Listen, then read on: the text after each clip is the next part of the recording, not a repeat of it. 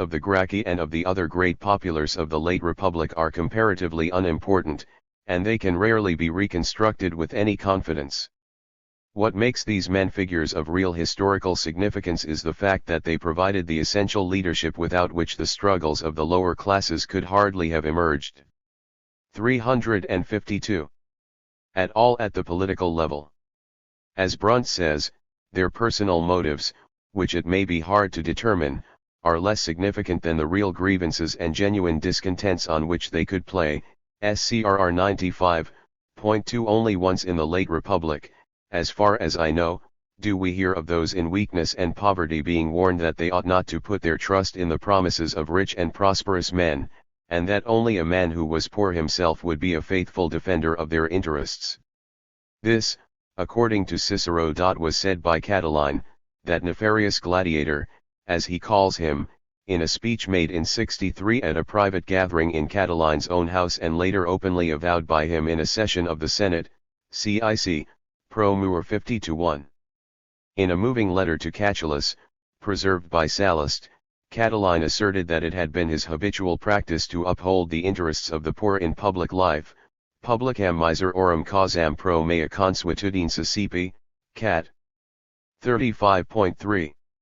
If this is true, it becomes even easier to understand the extreme detestation with which Catiline was finally regarded by Cicero and his like, and the vilification to which they subjected him.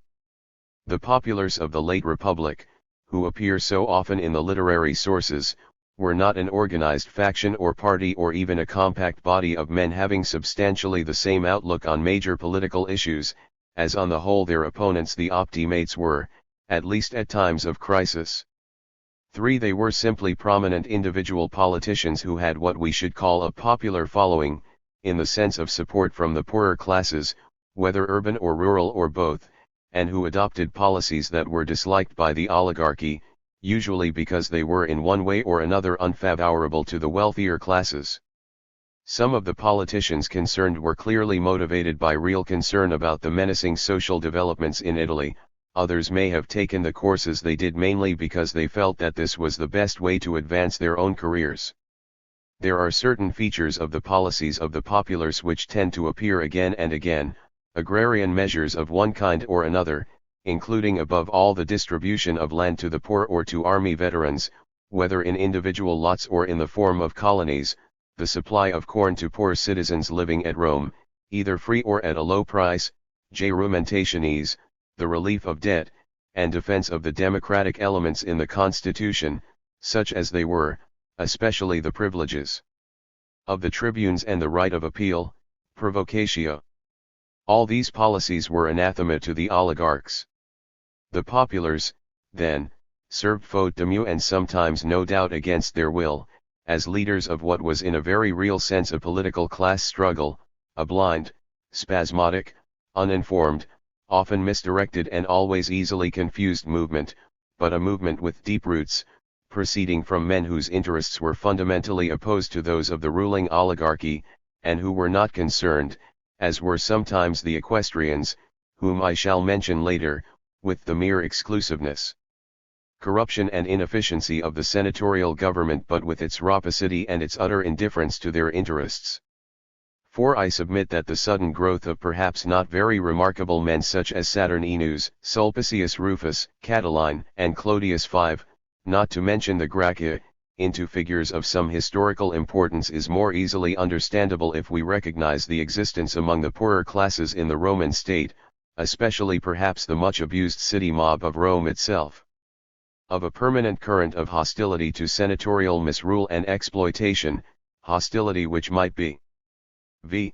353 repressed for quite long periods by a mixture of sternness and condescending patronage, and which is both minimized and vilified in the oligarchical tradition, but which nevertheless remained a potent force in Roman politics, available to any leader who incorporated in his program one or more of the few simple policies I outlined at the end of the last paragraph, which would be regarded as the hallmarks of a real popularis.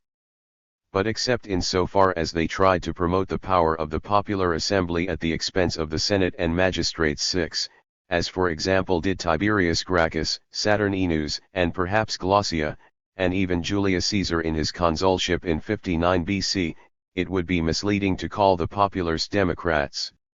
As their name implied, they were essentially those who either were, or represented themselves as being or were believed to be, in some respects on the side of the common people, against the ruling oligarchy. Cicero defines them as those who wished to please the multitudo in what they said and did. He contrasts them with the optimates, who behaved in such a way as to win the approval of the best men, optimus quisque, and act in their interests. Processed. 96-7. The Greek equivalent for populares was demodikoi, a word which, unlike democratico, had no necessarily democratic connotation. It could be used even of a tyrant who was thought to favor the masses in some way, and indeed Appian describes Julius Caesar, a highly autocratic figure, as demodikotatos, the superlative form of the word, BC 1.4, just as Aristotle says that the Athenian tyrant Pisistratus was considered demodikotatos, ADH Poll 13.4, 14.1. It is the activities of the populares which are important for us, not their lineage or their motives or their ambitions or their moral characters. As I have already indicated, their motives, which have so often been minutely scrutinized, are of very secondary importance. The questions we have to answer are, what historical role did these men play, and what social forces gave them their strength? In point of fact, most of them, as we should expect, came from the most prominent families. Catiline was a patrician, and so was Clodius, until he turned himself into a plebeian by making a transitio ad plebem in 59 BC, in order to qualify himself as a tribune. All this is understandable. Depressed classes have often been obliged to seek leaders from among the ranks of their rulers, until they have obtained sufficient experience and political capacity to stand on their own feet, a condition to which the Roman masses never attained. There is plenty of evidence to show that a large number of the common people, both in Rome itself and in Roman Italy, regarded the populares as their leaders, supported them, and often revered their memories when they were done to death, as many of them were, in particular Tiberius Gracchus, Gaius Gracchus, Saturninus, and Glaucia, Sulpicius Rufus, Marius Gratidianus, Catiline, Clodius and Caesar. Much of the evidence for the relationship between the lower orders and some of the leading populares is virtually ignored nowadays. For example, certain statements made by Plutarch about the Gracchi. When Tiberius Gracchus was proposing his agrarian bill in 133, the Roman people chalked up slogans on porches, walls, and monuments, calling upon Tiberius to give them back their old possessions. Plut. Ti.gr 8.10. Gaius Gracchus, during his second tribunate in 122 BC, left his house on the fashionable Palatine Hill and went to live near the Forum, with the conscious aim of arousing the regard of the poor and humble who mostly lived in that area. CGR 12.1. He also gave offense to fellow magistrates by pulling down some private stands. 354. Around the forum which they had erected there in anticipation of being able to hire out the seats to spectators at a gladiatorial show the next day, Gaius claimed that the poor should be able to see the show for nothing. CGR 12.5-7. After the death of Gaius, in 122, the Roman people demonstrated their respect for the brothers by setting up statues of them, regarding the places where they had been murdered as sacred and bringing first fruits of everything there. Many came to sacrifice and worship at these places, as if they were visiting shrines of gods. CGR 18.2-3, CTTI.gr 21.8. Cicero in 70 BC, in one of his speeches against verse, invites the judges to consider how he might have excited the feelings of the ignorant multitude by producing a son of Gracchus or of Saturninus, or of some man of that sort. 2 Ver I.151. 0.87 years later there was a popular outcry when Cicero, in one of his speeches, gloried in the killing of Saturninus, pro rubere per Rio 18. A form of cult was paid to Marius Gratidianus, praetor in c. 85 BC, with a statue set up to him in each district, vicus, of Rome, at which candles were burnt, and incense and wine were offered. 9 Catiline's tomb was decked with flowers on the condemnation in 59 OFC. Antonius, CIC, Pro Flac 95, the fellow consul of Cicero in 63, who had been the nominal commander of the army that finally crushed Catiline and his followers. Caesar was highly regarded by the Roman lower classes, who also revered him after his death and, mistakenly, transferred their allegiance to his designated heir and adopted son, Octavian, the future Emperor Augustus. 10 Again, Clodius and Milo are commonly represented by modern historians as rival gangsters who employed bands of gladiators and desperados to intimidate their political adversaries. Clodius may or may not have been a man of more disreputable character than the average politician of his day. But when he was murdered by Milo's ruffians early in 52, the Roman people showed their anger and distress by violent demonstrations, in the course of which they actually burnt down the Senate house. 11 They gave no recorded sign of disapproval when Milo shortly afterwards was forced into exile, nor did they ever make any general demonstration of political enthusiasm, as far as I know, in favor of any optimate leader. 12 I do not believe that the Roman lower classes deserve the vituperation they have received from Roman, and Greek, writers, especially Cicero, from whom so much of our historical tradition about late Republican political life derives. If indeed they were to some extent demoralized and depraved, it was largely because the oligarchy had made it impossible for them to be anything else, and perhaps preferred them to be so, as our own ancestors preferred to keep the English laboring classes ignorant and uneducated and without a voice in the government until well on in the 19th century. What chance did the humble Roman have of acquiring a sense of political responsibility? The unfortunate thing is that we can virtually never feel we are seeing things as they really were. Our sources normally present us with a mere stock caricature.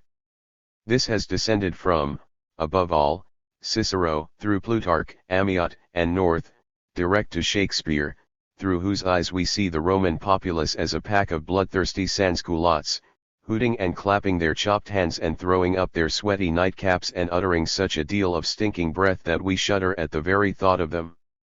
Their fickleness, too, is well exemplified in some 130 famous lines of Shakespeare's Julius Caesar, in which Antony turns them from thoughtless acquiescence in v. 355 Caesar's murder to a frenzy of burn, fire, kill, slay.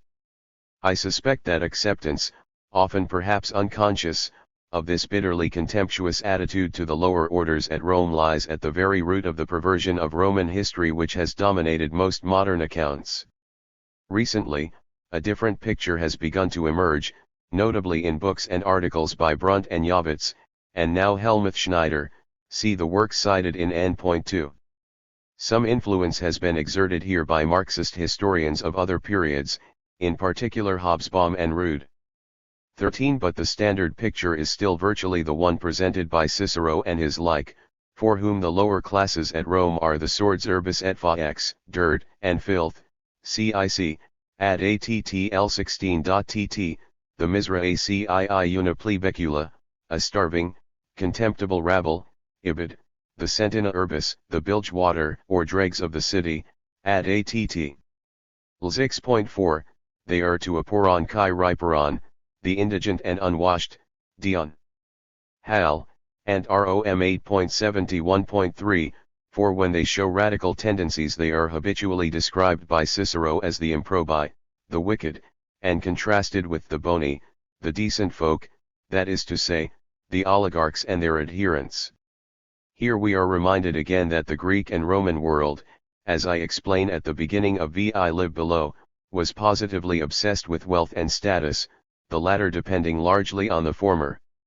Sallust, who often weakens his picture with facile moralizing, sometimes realized the truth, as when he wrote, "Every man who was most opulent and most capable of inflicting harm passed for a bonus because he defended the existing state of affairs, quisque locuplatisimus et inuria validi or, quia presentia defendibut, pro bono duspiter histori, Fro 1.12, ed.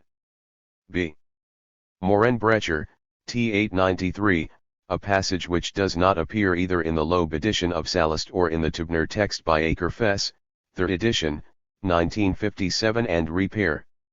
The complicated political machinery of Rome was such that it would never have been possible for the poorer classes to attain the relatively united front which the oligarchy could easily achieve through the Senate, always dominated, as I have said, by a handful of senior consulars. The citizen population was much less concentrated than in any Greek polis, and when a large part of Italy was enfranchised after the Social War of 91-87, the assemblies, the comitia and concilium plebis, became even less representative. Nothing like a genuinely representative form of government emerged, cf. section 6 of this chapter, ad init, and its endpoint 2. All major political decisions were taken entirely at Rome, normally in practice by the Senate, which remained immensely powerful, although sometimes the assemblies, which were still mass meetings of the Roman people, or of the collective plebs, could pass measures contrary to the wishes of the faction dominant in the Senate. In addition to the vastly greater area inhabited by Roman citizens in the late Republic, which made attendance at the assembly virtually impossible for the great majority, except on rare occasions, there was another factor which was responsible for making the whole complexion of politics at Rome entirely different from that of any Greek state of any period, namely, Rome's position as a great imperial power. Enormous wealth, by the standards of those days, came to Rome as the result of her great wars in the 3rd, 2nd, and 1st centuries BC. The story has often been told and the available figures given. 16 There is more than enough contemporary evidence to convict the Romans, or rather, their propertied classes, magistrates, tax collectors, and businessmen, of plundering the provinces on a vast scale. Diodorus, a Greek-speaking Sicilian. 356. Historian of the last century BC, who at times shows some signs, exceptional in a Greek or Roman writer, of sympathizing with the oppressed. 17 Remarks that the Phoenicians had a talent for discovering sources of wealth, the Italians a genius for leaving nothing for anybody else. v.38.3, cf. Sallust's letter of Mithridates to Arsaces, quoted in 7v below. Another obiter dictum by Diodorus, critical of the Romans, is in XXXI.27.5, among the Romans no one readily and willingly gives any of his property to anyone. There is much evidence for the inordinate appetite of leading Romans for wealth and luxury. 4 letters written by Cicero to his friend Atticus in the first half of 60 BC. Complain bitterly about the selfishness of those very rich men, piscinarii, fish-ponders, as he contemptuously calls them, ad atti.19.6, xx.3, who are fools enough to think that even when the state is done for they will still have their fish ponds, piscini, I.18.6, 2.9.l, the leading men, principes, who think themselves in heaven if they have bearded mullets coming to hand in their fish ponds, while they neglect everything else, 1i.I.7. These were no mere men of private leisure, most of the known piscinarii are mainly elating men indeed. Only P. Vadius Pollio, the friend of Augustus, was a mere equestrian, and a freedman's son he it was who had the habit of punishing his slaves by throwing them alive into his pool, to be devoured by his lampreys. 18 There are also some striking general statements by Cicero, who will hardly be accused of harboring either prejudice against the Roman ruling class or radical ideas on the subject of Roman imperialism. I can do no more here than give references to some of them in a note. 19 I will quote only the opinion of Tacitus, that the provinces did not object to the change from republic to principate, for they distrusted the rule of Senate and people because of the struggles between the men of power and the greed of officials, against whom the laws, crippled by violence, intrigue, and especially by corruption, gave them no help, and 1.2.2, cf. sections I and 4 of this chapter.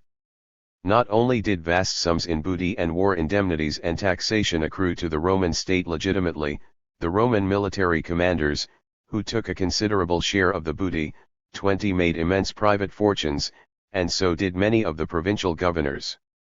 It is true that the majority of the provinces, perhaps all except Asia and the 3 great islands, Sicily, Sardinia, and Corsica, must have cost at least as much to pacify and garrison as they yielded to the state in tribute, but virtually every provincial governor expected to make at least a small fortune out of even a single year in office. When Cicero made a profit of Hs 2,200,000, a little over 90 Attic talents, out of his governorship of Cilicia and Cyprus in 51 to 50 BC, he nevertheless felt, probably with justification, that he had acted with complete propriety. See section 4 of this chapter. The soldiers collectively profited from the distributions made to them out of booty, even if the rank and file received only modest sums individually. Brunt has given a full list for the years 201 to 167, 1m 394, Table 9.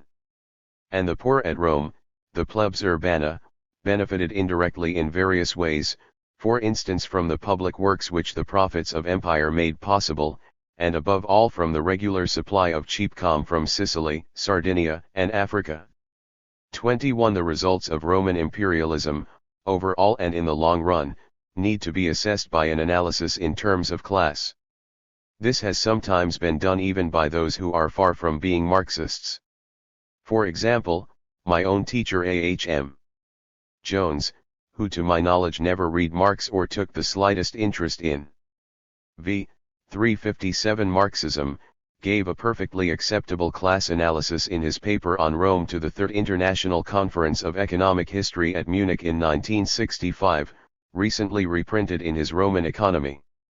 After referring to the impoverishment of the provinces in the late Republic, most clearly demonstrated by the virtual cessation of civic building in this period in the provinces, he went on to say that it was senators and equestrians in Italy who profited from the empire. But they did not use their newly acquired wealth for any economically productive purpose, they spent it either on luxury goods or on the acquisition of land. Their demand for luxuries encouraged a one-way traffic of imports into Italy, which provided employment for provincial craftsmen and profits to merchants both provincial and Italian. Their acquisition of land led to the pauperization of many of the Italian peasantry. The Italian lower classes lost rather than gained by the empire. Many of them lost their land and were recompensed only by cheap com if they migrated to Rome, or meager pay in the army, Re 124. Now the plebs urbana, simply because of their permanent presence at Rome, had some political influence as voters in the assembly, and the senatorial oligarchy had to take account of them, insofar as they could function as a pressure group. If necessary, they could riot. Riots at Rome fill a large place in the pages of Cicero, but their effect on the course of event was limited. The government could in the end always repress urban disorder, if it could command a loyal soldiery. Brunt, ALRR 70. The soldiers and veterans, however, were a very different matter, and potentially a very much more serious source of danger to the oligarchy. In the end they helped to bring down the republic. Perhaps the single most important factor here was that a large and increasing proportion of discharged veterans had little or no property to support them when they returned to their homes. I have referred at the end of 4.I above to the part played by conscription in the ruin of part of the Italian peasantry. Times in a man's absence on military service his parents or children would be driven out by an influential neighbor. Sale, BJ 41.8. There is much evidence for the forcible dispossession of the poor by the rich during the late Republic, which has been set out by Brunt in a valuable appendix to his Italia 11 Manpower, 551-7, Violence in the Italian Countryside.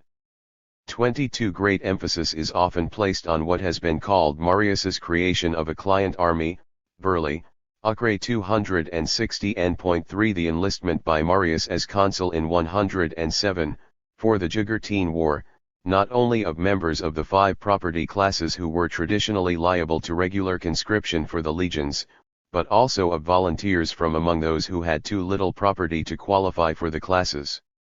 These were the so-called pro/aetarii or caput sensi, the poor, who contributed little or nothing to the welfare of the state, as Hugh Last characteristically put it, in CAH 9-134.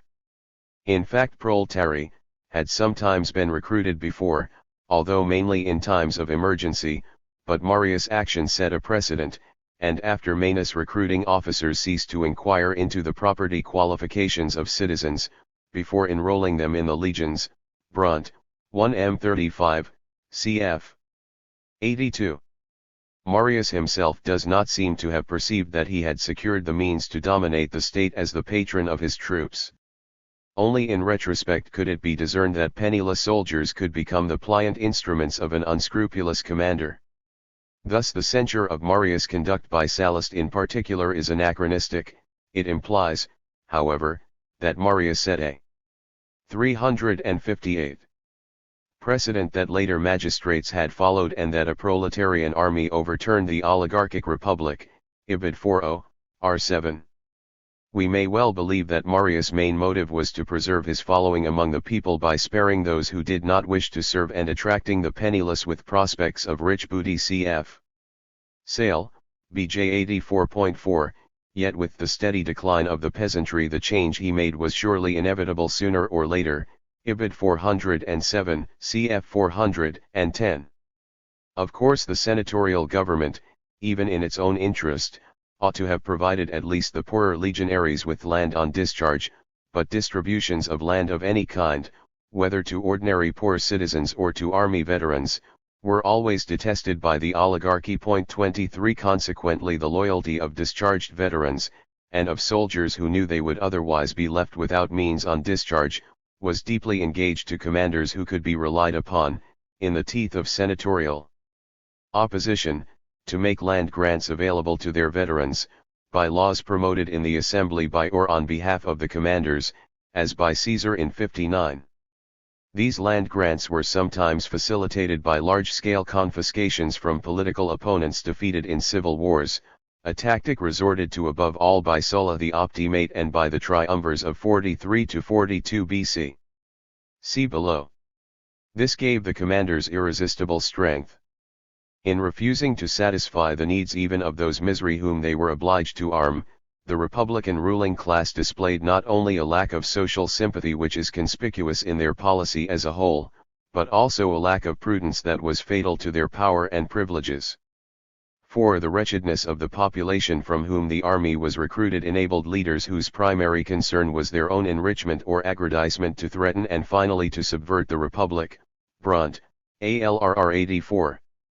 It was Augustus who took the essential step towards creating a permanent standing army, above all by setting up in AD 6 a special treasury for financing grants to discharged veterans, the aerarium militare, fed by two new taxes, the more important of which was much resented by the senators.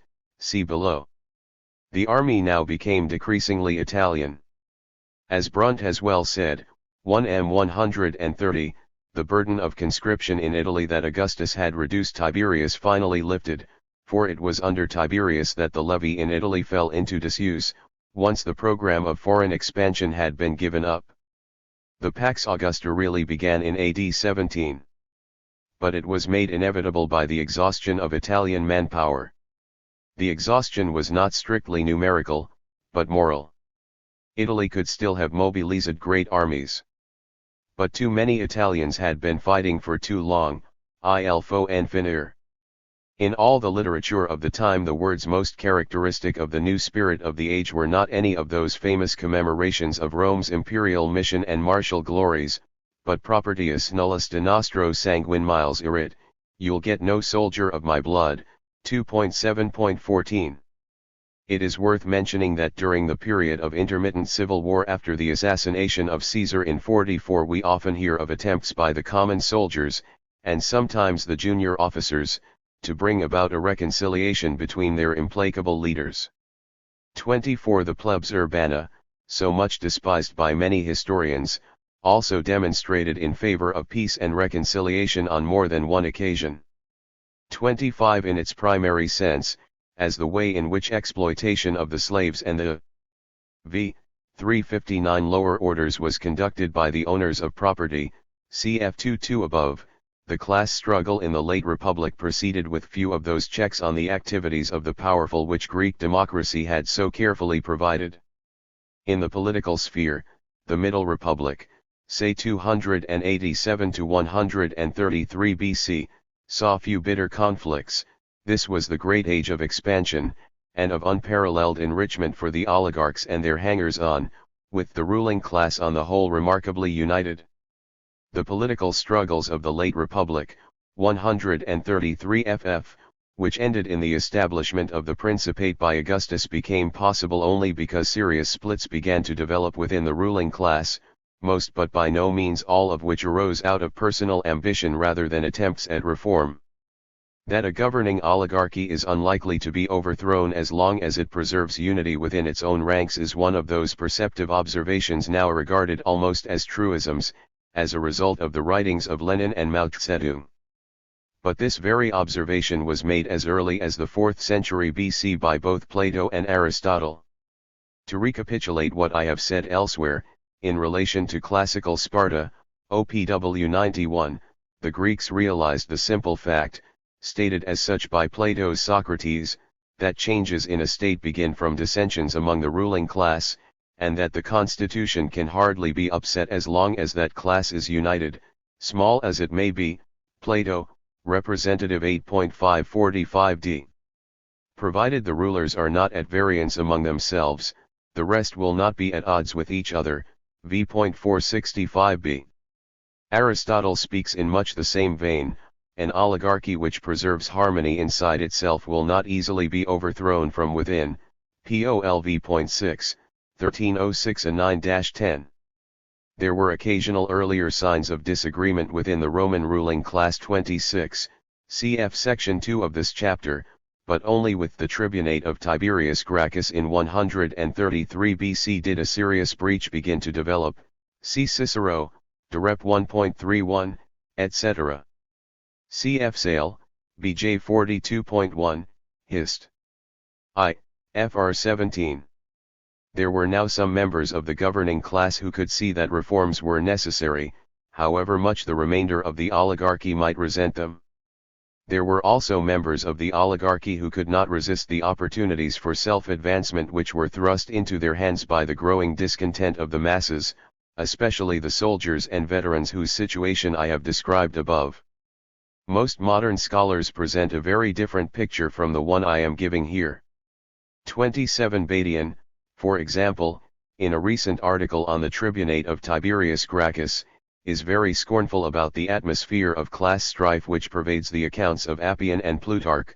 He places little trust in their chatter about the opposition between the rich and the poor over Tiberius' agrarian law. To him, it is no more than a stereotype of stasis, a purely literary device of little use to the historian, TGBRR 707. But this ignores much earlier testimony, indeed that of Cicero himself, who, in one of his most serious answers it resulted in a unanimous verdict in favor of the man he was defending, ad q.fril.4.l, most successful speeches, sees the agrarian law as supported by the populace, because it seemed to be strengthening the poor, the tenuiores, and opposed by the optimates, because it would arouse discord and the rich, the locuplets, would be deprived of their long-held possessions. Pro. Sest. 103. There is much other evidence to the same effect in Sallust, writing in the late 40s and early 30s, for the Gracchi and the decades that followed. 28. The new period in Roman history which opened in 133 is commonly regarded 360 as more violent and bloody than that which preceded it, but the real difference is that Rome itself now experienced at first hand on a few occasions the cruel violence and unnecessary bloodshed which had characterized so many Roman actions in their foreign conquests. In the preceding generation there had been several atrocious deeds by Roman generals, including the methodical massacre or enslavement of tens of thousands of Epirotes in time of peace, carried out by L. Aemilius Paulus in 167, see section 4 of this chapter and its endpoint 2 below, the vindictive destruction of Carthage in 146, and the treacherous slaughter or enslavement of the Lusitanians by Servius Sulpicius Galba in 150, the first two of these acts can be considered part of official Roman policy, the third was due to the initiative of the general concerned but went unpunished. 29 Men habituated to such excesses abroad were not likely to behave in a strictly constitutional manner at home, once the threat to their dominance, or even their property, became really serious, nor did they. The first bloody episode at Rome was the murder in 133 of Tiberius Gracchus and, according to Plutarch, T.I.Gr. 19.10, more than 300 of his followers. After that things went gradually from bad to worse, until a prolonged series of civil wars on a massive scale ended with the victory of Octavian, the future Augustus, at the Battle of Actium in 31 BC.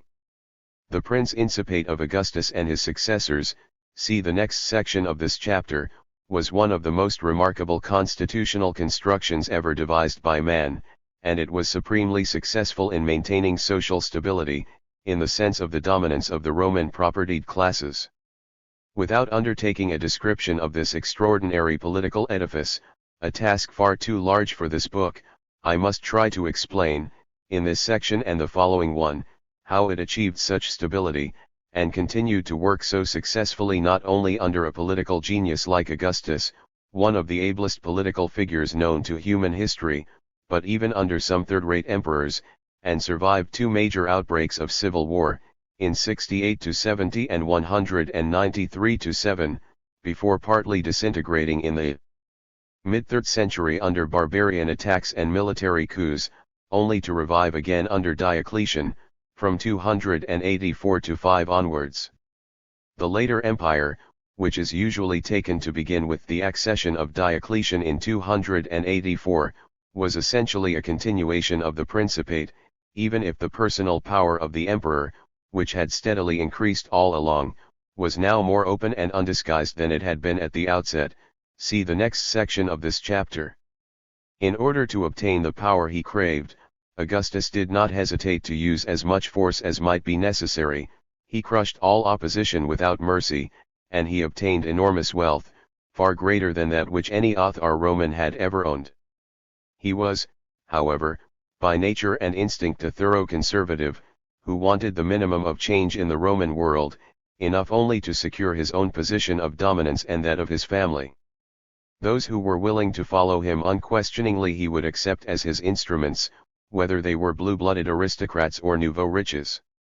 Once he had created a regime that satisfied him, there must be no further changes. In the civil wars he had fought against the nobles. Victorious, and now a legitimate ruler, he became their friend and patron. Syme, RPM 7.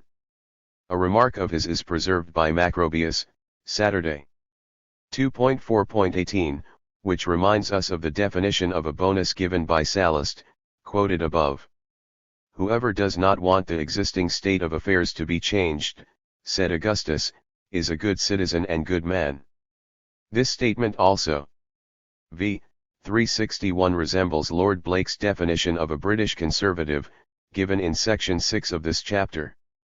Above all, property rights were to be secure, insofar as they represented no threat to him and his dynasty. Restoration of the inviolability of property ownership by Augustus is emphasized, along with the renewal of agriculture, of religion, and of general security, by Valerius Paterculus, whose history was finished in AD 30, under Tiberius. Read Certaque rerum suorum possessio, 1.89.4. During the period between the murder of Caesar in March 44 and the Battle of Actium in 31, some other tendencies emerged, besides threats to property, which might have deeply disturbed the senatorial oligarchy.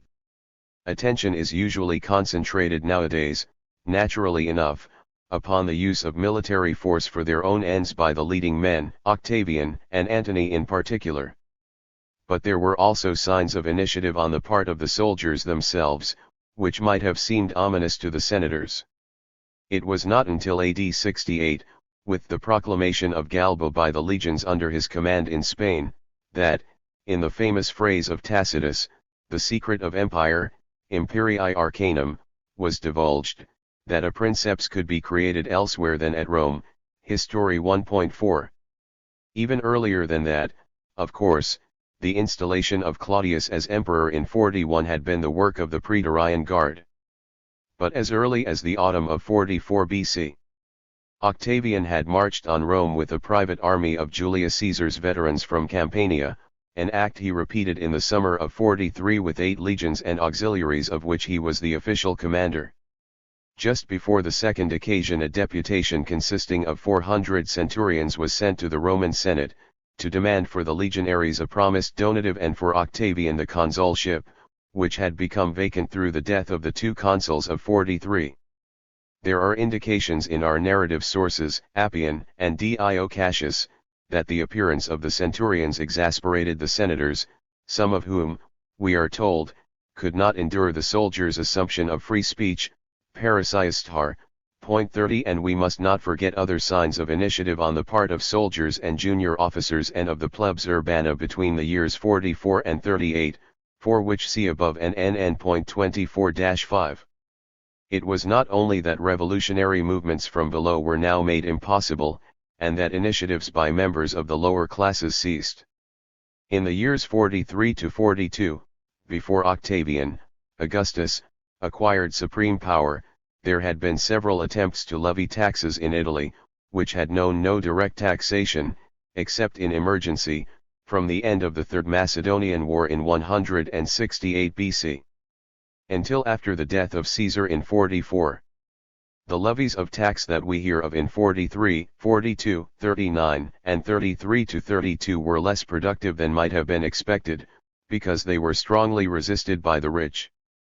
Self-assessment was still the rule, as it always had been, and in 43 and 42 we hear of fraudulent underassessment, punished by complete confiscation when proved. There was general resistance to the introduction of taxes on slaves and on inheritances in 39, and during 32, when freedmen worth more than Hs 200,000 were ordered to contribute an eighth of their total property and other men a quarter of the annual produce of their lands, there were disturbances throughout Italy. 31. It was largely because of the stubborn resistance to regular taxation that the triumvirs, Antony, Octavian, and Lepidus, resorted at the end of 43 to wholesale proscriptions, resulting in the confiscation of the entire property of some hundreds of very rich men. As Syme has said, the 362 proscriptions may not unfairly be regarded as in purpose and essence a peculiar levy upon capital, RR 195, cf. Dio Casso XL 7.6.5. But the proceeds were disappointing, and the triumvirs proceeded to proclaim a levy on 1,400 of the richest women, a figure soon reduced to 400 after energetic protests by the leading women. This tax was then supplemented by another on everyone, whether a citizen or not, who owned at least Hs 400,000. The census of a Romanix. Each of these men had to contribute a whole year's income to the expenses of the forthcoming war and lend to the state 2% of his property. 32. All this was exceedingly alarming to the propertied classes of Rome and Italy. Octavian at the end of 36 remitted all unpaid taxes, App. BCV. 130, and when he achieved supreme power he made it clear that large-scale exactions were at an end. The relief and gratitude of the propertied classes were naturally boundless. Only once did Augustus impose new taxation of any significance. This was in AD 6, when he created the aerarium militare, military treasury, to provide not for ordinary army pay but for the settlement of veterans on discharge. Augustus started it off with a large donation of Hs 170 million from his own private fortune, August, RG 17.2, and the promise of further annual contributions, and he arranged for it to be regularly fed by the proceeds of two new taxes, one on inheritances, at 5% or with exemptions, and the other on sales by public auction. It is interesting to note that the inheritance tax was received with much ill will. There was agitation in the Senate for its abolition, and 7 years later Augustus was driven to let it be thought that he was going to substitute a tax on fields and houses, a prospect which thoroughly alarmed the senators and made them abandon their outcry for the ending of the inheritance tax. The story is well worth reading, in Dio Casso LV.24.9 to 25.6, and LVI.28, 33. Although it would be technically incorrect, I am tempted to say that Augustus, as it were, took the collective plebs, especially at Rome itself, into his personal clientela, cf. below, procuring as the outward symbol of this a grant to himself of the tribunician power, cf. TAC, and 1.2.1, 111.56.2, as a patrician, he could not actually become a tribune himself. With his unique combination of auctoritas and potestas, on which see the next section of this chapter, he knew that he had all the power he needed, at least from 19 BC onwards. Further constitutional powers were unnecessary and would only make it more difficult for the great men to accept his fiction of a restored republic. But the poorer classes, loyal to him as the heir of the greatest of the populars, Julius Caesar, feared above all else a restoration of the oppressive senatorial oligarchy and would have been only too glad to have still greater powers conferred upon Augustus. 34 Their loathing of the old regime is well brought out in the description by Josephus of the murder of Gaius, Caligula, and the installation of Claudius as emperor in AD 41.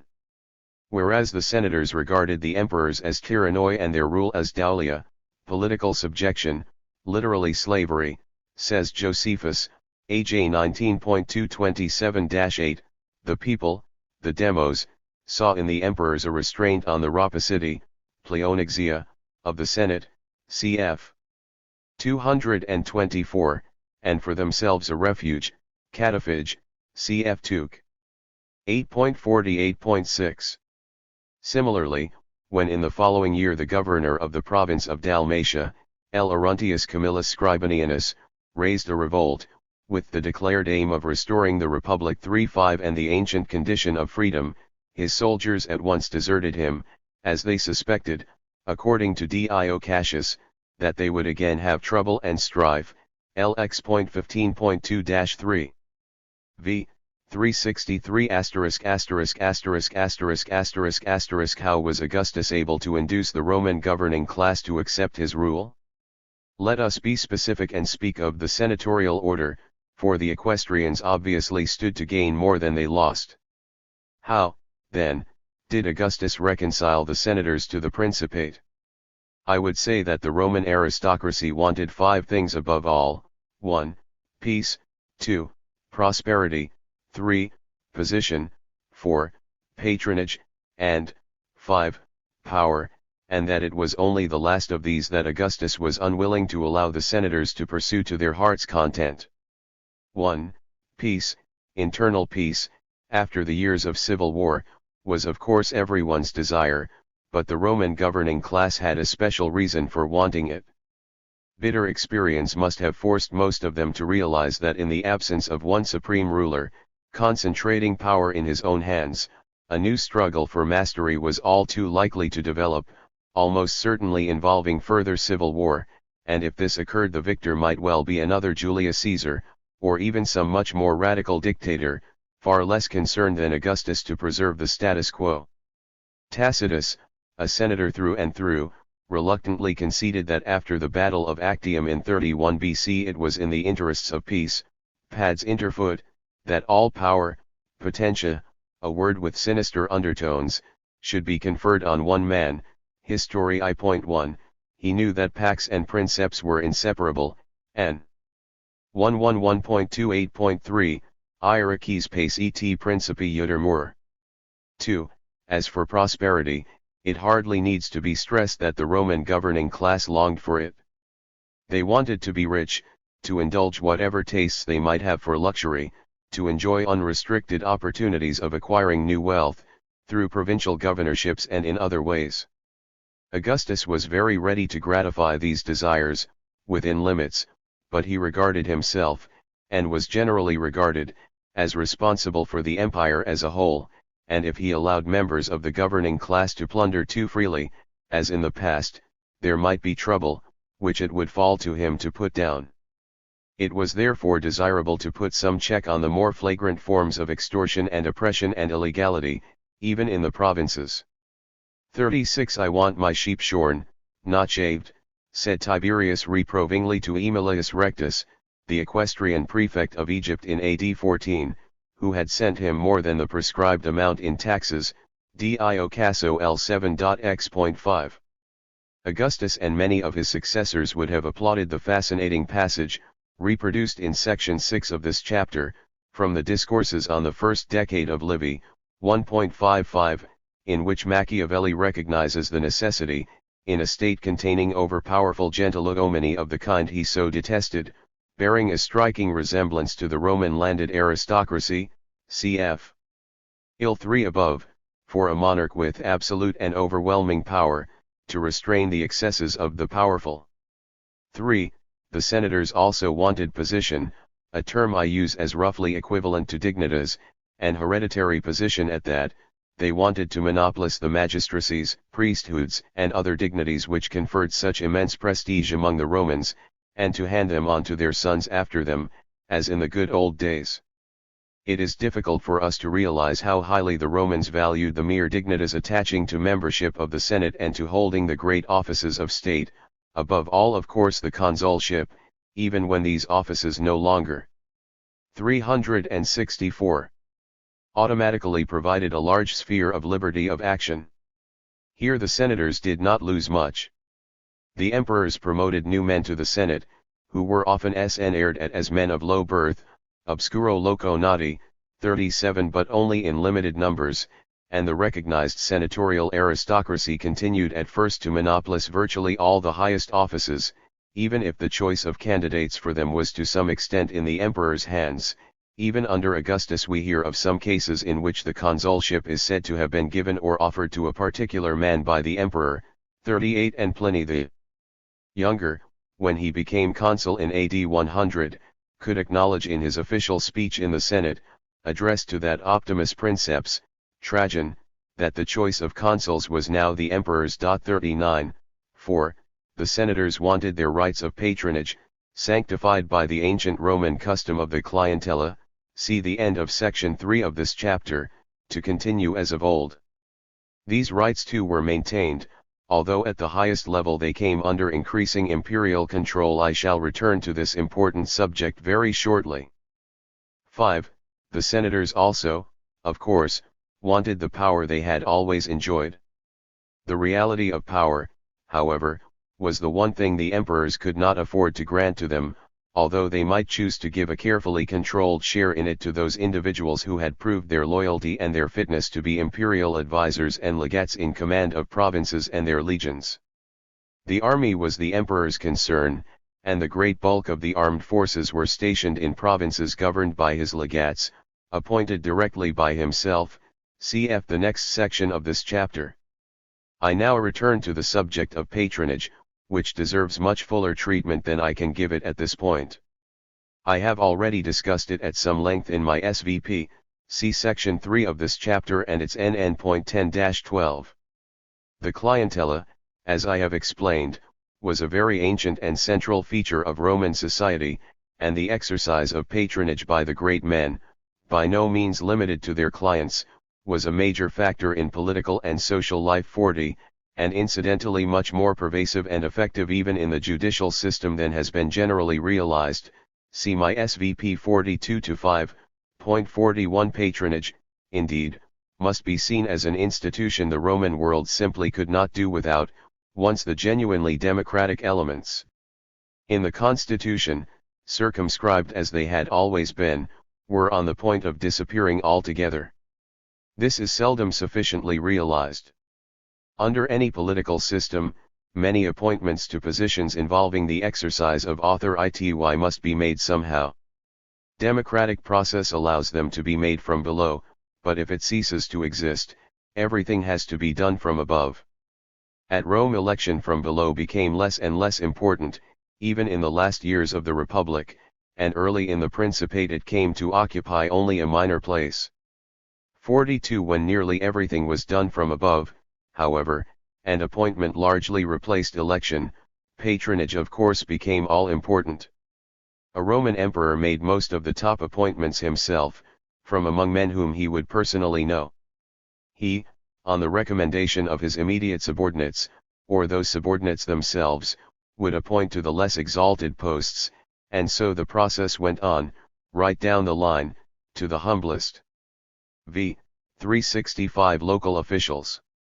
Everything now depended on favor, recommendation, patronage, on suffragium, in the new sense which that word had begun to have by at least the early 2nd century, replacing its original sense of vote, see my SVP. The clientela never entirely lost its importance, but as time went on, more and more was done by what the emperors, in attempting unsuccessfully to forbid it, called venal suffragium, patronage that was openly bought, CSVP 39-42, for it was inevitable that the giving of favors by patroni to their clients should be supplemented by the purchase of such favors by those outside the useful circle of clients. It need not surprise us that the Latin word which had originally meant vote, namely suffragium, had by the beginning of the 2nd century come to bear the more usual meaning of patronage or influence or, in the 18th century sense, interest. There are many fascinating texts which illustrate the working of patronage under the Principate, CSVP 37-9,40-4, and in the later empire it assumed an even more important and more sinister role, CFSVP 39-40,44-8. The Greeks accommodated themselves by degrees to this Roman institution, which they could not now afford to do without, and in due course they became thoroughly habituated to it. As Liebeschutz has demonstrated, a leading Greek orator of the late 4th century like Libanius might have to spend a vast amount of time soliciting favors from or for his friends, and 192 ff, especially 193. Libanius sometimes admitted that the practice could be objectionable, but he simply could not afford, placed as he was, to refuse to do what everyone expected of him, since the giving and taking of favors played an essential part in social relationships at Antioch and, indeed, throughout the empire, and 195-7. Even men holding no office conferring any power, political or military, might be felt to be persons of the greatest influence if they were friends of the really great men, the emperor above all. There is a most revealing picture in Eunapius' Lives of the Sophists, written in or after 396, about Maximus of Ephesus, a leading pseudo-philosopher, renowned as a wonder-worker, who was an intimate of the Emperor Julian. When Maximus was summoned to the court at Constantinople by Julian in 362, he became the center of attention at Ephesus and was courted by everyone, including the leading members of the city councils. The common people too thronged around his house, jumping up and down and shouting slogans, and even the women came in crowds through the back door to beg favors of his wife. Maximus went to Julian in great pomp, revered by the whole province of Asia, Eunapi, vs 739-IV1.43. The more Christian the empire became, the more powerful was the influence of bishops and priests, and even of monks and holy men. As early as the 330s we hear of a Novatian holy man, Eutychianus, living near the Mysian Mount Olympus in northwest Asia Minor, who became famous as a healer and miracle worker. He successfully interceded with Constantine for the pardon of an accused officer, and indeed that emperor is said to have generally acceded to requests made by him. Socrates, Heals the 8th, Sozomen, he I.14.9-11. Since the very apex of the Great Pyramid of patronage was, needless to say, the emperor, we must expect to find him subject, far beyond anyone else, to an extreme degree of solicitation, not only by those he condescended to call his friends, his amici, see below, but also by more ordinary people with ambitions as well as grievances, and of course by cities. Here I need only refer to the recent 366 book by Fergus Miller, ERW, which, in spite of a title that promises too much, I had occasion to recommend in 2.v above as an exceptionally useful collection of information on the subject of communication between the Roman Emperor and his subjects, in the period with which it deals, 31 BC to AD 337. To avoid exposing myself to an obvious objection, I must point out that an emperor would not inflict upon any of his great men the indignity of being called his clients.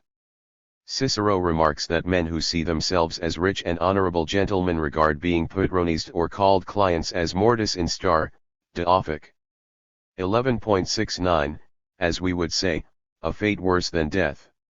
Therefore, the man whom the ruler delighted to honor with his personal recognition would be styled his amicus, his friend. 44, the high-sounding title which everyone has heard of, because the Jews are said to have cast it in Pilate's teeth at the trial of Jesus, crying out to him, "If thou let this man go, thou art not Caesar's friend" on 19.12.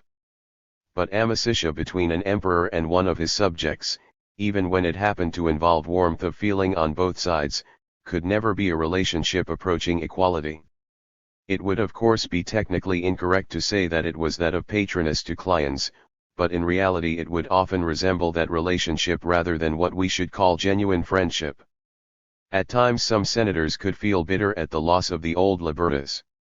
It is usually admitted nowadays that under the Principate the word libertas, in the mouth of a member of the Roman governing class like Tacitus, meant essentially libertas senatus, the freedom of the Senate, ceg where subsci, LPIR 137, 163. I would go so far as to say that in the late Republic the situation was very much the same. Cicero and his like might well qualify assertions of the liberty of the Senate, the organ of the ruling class, to do exactly as it pleased, by some such phrase as within the law, for they of course, and this is the cardinal fact, had made the law, fashioning it and administering it in such a way as to ensure their own dominance, and they could hardly suffer by its observance. The Roman constitution was a screen and a sham, as Syme has put it, r. 15, but to its authors and beneficiaries, the Roman ruling class, it was authentic law and order. If the common herd acted of their own volition against the interests of their rulers, that would be not libertas but licentia, mere license, a charge of illegality would almost certainly be brought against it. How nicely the senatorial concept of libertas was tailored to fit the senatorial interest, in particular the exercise of their patronage rights, emerges st from a passage in Tacitus' Annals, I 75.1-2. After describing how the mere presence of the Emperor Tiberius in a court of law, where he would be sitting as an advisor, assessor, to the officiating praetor, 45 ensured that the judgments given were uninfluenced by bribery or the entreaties of the powerful, adversus ambitum et potentium prex, Tacitus comments that while this aimed at justice, it destroyed libertas, sed dum veritati consulter, libertas corrumpibitur. To be real, for Tacitus, the libertas of senators must not be precarious, as it had now become, for an emperor to prevent the praetor from giving judgments in court in favor of his own and his friends' protégés was something that corrupted the free essence of oligarchic political life, even when such initiatives were scrupulously directed only against the giving of judgments procured by bribery or favor. One is reminded of a parallel in the Confessions of Augustine, 6. X.16. The saint's young friend Elapius, later bishop of Thagaste in Africa, was acting in the same capacity. V. 367, assessor, in a fiscal case at Rome in 383-4, and again the judge would not have dared to resist the demand of a powerful senator for a decision in his favor contrary to law, had not Elapius insisted on justice being done, remaining impervious, to everyone's amazement, to the man's bribes and even his threats. I fancy that many readers of the Confessions may fail to realize that the situation depicted by Augustine, although of course even more common in the later empire, could easily occur in the early Principate nearly 370 years earlier. It was once urged upon me in a letter from an eminent Roman historian, in defense of Tacitus, that the point of the passage from the Annals which I have just been discussing is simply that Tiberius, by being present, prevented judges from judging freely, as they were embarrassed, who would not be, by his presence. But that is not at all what the passage actually says, and, as we shall see in a moment, there is conclusive evidence against it.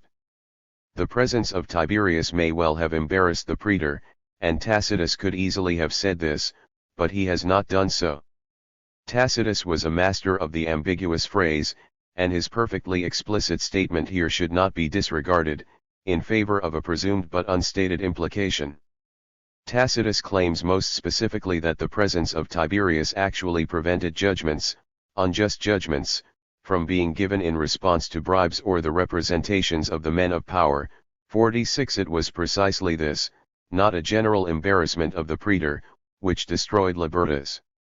and indeed there is positive evidence in favor of the picture I have presented. O.I.O. Cassius, L77.2-5, dealing, as is Tacitus, in the passage I have quoted, with the early years of the reign of Tiberius, says that the emperor took great care when judging cases himself to impress on his assessors that they were to speak their minds quite freely. Dio is most emphatic about this, and he even adds that Tiberius would often express one opinion and his assessors another, and that Tiberius sometimes accepted their view, without harboring any resentment. We may feel, then, that in the passage I have been discussing Tacitus has given himself away. He, as a member of the Roman ruling class, felt no reason to conceal his deep conviction that the ability to exercise, whether for good or ill, the proper degree of patronage to which a great man's position in society entitled him was indeed an essential ingredient in libertas.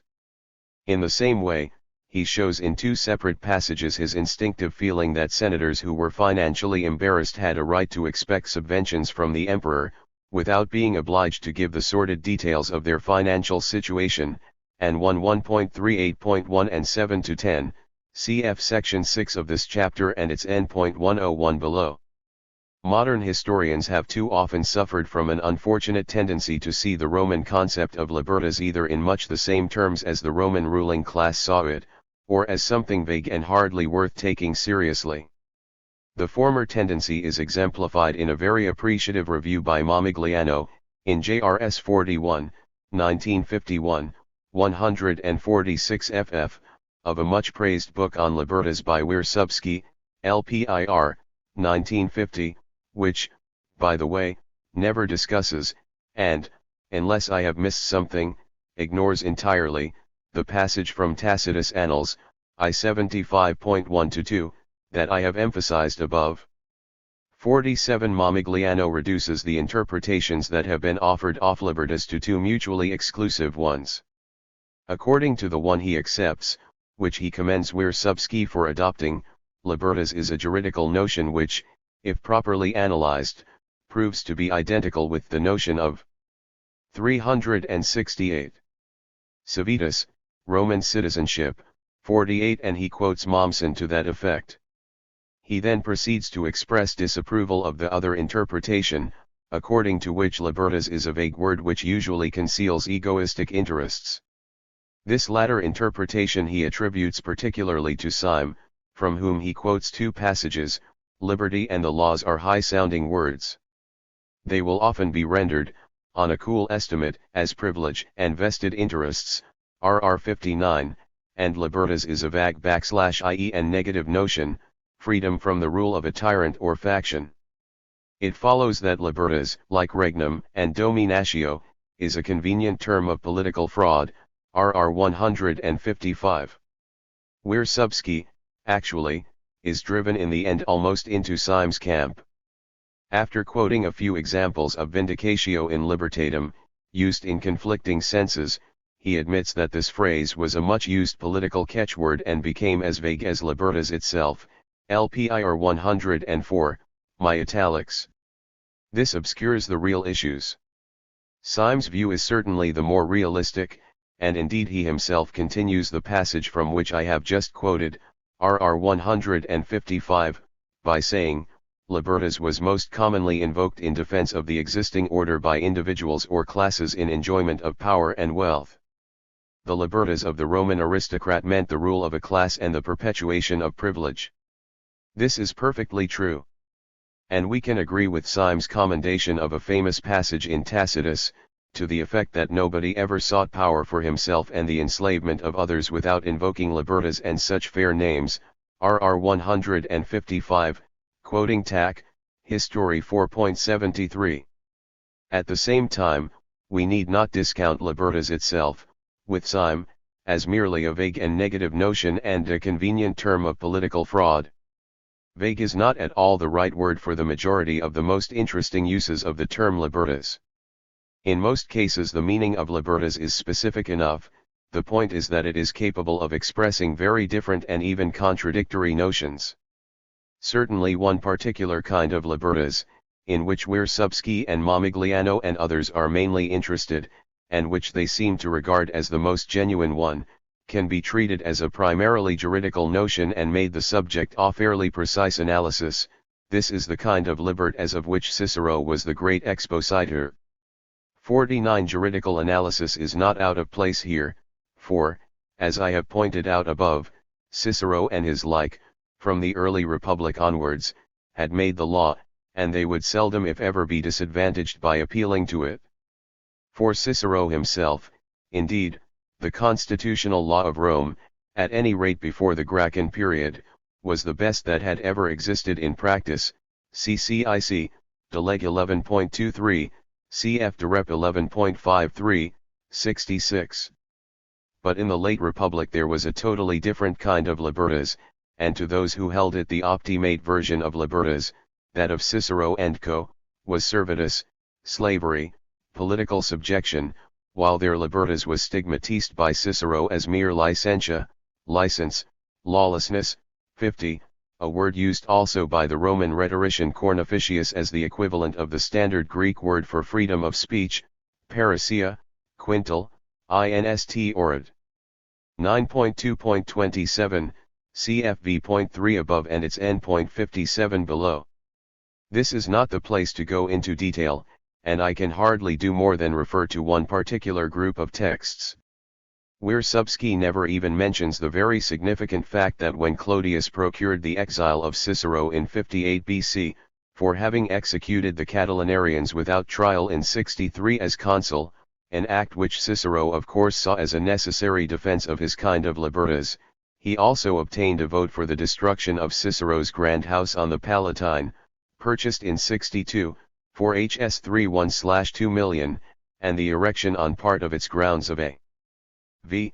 369 shrine to Libertas 51, the personification of the very quality which, in the eyes of his opponents, Cicero had attacked. In his speech, De Domo Suo ad Pontifices, Cicero equates Clodius Libertas with the servitus of the Roman people, 110-11, and calls Clodius' statue of Libertas the image not of Libertas Publica but of Licentia, 131. Elsewhere he speaks of Clodius' shrine as a templum licentiae, Deleg 11.42. The libertas which was opposed to the optimate variety can also be found in other texts. 52. As for the optimate version of libertas, to which Cicero subscribed, I suggest that it corresponds well with the opinion of a speaker who is represented as addressing his hearers as if not equal all, yet free, equally free, for orders and degrees jar not with liberty, but well consist. I fear, however, that some may deprecate my quoting this passage, Paradise Lost v.791-3, in the present context, for it comes from a speech by Satan, which Milton describes as delivered with calumnious art of counterfeited truth, 770-1, to a concourse of demons. Augustus himself was usually tactful enough to avoid stressing his own dominance in such a way as to remind senators publicly of what some of them regarded as their subjection, their servitus, literally, slavery, and those of his successors who were good emperors, that is to say, emperors of whom the Senate approved, persevered for some generations in the same tradition. In the early Principate the senator might well feel irked by his servitus, but under a good emperor he would normally feel bound to suppress such dangerous emotions. I doubt if the younger Pliny, for instance, was concealing any real qualms when composing in AD 100 the panegyric of Trajan to which I have referred above. To the modern reader at first sight, perhaps, a loathsomely dishonest document, but Pliny was surely expressing what he felt to be perfectly sincere sentiments of loyalty and gratitude when he declared that now the princeps is not above the laws, but the laws are above the princeps. 65.1, cf. Section 6 of this chapter. In the same speech Pliny rejoices in the fact that Jupiter can now take things easy, since he has bestowed upon the emperor the task of performing his role towards the whole human race, 80.4-5. Most revealing of all, perhaps, is the passage, in 66.2-5, that begins, "You order us to be free, we shall be, iubes esse liberos, erimus." The words that follow show that this freedom is essentially a freedom of speech, a faculty that was particularly welcome to senators. The contrast Pliny proceeds to draw with the situation in the recent past under Domitian shows that even freedom of speech was indeed within the gift of the emperor. Pliny's Panegyricus has recently been printed, with a good English translation, by Betty Radis, at the end of volume 2 of the improved reissue in the Loeb edition of Pliny's Letters, 1969. Pliny's more intellectually sophisticated contemporary Tacitus could occasionally be very bitter about the Principate, but he was realist enough to understand that it was an absolute necessity, if an unfortunate one. It would have been interesting to have Cicero's opinion, both public and private. There would have been a great difference, of the Principate of Augustus, which he did not live to experience. He did live through the much 370. More undisguised dictatorship of Julius Caesar, which he survived by less than 2 years. He conformed in public, sometimes, in his speech pro Marcello, for instance, displaying a feigned enthusiasm which belied his true feelings, but in private, writing to his intimate friends, he could express himself with great bitterness. It was not just libertas which in his eyes he and his senatorial colleagues now lacked, even their dignitas was gone, for, as he said in a letter, ad fame 4.14.l, how could one possess dignitas when one could neither work for what one believed in nor advocate it openly? Would Cicero, then, have followed the example of those famous Roman Stoics, especially Thrasopytus and Helvidius Priscus, who in the 60s and 70s of the 1st century came out in open verbal opposition to Nero or Vespasian, and paid for their temerity with their lives? Perhaps. But Brutus, who knew Cicero well, could say in a letter to their friend Atticus that Cicero did not reject Servetus provided it involved the reception of honors, servitudem, honorificam modo, non aspemeter, cic, ep ad brut. I.17.4, cf 6, 16.l, 4, 8. This was the attitude of the great majority of senators.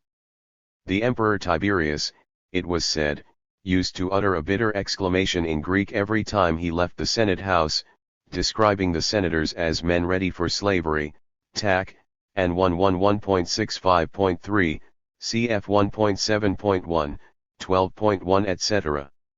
A famous phrase of Cicero's, cum dignitate odium 53 perfectly expresses the political ideal which he held in common with his fellow optimates, and whether or not Cicero himself would have found it realized in the Principate of Augustus, I have no doubt that most senators would have done. The precise meaning of the phrase odium cum dignitate has been much disputed. I accept Brunt's revealing paraphrase, an ordered state in which men were valued according to their rank in a hierarchical so-eal structure, SCRR 124, the whole passage, pages 124-6, is well worth reading. 54. It is misleading, I believe, to regard the political change from republic to principate as a Roman revolution, the title of Syme's great work, to which I have referred above. 55. It has been claimed that what happened was a triumph of Italy over Rome, Syme, RR 453, and that Italy and the non-political orders in society triumphed over Rome and the Roman aristocracy, RR 8.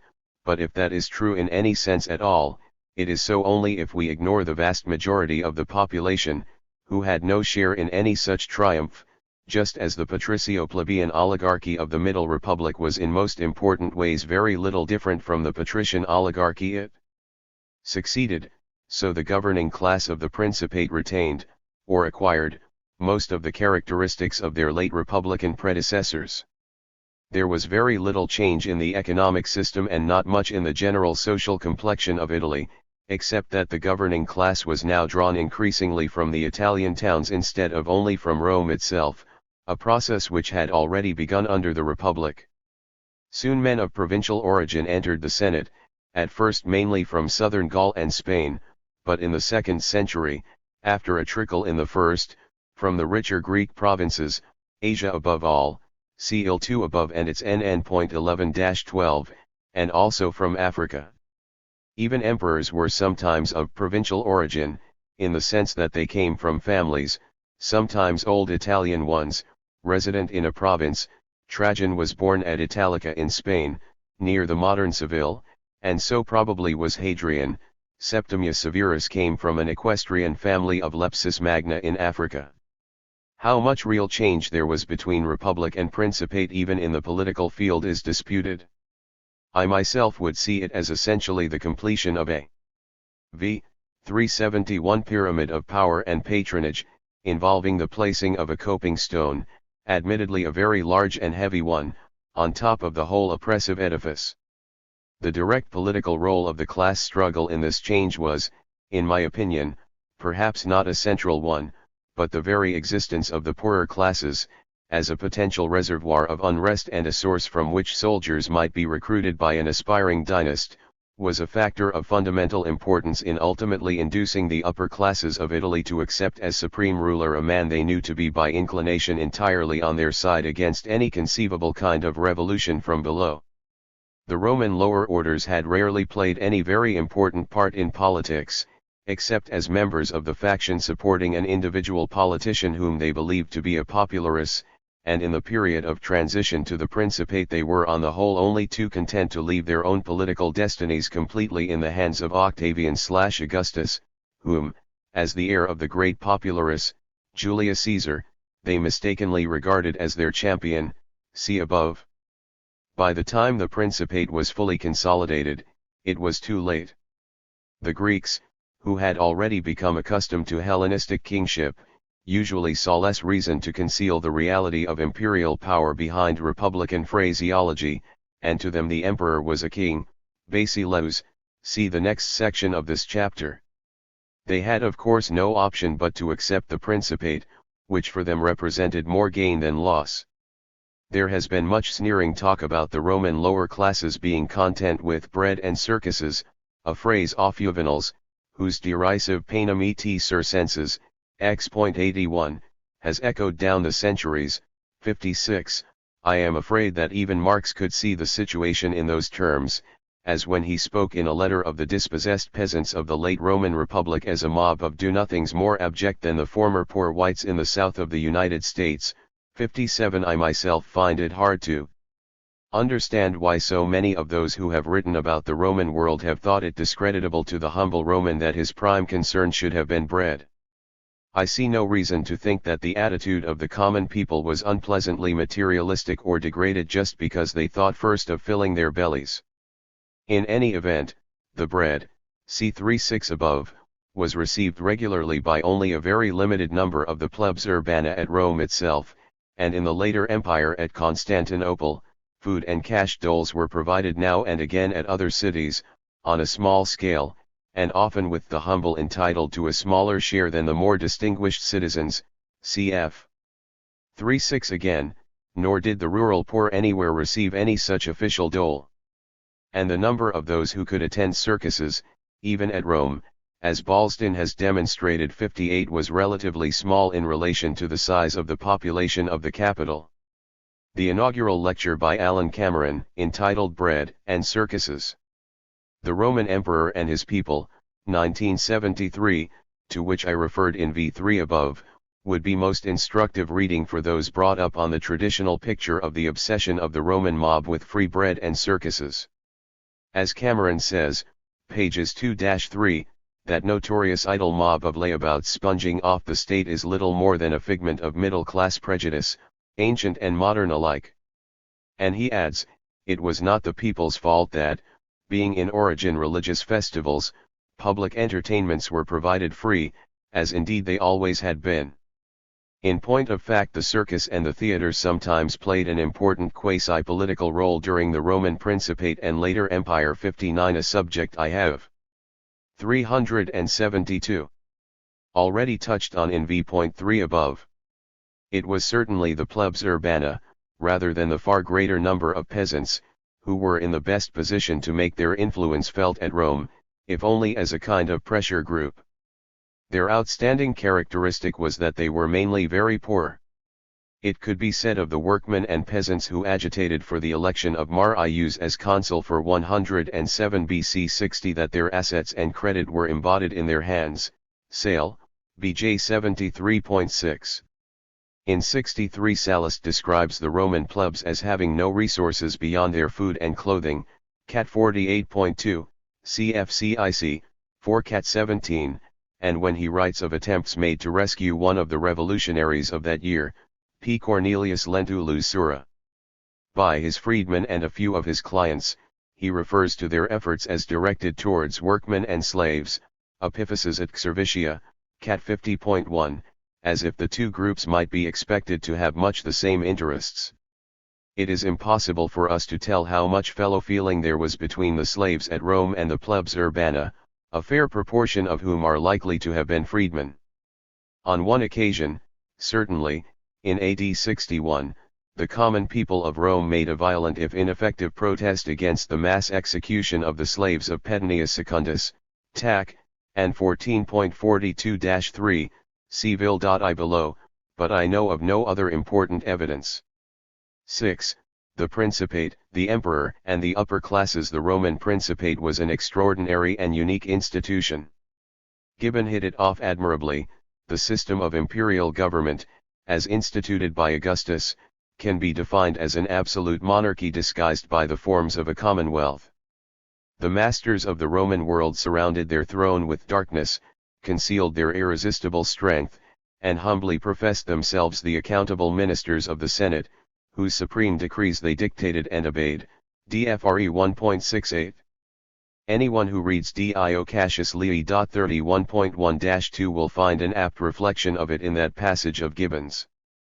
One of the essential features of Greek democracy in the classical period, as I said in v.2 above, was that it made every holder of power hypervenos, subject to audit, euthena, subject to examination and control by the whole citizen body or some court of law to which it delegated its supreme authority.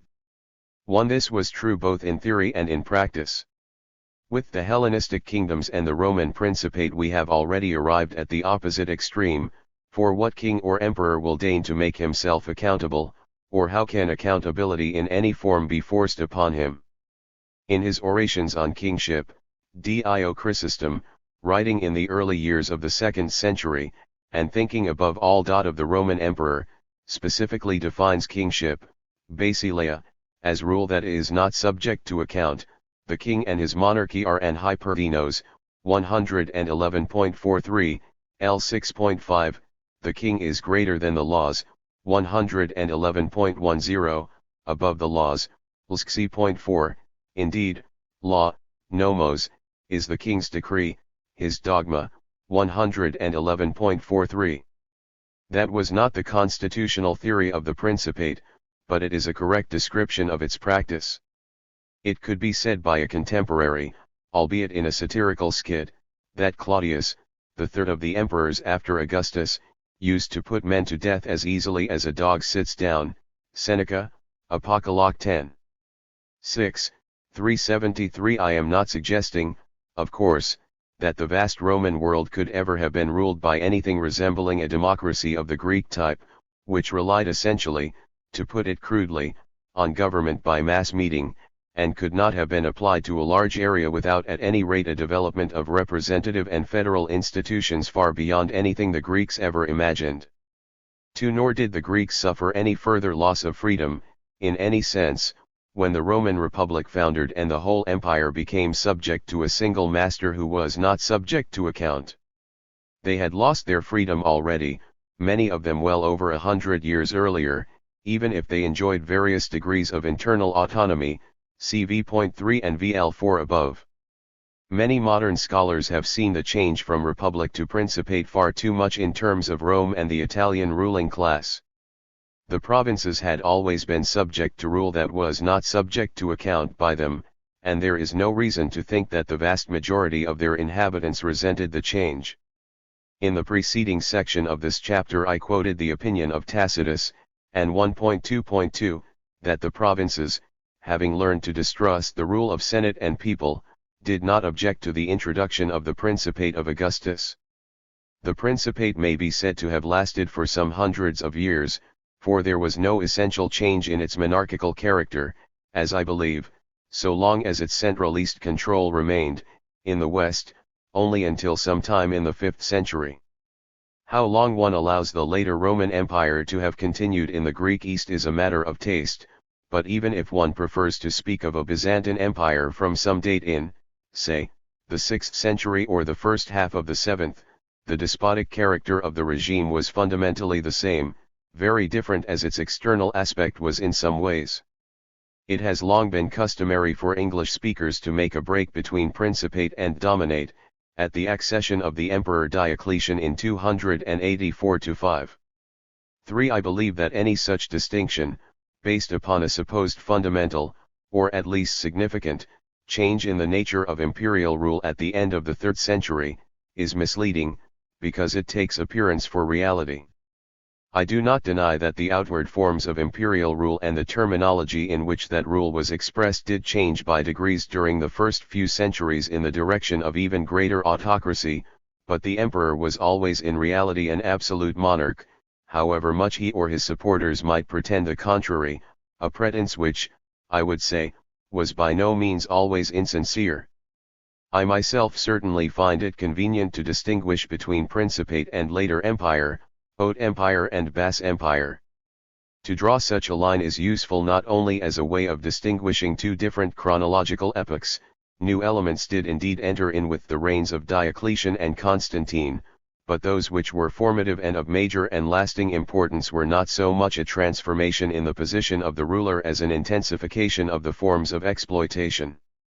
The later Roman colonnade, reducing a large proportion of the free working peasants to serfdom, a new taxation system of far greater intensity and, in principle, efficiency, and a more extended use of conscription for the army, these were the features distinguishing later Roman Empire from Principate which mattered most to most people and were of the greatest importance in the long run, and it was they which necessitated a further growth in the authority and prestige of the emperor, to reinforce the increased dominance of the ruling class. I shall briefly mention below the further exaltation. 374. Of the emperor in the 6th and 7th centuries, in response to intensified pressure on the empire from outside. My purpose in this book is to reveal the realities of life in the Greek, and Roman, world, mainly as they affected the vast majority of the population, rather than the much more pleasant features of that life which the ruling classes commonly perceived or imagined. In dealing with the nature of imperial rule, therefore, I am far less interested in the subtle ways in which, for example, the self-satisfied Roman picture of the good ruler differed from, or resembled, the equally unreal Hellenistic portrait of the ideal king, or the variations that took place over the centuries in the sophisticated concepts of monarchy produced by philosophers and rhetoricians. Such questions, including the problems of ruler cult, are well worth pursuing, and they have been exhaustively studied, if rarely with as much common sense and clear-sightedness as one could desire in such monumental works as Fritz Teiger's Charisma. Studie and Zuergeschichte antiken Heerskerkults, 2 vols, 1957 and 1960, nearly 1,200 pages, and Francis Dvornik's Early Christian and Byzantine Political Philosophy, Origins and Background, 2 vols, 1966, nearly 1,000 pages, not to mention many others. Anyone who wants to read a brief and clear statement, setting out most sympathetically the benevolent intentions of the emperors, as expressed in their own propaganda, can hardly do better than read M. P. Charlesworth's Raleigh Lecture on History for 1937, where we are told of the imperial propaganda that perhaps it would be fairer to call it not propaganda but the creation of goodwill. For it was very sober and truthful propaganda, and it was not far divorced from fact. The great emperors of the 2nd century were very much in earnest, very much aware of their responsibilities. What they announced, the benefits they described, were real and positive. They did bring peace, they did erect great buildings and harbors, they did secure calm and quietude and happiness. Their propaganda was not promises for the vague future, but a reminder of genuine achievement. Charlesworth, VRE 20:1. By contrast, I am primarily concerned to show how imperial rule contributed to maintain a massive system of exploitation of the great majority by the upper classes. In the long run, nothing was more important to the empire than the emperor's ability to direct foreign policy and to exercise effectively the supreme military command which always belonged to him. It was not absolutely necessary, for him to take the field in person, but being under the direct command of an emperor who was a successful commander-in-chief could have an inspiring effect on the troops, and an emperor who knew something of military operations at first hand was more likely to make an informed choice of generals. Many emperors conducted military campaigns in person. Tiberius and Vespasian were successful generals before they became emperors. Trajan and Marcus Aurelius commanded in the field during their reigns. Later, especially in the 2 centuries from Septimius Severus, 193 feet, to Theodosius I, who died in 395, many emperors spent much of their time on campaign. In this book I can do no more than emphasize, without going into detail, the very great importance of the emperor's role in all branches of what we call foreign affairs, including relations with outside powers and client states, general foreign policy, diplomacy, strategy, and military operations, not to mention the organization of 375 the army, and the taxation needed to provide for its requirements.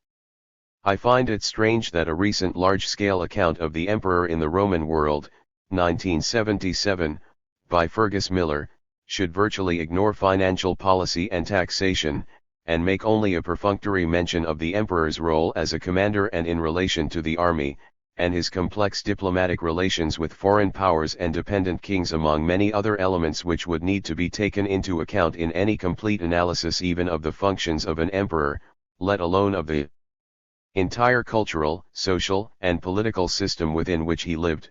ERW 617-18. For Miller, the emperor was what the emperor did, ERW 11 and 6, but he has not sufficiently taken into account the loaded character of our evidence for what the emperor did. Indeed, he gives what is almost a reductio ad absurdum of his own position when he admits that if we follow our evidence, we might almost come to believe that the primary role of the emperor was to listen to speeches in Greek. ERW 6.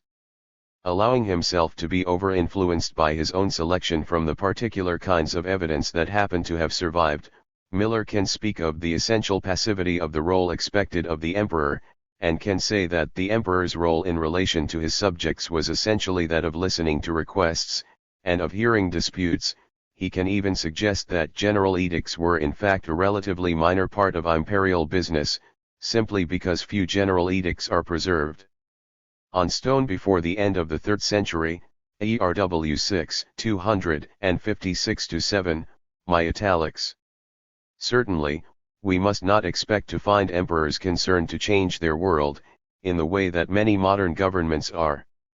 Innovation was something the Roman upper classes always dreaded, and when it did take place it was likely to be dressed up as a return to ancestral tradition, the mos maiorum, as indeed the Principate of Augustus was represented as a restoration of the Republic.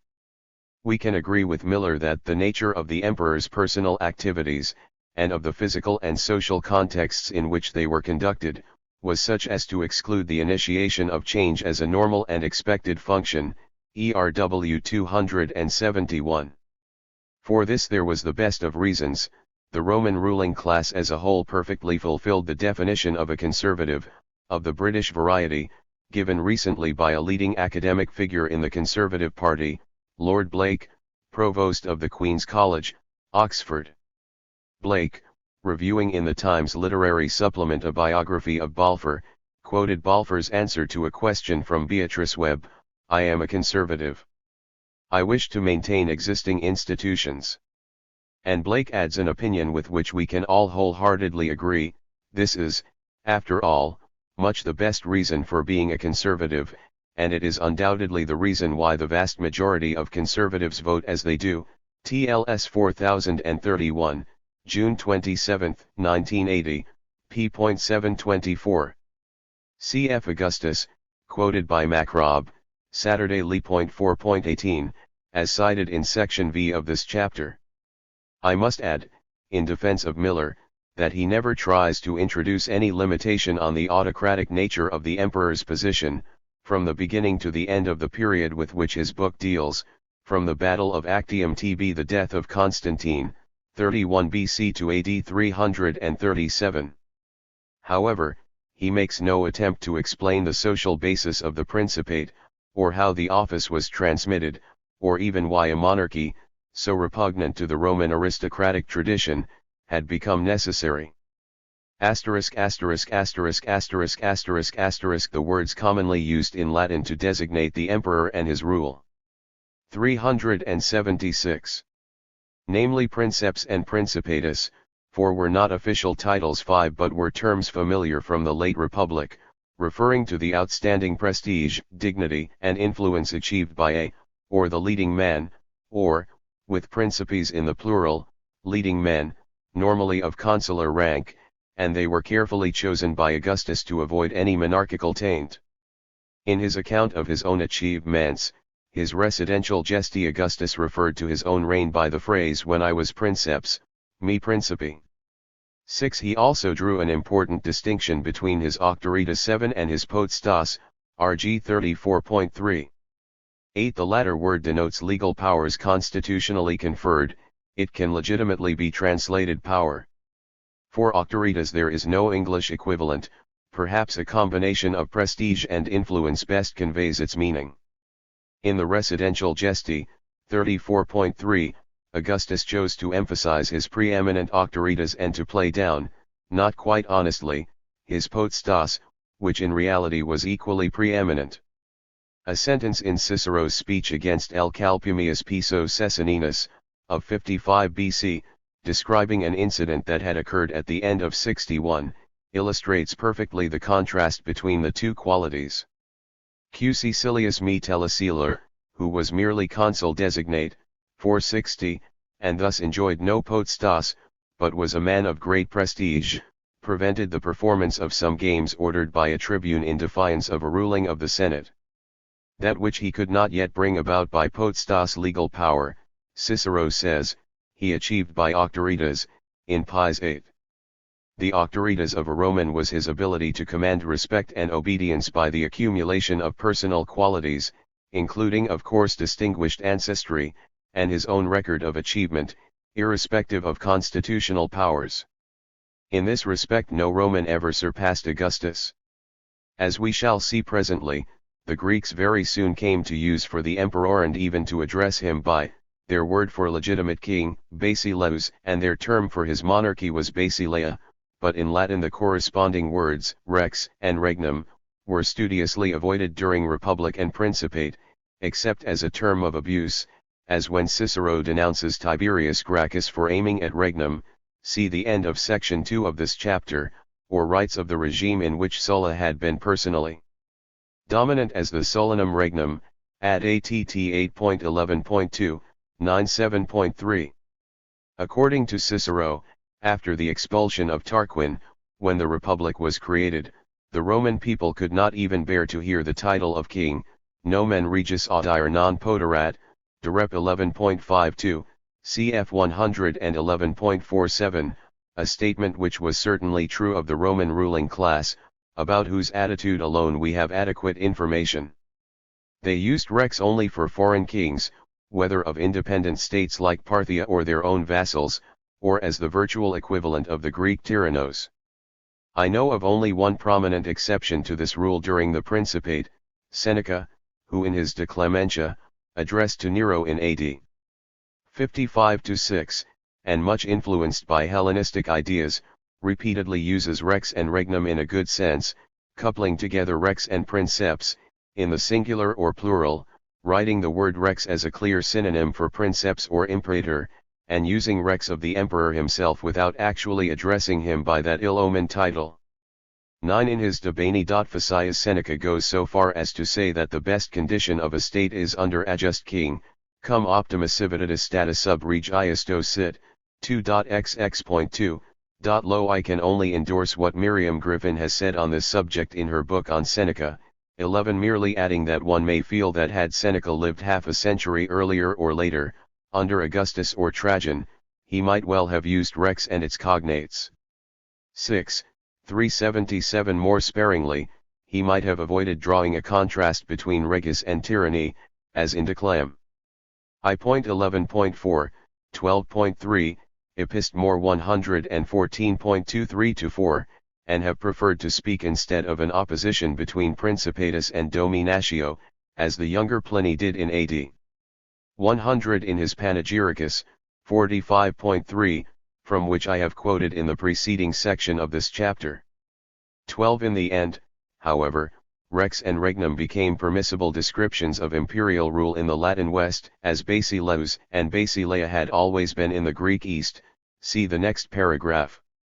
By the year 400 the poet Claudian, repudiating the notion that the rule of a superior princeps was servitium, total political subjection, literally slavery, could go on to say, never is liberty appreciated more than under a good rex, still 111.113-15.13. And if we are tempted to dismiss Claudian as an Alexandrian Greek writing in Latin and in verse, we can turn to a Western Christian writer of the same period, the last years of the 4th century and the first of the 5th, Sulpicius Severus of Aquitaine, who very often uses the term rex of an emperor, as an alternative to imperator and princeps, all three expressions once appearing in a single short sentence, Chronicles 1:1.42.6, cf. Vita S. Martin 20.1-7 etc.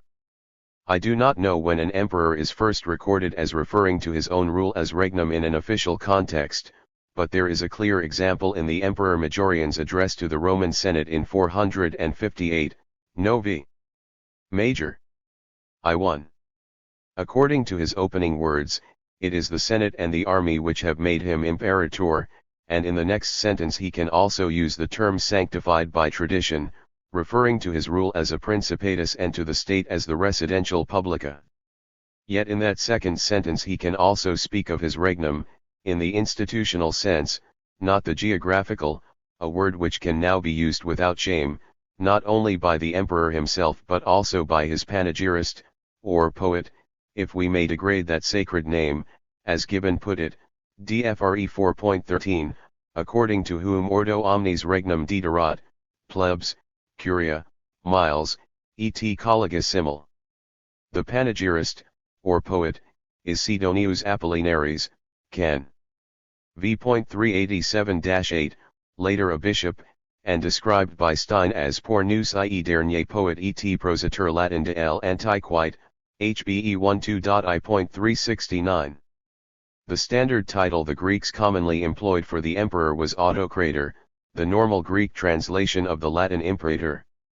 This is interesting in itself, as the Greek term, although not so highly charged with military significance, emphasizes the arbitrary element in the power of the holder of imperium, in a way that imperator hardly does, and princeps of course not at all. The Greeks also referred to the emperor as their basileus, their king. The poet Antipater of Thessalonica refers to Augustus as his basileus in a poem, Anth. Pal. X.25, probably written as early as 9 BC. Or perhaps a few years later, for it is sometimes said that basileus is not used of the emperor in prose before the 2nd century, 15, but this is false. Strabo, writing under Tiberius, seems to me to be using basileus in one passage for the emperor, 17.I.12, p.797, and even if this is wrong, there is no doubt that Josephus, in his Jewish War, dating from the 70s, and originally written in Aramaic, applies this term to emperors on several occasions.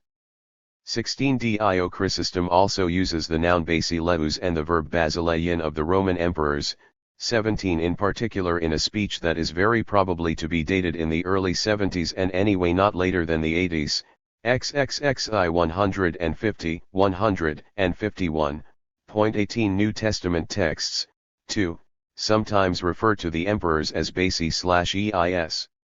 19 During the 2nd and 3rd centuries the use of basi/eus and its cognates for the emperors. 378. Became increasingly common. 20 A particularly interesting passage is Appian, Pref. 6, cf. 14 The Roman Republic, we are told, was an aristocratia until Julius Caesar made himself monarchos, while preserving the form and name, the schema and anima, of the politia, the residential publica, we can translate the republic. This form of rule, under one man, Appian saw as persisting until the time at which he was writing, the second quarter of the 2nd century. The Romans, he continues, call their rulers not basiles but autocratores. Appian means of course not regis but imperatores, although in fact they are basiles in all respects. Greeks addressing an emperor in their own language would often call him basileus, and the 2nd century jurist Messianus, in a passage preserved in the Digest, records a petition from Eudaemon of Nicomedia to the Emperor Antoninus Pius, 138-161, addressing him as /Antoninos Basileus and opening with the words Kyrie Basileu Antonini, my Lord King Antoninus, dig.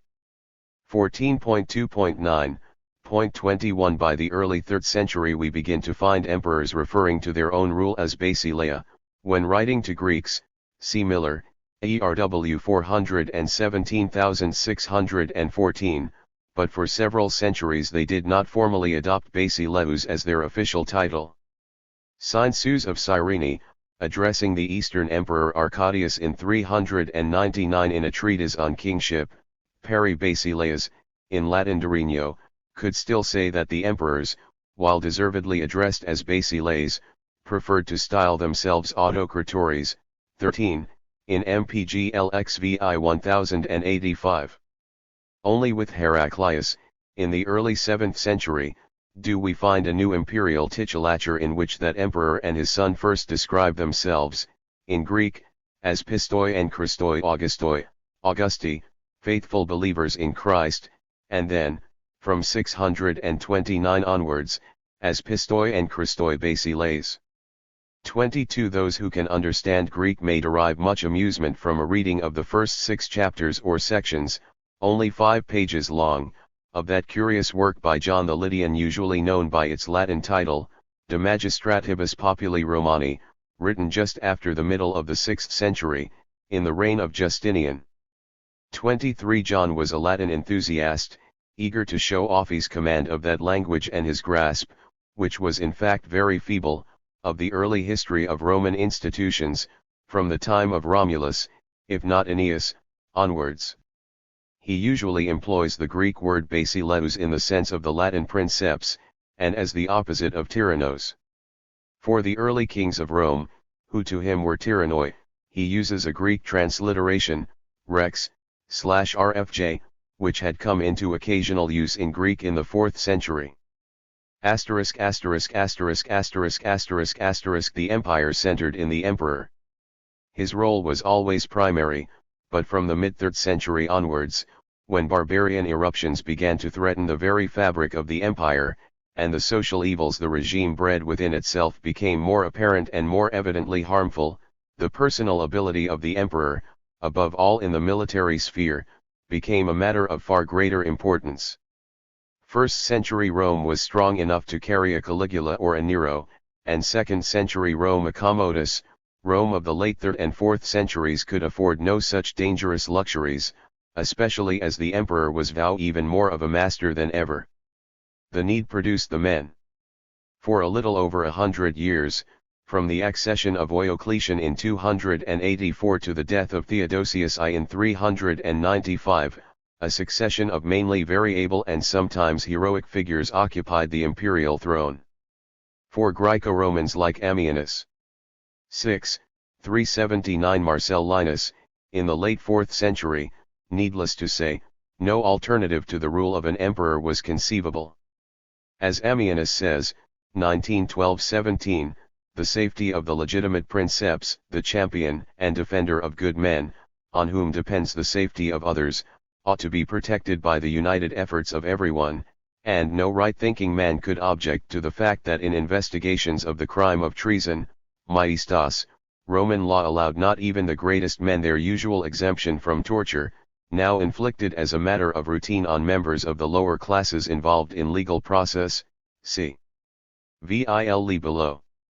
Unnecessary haughtiness in an emperor might be out of place, and when the emperor was commanding his troops in the field he could behave as any great general should, and need not put too much distance between himself and his men.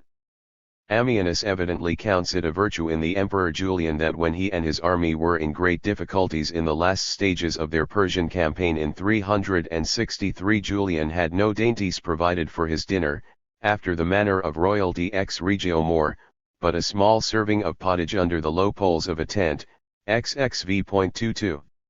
On all other occasions complete dignity was essential, and it is interesting to find Ammianus praising Constantius too, of whom he is often very critical, because he maintained in every way the prestige of the imperial majesty, and his great and lofty spirit disdained popularity, XXLXI.L, and criticizing his beloved Julian because when he heard of the arrival of the philosopher Maximus of Ephesus, whom he greatly admired, he jumped up in the middle of a lawsuit he was trying and ran to receive and kiss the man, XXII.7.3. At the end of his sumptuous narrative of the entry of Constantius II into Rome in 357, Amphianus makes what may appear at first sight to be an ironic commentary on the personality and behavior of the emperor. Saluted as Augustus, he never stirred when the roar thundered back from the hills and shores, he showed himself to be the very same man, and just as imperturbable, as when he was in his provinces. For he both stooped when passing through lofty gates, although he was very short, and, as if his neck were fastened, he kept his gaze straight ahead and did not turn his face to right or left, and, as if he were a sculpted figure, he was never seen to droop his head when his carriage wheel jolted, or to spit, or to wipe or rub his face or nose or move his hand. Although this was a studied attitude on his part, yet these and certain other features of his inner life were indications of no ordinary endurance, or so it was given out, granted to him alone, 16.x.9-11, cfxxi.16.7. There is no real irony in this passage. Constantius was behaving exactly as a Roman emperor should. The atmosphere had undoubtedly changed since the 1st century, when imperial arrogance and even aloofness could be stigmatized as alien to the civilitas expected of a princeps, but the essential reality, as opposed to outward show, remained much as it always had been. To their credit, the Roman emperors, in the period covered by this book, never described themselves in the ludicrously grandiloquent way that was characteristic of their Persian counterparts. In Ammianus' version of their correspondence in 358, King Shapur II of Persia and the Emperor Constantius II could call each other brother, but Shapur, in his arrogant letter to Constantius, styles himself King of Kings, partner of the stars, brother of the sun and moon, whereas Constantius, in his haughty reply, is content to describe himself as victor by land and sea, perpetual Augustus, 17v.3,10. Asterisk asterisk asterisk asterisk asterisk asterisk. 380. Occasionally in modern books one encounters the seriously false notion that there was a necessary and deep-rooted conflict between the emperor and the Senate or the aristocracy. There is a recent example in an article by Keith Hopkins, EMRA equals SAS, ed. Finley, 103-20, which speaks again and again of tension, conflict, or hostility between the emperor and the senatorial aristocracy collectively, SAS 107, 112, 113, 116, 119, even of the emperor's battle against aristocrats, and of all the emperors as necessarily engaged with the aristocracy in a struggle for power, SAS 115, 112. Hopkins complains that there is a tendency among modern historians to minimize this conflict, and while candidly admitting that of course it is difficult or impossible to prove its importance, he thinks there is massive evidence for it, which he does not produce, in Tacitus, Suetonius, Dio Cassius, and the Historia Augusta, SAS 107. This theory is essentially false. There are two major elements of truth in it and two only. First, any serious revolt against an emperor would nearly always be led by a member or members of the aristocracy, for only such men would have enough wealth, prestige, and influence to have any chance of success. but no substantial part of the senatorial aristocracy is ever found taking part in a revolution against an emperor without lining up at the same time behind some other claimant to the imperial throne, more often than not a senator himself. And ever again after the assassination of Gaius in 41 do we hear of any serious consideration being given, even by the Senate, to the idea of restoring the Republic. 24 And secondly, the emperor, like no one else, was personally responsible for the whole empire and was liable to face assassination or a military revolt if things went too badly wrong, and he might therefore be obliged to put a curb on excessive oppression or exploitation by individual holders of key posts, such as provincial governors, of whom the most important, of course, would be senators, see below. The truth is, therefore, that although an individual emperor might act in such a way as to make the senatorial aristocracy detest him, their remedy for such a situation was always to try to replace him by another emperor. It is permissible, then, to speak of tension, conflict or hostility, see above, between an emperor, or some emperors, and the aristocracy, but not between the emperor and the aristocracy.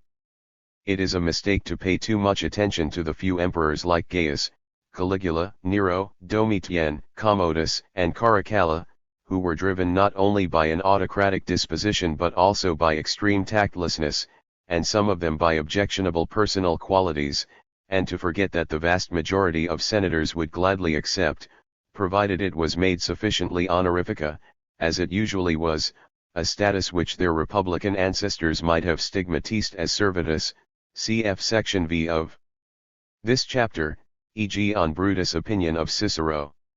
Serious opposition in principle to the rule of the emperors as such died out, as far as we know, early in the Principate, and thereafter we find nothing more deep-seated than criticism of an individual ruler, at most with the aim of replacing him with a more acceptable one.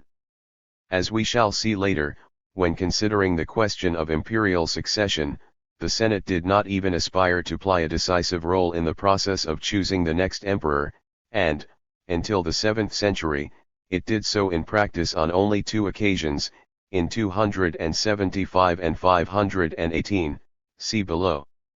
In general the Senate would accept with resignation, sometimes even with enthusiasm, an emperor who treated them with tact, especially gratifying. 6. 381 If it amounted to assumed deference, gave them jurisdiction over their own members, and only executed those who were guilty of open rebellion. To give just one example of imperial tact, it is entirely characteristic of Augustus that in the famous series of edicts of the last years BC found at Cyrene, E/J2 311, he should use peremptory language 2:5 when laying down the law concerning procedure in the province, but substitute the polite phrase governors of Crete and Cyrene will be acting fairly and conveniently in my eyes of 26 when in effect giving orders directly to the proconsul, who was of course a senator. Certain imperial freedmen in the early Principate and soldiers or eunuchs in the later empire might acquire great importance as individuals, but in the long run the imperial system could rely upon the support of the senators as a class. The great majority of the emperors realized this and received that support. Even a man like Stilicho, who for more than a decade before his death in 408 virtually acted as regent for the Western Emperor Honorius, to whom he was completely loyal, did his best to enlist the cooperation of the Roman Senate, in spite of the fact that it despised him as a jumped-up nobody, the son of a Vandal officer. He did so, as Alan Cameron has said, quite simply because the cooperation of a body of men who between them absorbed a major part of the resources of Italy, Gaul, Spain, and Africa was essential for the administration of the western provinces, Claudian 233. The eastern senators, of Constantinople, were never quite as much of a force in government or administration as their western colleagues, at Rome, 27 but the emperors treated them with studied politeness, and Theodosius II in 446, by an edict retained in Justinian's code, went so far as to assure their gloriosissimus coitus that all new legislation would first be submitted for their approval, see Ziv.8. Only in the latter part of the 3rd century, by a process already noticeable under Gallienus in the 260s and culminating in the reign of Diocletian and his colleagues, under whom the great majority of provincial governorships were held by equestrians. Is there any trace of a deliberate policy of excluding senators from positions of power? 28 And Diocletian's policy was reversed under Constantine and his sons, with the result that, as we shall see towards the end of this section, the senatorial order grew apace and by the early 5th century had become the sole imperial aristocracy. It is interesting to read the remark of Suet on Ius that the Emperor Domitian notoriously a bad emperor, that is to say, an emperor the Senate disliked, took such care in coercing the city magistrates and provincial governors that never at any time were they more moderate or more just. Since Domitian's time we have seen most of them guilty of all crimes, Dom 8.2. Now Suetonius was basically very hostile to Domitian, and he is speaking here of his own times and from his own personal observation. He was probably in his late 20s at the assassination of Domitian in 96, and he continued to live under Nerva, Trajan, and Hadrian, who were officially good emperors, Nerva and Trajan in particular. Brunt, in his detailed and accurate account of the prosecutions of provincial governors during the early Principate, CPMEP, doubts the statement of Suetonius, 29, but I see no very good reason to follow him here. The second part of Suetonius' statement at any rate will seem quite credible to anyone who has studied the letters of the younger Pliny, a rather older Cantum. 382. Pareri of Suet on Ius and, like his friend Tacitus, a distinguished consular. It is all too clear from these letters that the Senate tended to adopt an extremely indulgent attitude to some of the members of its order who had committed even the most shocking crimes during their administration of provinces, even to the notorious Marius Priscus, who as proconsul of Africa in 97-8, under the Emperor Nerva, had been guilty of appalling cruelty, Imanitus and Civitia. Pliny, EP 2.11.2. Although prosecuted by Tacitus and Pliny on behalf of some of the provincials concerned in 99-100, before a senate presided over by the Optimus Princeps Trajan, as consul, Ibid 10, Marius received only the very light sentence of relegatio, banishment, but without loss of property or civil rights, from Italy, and payment into the treasury of a particular bribe of Hs 700,000 he had taken for having a Roman knight flogged and strangled, Ibid 8, 19-22. In such a case the provincials themselves received no redress whatever, beyond such satisfaction as they might derive from observing the punishment, mild as it was.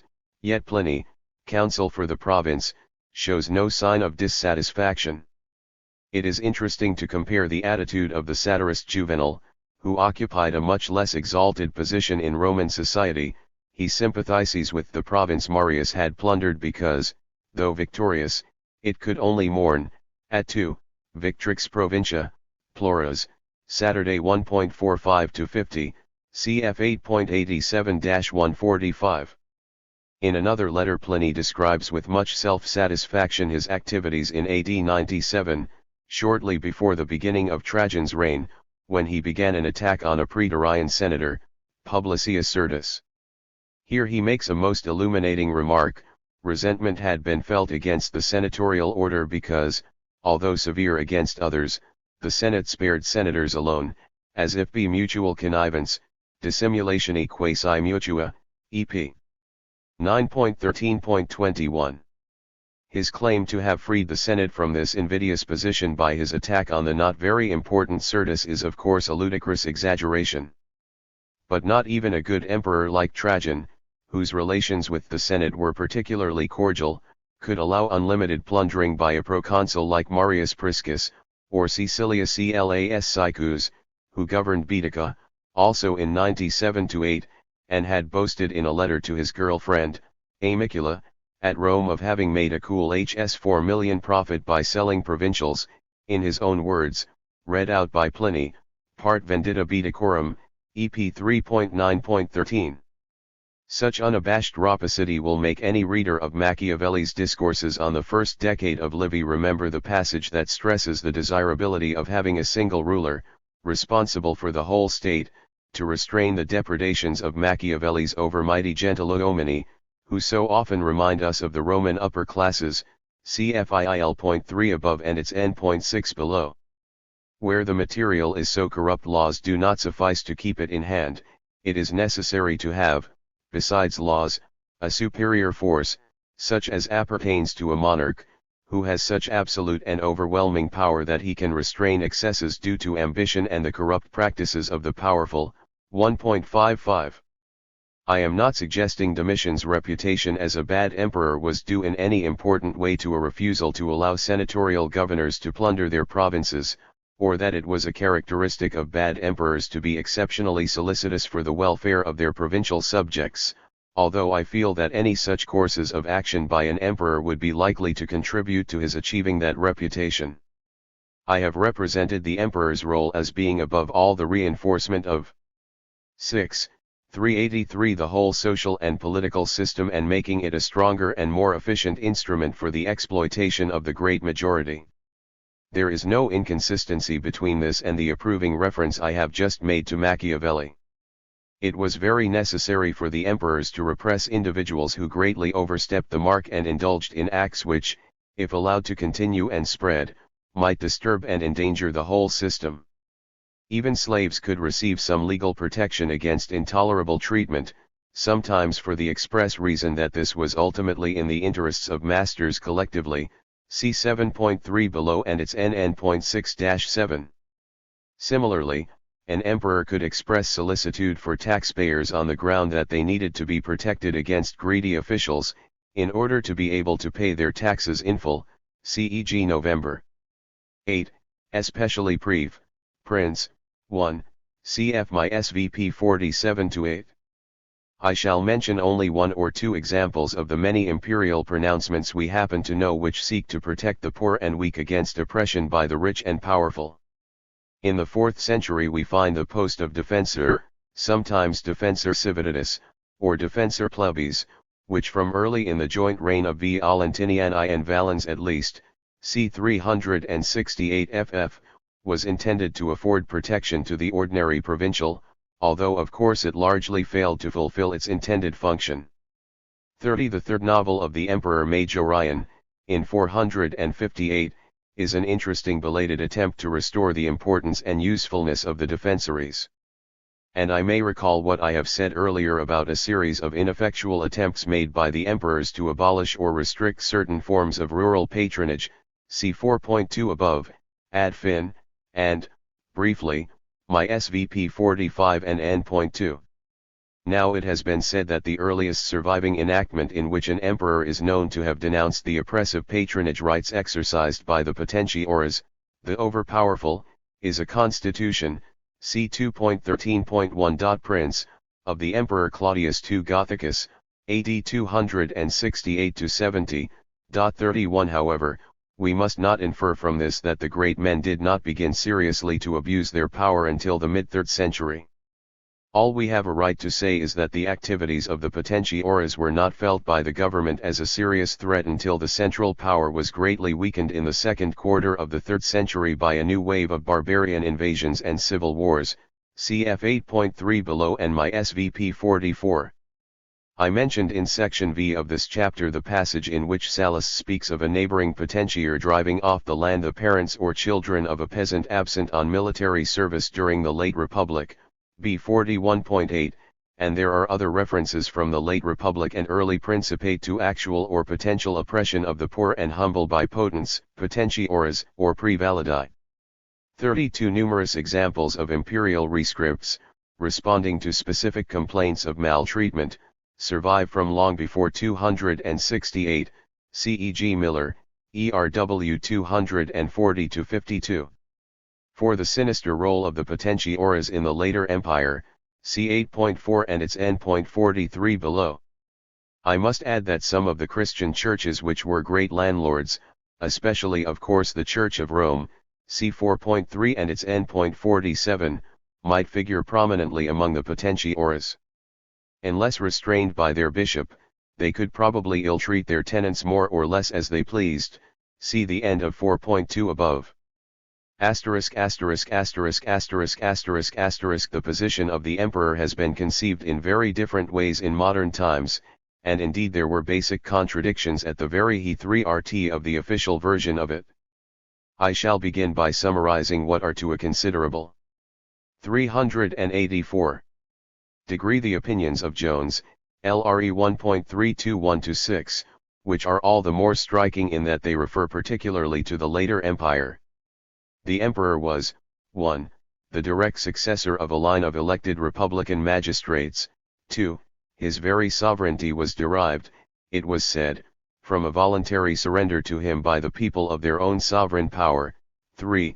If he were to be more than a mere usurper, a tyrant, his assumption of power had to be approved by at least Senate and army, 4. His position did not pass automatically by hereditary succession, and, 5. Above all, perhaps, he was expected to submit himself to the laws.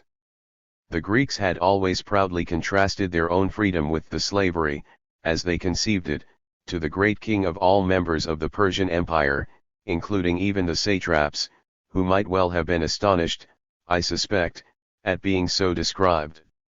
When the satisfied Roman or Greek depicted his own position, he might characterize it as a middle status between the slavery of the Persian to his king and the lawless license of the German barbarian. Pope Gregory the Great distinguished barbarian kings, regus gentium, from Roman emperors in that the former were masters of slaves, the latter offerymen, EP 11.4, 13.34.33. That is the brighter side of the picture. I shall maintain that in reality it is deeply misleading. My own position is much nearer to that of Mommsen.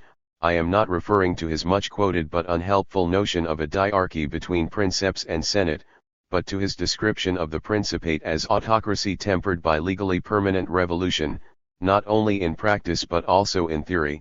Rom Stotzr 23.2.1133.34. Against each of the 5 elements I have mentioned there were factors operating in an opposite direction, which I shall describe, and illustrate mainly from Greek authors, in the sense of men originating in the Greek East, whether they wrote in Greek or, like the historian Ammianus Marcellinus and the poet Claudian, in Latin. 35. 1. For some 2 centuries, from Augustus onwards, the conception of the princeps as the heir of the republican magistrate may have had some faint shadow of reality, but by the 3rd century, and some would say, long before that, the ancestry was far too remote for anyone to be able to take it seriously.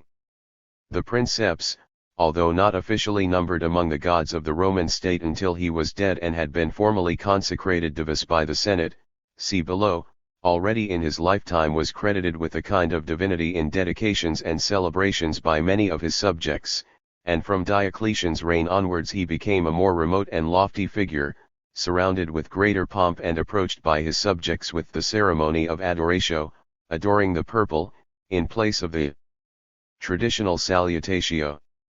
If some of the ritual reproduced that of the Persian court, the process of development was none the less an internal one. The imperial treasury was now referred to as the Sacrae Largitiones, the imperial bedchamber as the Sacrum Cubiculum, sacred, in such contexts, had come to mean imperial. The acceptance of Christianity by Constantine, and all his successors except Julian, meant that a firm line had to be drawn between emperor and God, but the person of the emperor, as God's vicegerent on earth, became if anything even more sacred, see below. Again, too, in reality, the alleged transfer of power by the people to the princeps was virtually a fiction from the first, for the prerogative of the people to play a formative part in the process of lawmaking, and its exercise of sovereign power, hardly survived the Republic and soon came to be exercised. 6. 385 by the Senate. Certainly, according to a famous and much quoted extract in the digest from the Institutes of Ulpian, the great Severan lawyer who died in 223, whatever the princeps decides has the force of law, legis habet vigorum, and this is based explicitly upon the allegation that by a lex regia the populace confers on the princeps all its own imperium and potestas, dig. I.4.L. Prince, repeated in inst. I.2.6. And Ulpian goes on to say that any pronouncement by the princeps, the most general term is constitutio, in one of the recognized forms, which he specifies, is admitted to be law, legem esse constat, dig L.4.L.1, repeated in inst. Loco cit. Similarly, the digest quotes a statement from the mid-2nd century legal manual of Pomponius to the effect that what the princeps himself enacts must be observed as if it were a law, proleg. Dig L.2.2.12. An interesting point is made in the Institutes of Gaius, of about the mid-2nd century. It has never been doubted, says Gaius, that a constitutio of the princeps takes the same place as a law, legis vicem, since the emperor himself receives his supreme power imperium through a law. 1.5, Ulpian's Lex Regia, of course. In the Capitoline Museum at Rome there is the surviving portion of a famous bronze tablet, discovered, built into an altar in the Church of St. John Lateran, and displayed in the 1340s by Cola di Rienzi, which gives us our one surviving example of such a Lex Regia. This is the so-called Lex de Imperio Vespasiani, ILS 244 equals FIRA 21.15426, no.1s equals E/J2 364. There are translations in 149 to 50 Argentine pesos, number 183, Lewis and Reinhold, RC 11.89 to 90, etc. This document, of AD 70, has been discussed and reinterpreted again and again. I accept in all essentials the masterly analysis by P. A. Brunt, in JRS 67, 1977, 95 to 116, with the text, 103, according to which the Lex conferred on Vespasian all the powers customarily voted to a princeps, and much of it went back to the accession of Tiberius in 14. Although this enactment calls itself a Lex, line 29, its language is that of a resolution of the Senate, a senatus consultum, and evidently the essential part of its passage was its origin in the Senate, its perfunctory endorsement in the Assembly, the comitia, being regarded as relatively unimportant, although only that could technically make it a lex. 36 In a passage in the digest which may be described as naive or realistic, according to taste, the legal writer Pomponius remarks that senatus consulta had come to take the place of legs, enacted by the comitia or concilium plebis, because it was so difficult for the large number of citizens to meet together. Dig L.2.2.9, 37 We may note Brunt's shrewd observation that the real reason why a senatus consultum, early in the Principate, came to be regarded as having the force of law, just like a comitial decision, and, for that matter, the opinions of authorized legal experts, the Responsa Prudentium 38, was that it could be taken to have the authority of the princeps behind it. Brunt, Op. Cit 112. Unfortunately the Lex de Imperio Vespasiani is incomplete, we lack the opening portion, and we cannot say how long this was or what it contained. But the powers it confers on the emperor are very wide, limitless indeed, see especially clause 6, lines 17 to 21, where the same powers are said to have been granted to Augustus and his successors. This makes it unnecessary to discuss the complicated question what is meant by various statements in the legal and literary sources to the effect that the princeps is freed from the laws. I will only say that although the Lex de Imperio Vespasiani specifically exempts the emperor from a certain number of laws only, lines 22 to 5, cf 25 to 8, clause 7. 386. And although the legal texts all seem to relate to the laws of marriage, inheritance, and testament, there are statements by Dio Cassius which show that in his day, the first half of the 3rd century, the princeps was evidently regarded as freed from all laws, LII.18.1-2, 28.2 to 3, 39. Some will say that he was expected to obey the laws, subject to his right to change them, but I cannot myself attach significance to this, there being no effective sanctions to enforce any such expectation. The last piece of statute law that we know to have been voted by the Assembly, the Comitia or Concilium Plebis, is an agrarian law of the Emperor Nerva, dig. XL7.xxi.3.1, A096-8, 40, and there is no reason to think that legislative assemblies lasted long into the 2nd century. Electoral assemblies certainly survived much longer, into the early 3rd century indeed, for Oio Cassius speaks of them as existing in his own day, XXXVII.28.3, Laien.20.4, although it is clear that their role was unimportant and that from some time in the 2nd century they had done no more than formally endorse a single list of candidates. The purely formal enactment by the Comitia of the Senatorial Legs de Imperio, although we have no positive evidence after the 1st century, probably continued at least as long as the electoral assemblies.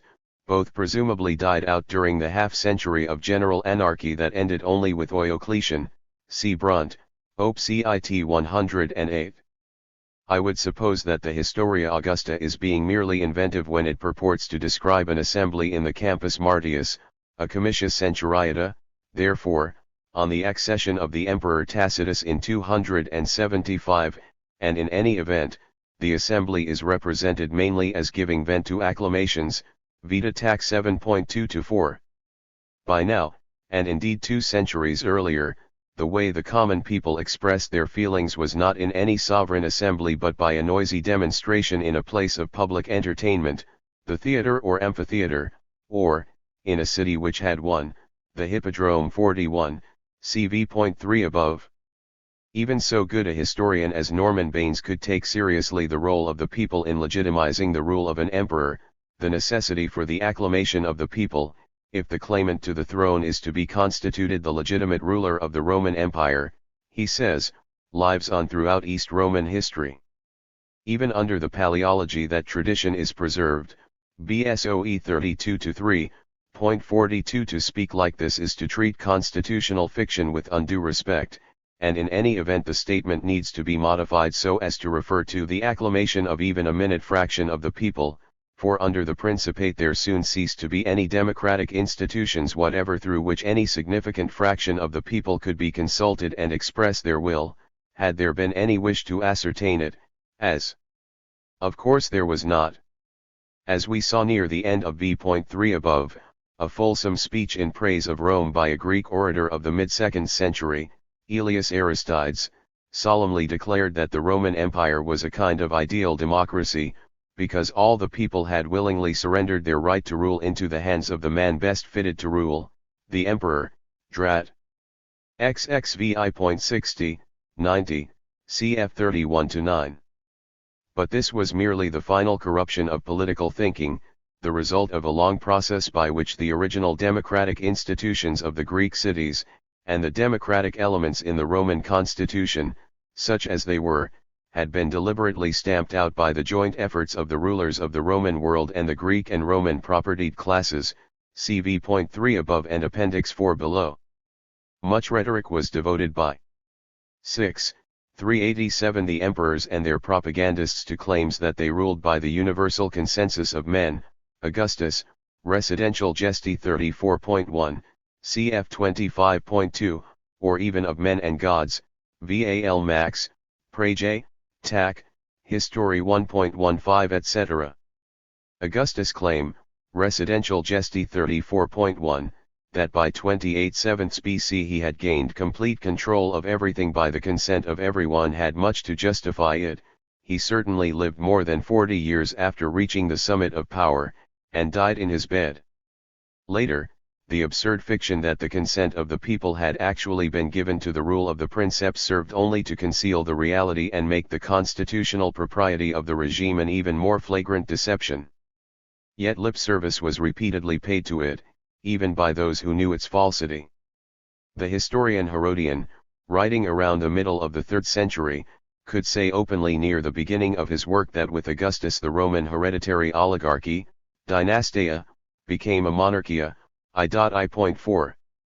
Yet when he is putting speeches into the mouths of new emperors, or referring to the messages of ambassadors sent by such an emperor or by the Roman Senate, he will solemnly speak of the Roman people as having control of the imperial office, 1.8.4, 4.157, 77.5, 87.4-5. As for 3. The need for a legitimate emperor to obtain the approval of Senate and army. It was often only a small fraction of the army whose acclamatio created an Augustus, a Caesar, or one who turned out to be a mere usurper. 43 As Mommsen put it, any armed man had the right to make anyone else, if not himself, emperor. Rom Stotzer 11 3.2.844. It was the event only that decided between legitimacy and usurpation. An emperor demonstrated his legitimacy by successful maintenance of his power against other candidates, as became clear during the struggle for power in 68-9, in the 190s, and again afterwards. Magnentius, AD 350-3, failed to secure himself in power and is therefore remembered as a usurper, and an inscription set up at Rome in 352 could refer to Constantius II as the suppressor of his pestiferous tyranny, ILS 731. But surviving milestones inscribed in Italy while it was under the control of Magnentius not only give him the title of Augustus but call him liberator of the Roman world, restorer of liberty and the commonwealth, preserver of the soldiers and the provincials, e.g. ILS 742.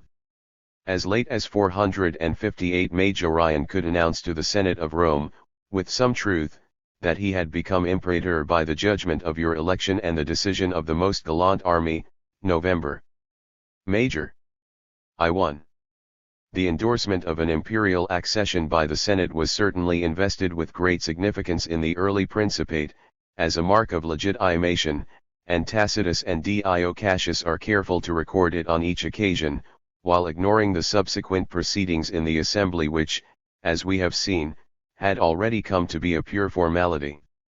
Yet there is a fine irony in the way Tacitus describes the accession of Nero in 54, the decisions of the Senate, he says, followed the voice of the soldiers, and 12.69.3.44 and in the military anarchy of the mid-3rd century the endorsement of a new princeps by the Senate, now more than ever dictated by the voice of the soldiers, became meaningless except as a useful mark of prestige.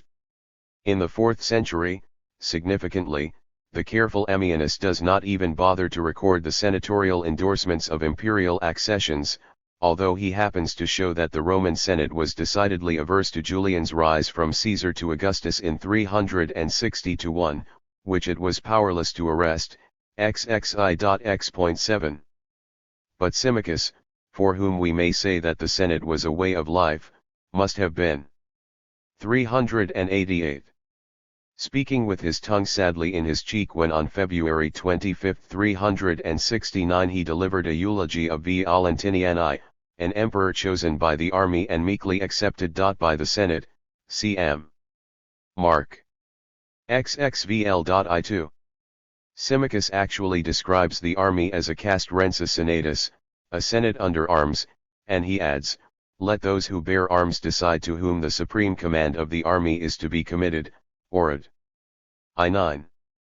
On only 2 or 3 occasions before the 7th century did the Senate itself as such create emperors, and only the last of these choices was really effective. In 238 it elected Balbienus and Pupienus, who lasted only a little more than 3 months before being murdered by the Praetorian Guard. In 275, if we can believe 2 unreliable sources, the army actually invited the Senate to nominate a successor to Aurelian. 45 Whether or not this is true, the man who became emperor was an elderly senator, Claudius Tacitus. He performed quite creditably for a few months but was then murdered. And in 518 the Senate not of Rome but of Constantinople chose Justin I, but this time the Senate was probably maneuvered into its decision by Justin and his associates. 46 Nerva, who reigned from 96 to 98, is often regarded as the Senate's choice, but all that we can say for certain about this is that Nerva was as acceptable to the Senate as anyone. 4. No other aspect of the Principate brings out better the extraordinary conflict in its very essence between theory and practice than the question of the succession. 47 That an emperor could not in theory guarantee the succession even of his own son was easily circumvented, by placing the designated heir in such a strong position that no one could safely challenge him. The princeps could adopt his intended successor as his son if he had no son of his own.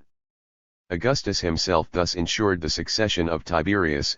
On the death of Augustus in AD 14, an oath of allegiance was immediately taken to Tiberius, as his inevitable successor, from the consuls downwards, TAC, and 1.7.3, 48 even before Tiberius received confirmation of his position by formal votes in the Senate, ID 1.11-13.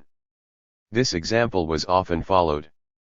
Within little more than a decade in the 4th century Valentinian I, by an interested choice which was far from universally approved, made his brother Valens and Augustus, 364, as Ammianus puts it, with the consent of all, for no one ventured to oppose him, XXVL.4.3, Gratian was created Augustus by his father Valentinian at the age of 8 in 367, XXVII 6.4, and on the sudden death of Valentinian in 375 the army chiefs had his son Valentinian II declared Augustus although he was no more than 4 years old, XXX.X.1-5. Dynastic sentiment was easily aroused in the army in favor of the family of an emperor who, like Augustus or Constantine, had been conspicuously successful, and this sentiment could extend even to young daughters of the imperial house, from whose leadership military victories could not be expected. Cm. XXVI 7. 10, 9.3. The dynastic principle conveniently worked equally well in favor of adopted sons. In accordance with Roman custom, they would be regarded no differently from sons who had been begotten. But there was one hidden defect in the system: a princeps with a son of his own who was unfit to succeed him could not very well disinherit him and adopt someone else. I do not know of a single case in which this happened. Not only would it have been repugnant to Roman custom, the natural son would automatically have commanded the allegiance of the army, or a large part of it, and he would have been a serious threat to any 389 other would-be emperor. Cf. Philostru, Vita Apollon. V.35, ed. C. L. Kaiser 1.194, lines LCR 25. A Commodus or a Caracalla could not be prevented from succeeding, and their respective fathers, Marcus Aurelius and Septimius Severus, could not avoid designating them as their successors. Among our sources, 2 documents provide particularly good indications of senatorial attitudes to the succession: the speech Tacitus puts into the mouth of the Emperor Galba when adopting Piso in 69, and Pliny's panegyric of Trajan, delivered in 100. Tacitus makes Galba declare that he, unlike Augustus, is choosing a successor not from within his own family, but from the whole state. History 1.15. The empire is no longer something to be inherited within a single house, but selection has replaced the rule of chance that governed hereditary succession under the Julio-Claudian dynasty, and now that adoption can reveal the best man, a sort of freedom is being achieved. Loco libertatis erit quod elegi copimus, 1.16. Pliny too appears at first to be an enthusiast for adoption. The manner in which Trajan had come to power in succession to Nerva, Paneg 5.1 and 6.3 to 8.6, especially 7.5 to 6. At one point he goes so far as to say that a man who is to be emperor ought to be chosen from among everyone, Imperatoris omnibus elegi debet ex omnibus, 7.6. Yet, almost at the end of the speech, he can utter a prayer that Trajan's successor will be, in the first place, a man begotten by him. Only if this is denied him by fate does Pliny contemplate his adopting, under divine guidance, some worthy man. 94.5. The Senate's attitude to the succession could hardly be better expressed than by A.H.M. Jones. Senators did not go so far as to claim the right of electing the emperor, though they were insistent that they only could confer upon him his constitutional prerogatives. Their desire was that the emperor should select his successor from the whole body of the house, and be guided in that choice by its sentiments. Their objection to the hereditary succession was partly a matter of principle, but was more due to their suspicion that a prince, bred in the purple, would be less amenable to their influence and less respectful of their dignity than a man who had been brought up in the traditions of the house, LRE 1.4-5. Finally, and most important, 5. Although the pretended subjection of the emperor to the laws was a principle to which everyone, including of course the emperor, paid lip service, and he himself might be considered to be acting like a tyrant if he broke the law to gratify his own desires, yet, as in each of the first 4 contexts in which I have been examining the imperial power, theory might equally bear little relation to the harsh reality. Monarchy was now an institution the Roqulan upper classes could not do without, and those who profited by the existing state of affairs, like the emperors themselves, were naturally tempted to idealize it.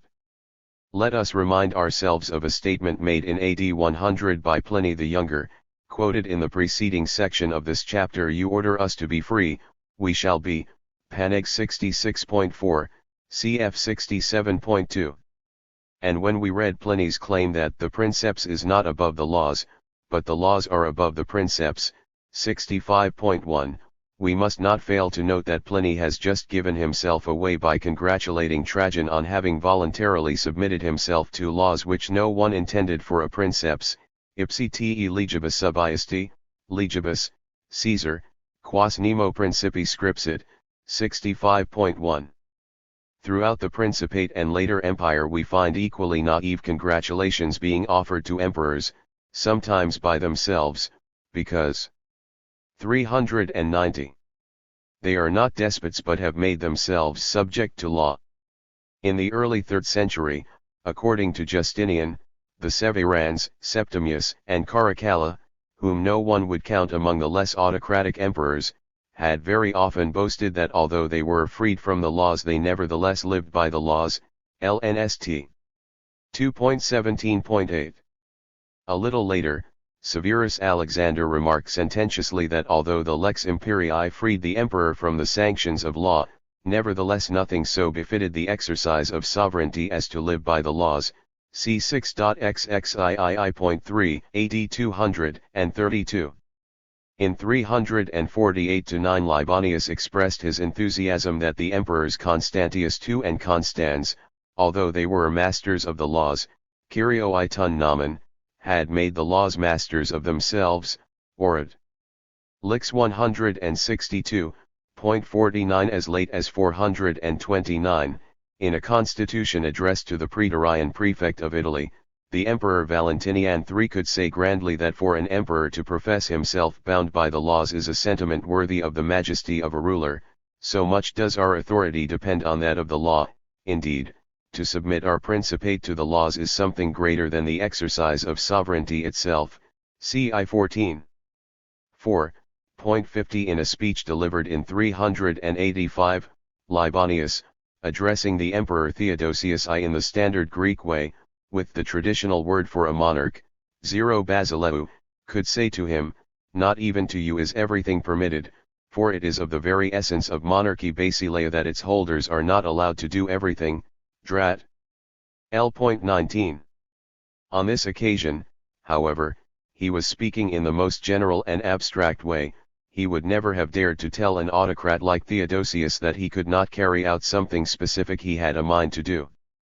The reality emerges clearly in another speech by Libanius, the funeral oration he wrote for Julian some time after his death in 363. Julian, he says, had it in his power to override the laws, if he wanted to, and ran no risk of being brought to justice and paying the penalty for it. Orid. 1884. The emperor has at the tip of his tongue the power of life and death, says Ammianus, XXIX.I.19, CT 18.3.7, but all the historian can do is to hope that this absolute monarch will not behave arbitrarily or despotically. He often touches on this theme, CEG XXIX.2.L819, XXX.4.1-2. An imperial constitution of 384-5 forbids dispute concerning any exercise of the imperial judgment, on the ground that it is a form of sacrilege sacrilegi in star to doubt whether he whom the emperor has chosen is worthy, CTHI 6.9 = C9.XXIX.2, Point 51. This pronouncement may well have been evoked by a dignified protest from Symmachus, as city prefect, about the poor quality of some of his subordinates, chosen by the emperor and not by himself, men whom, as he tactfully put it, the multifarious preoccupations of your clemencies made it impossible to test. Rei 17.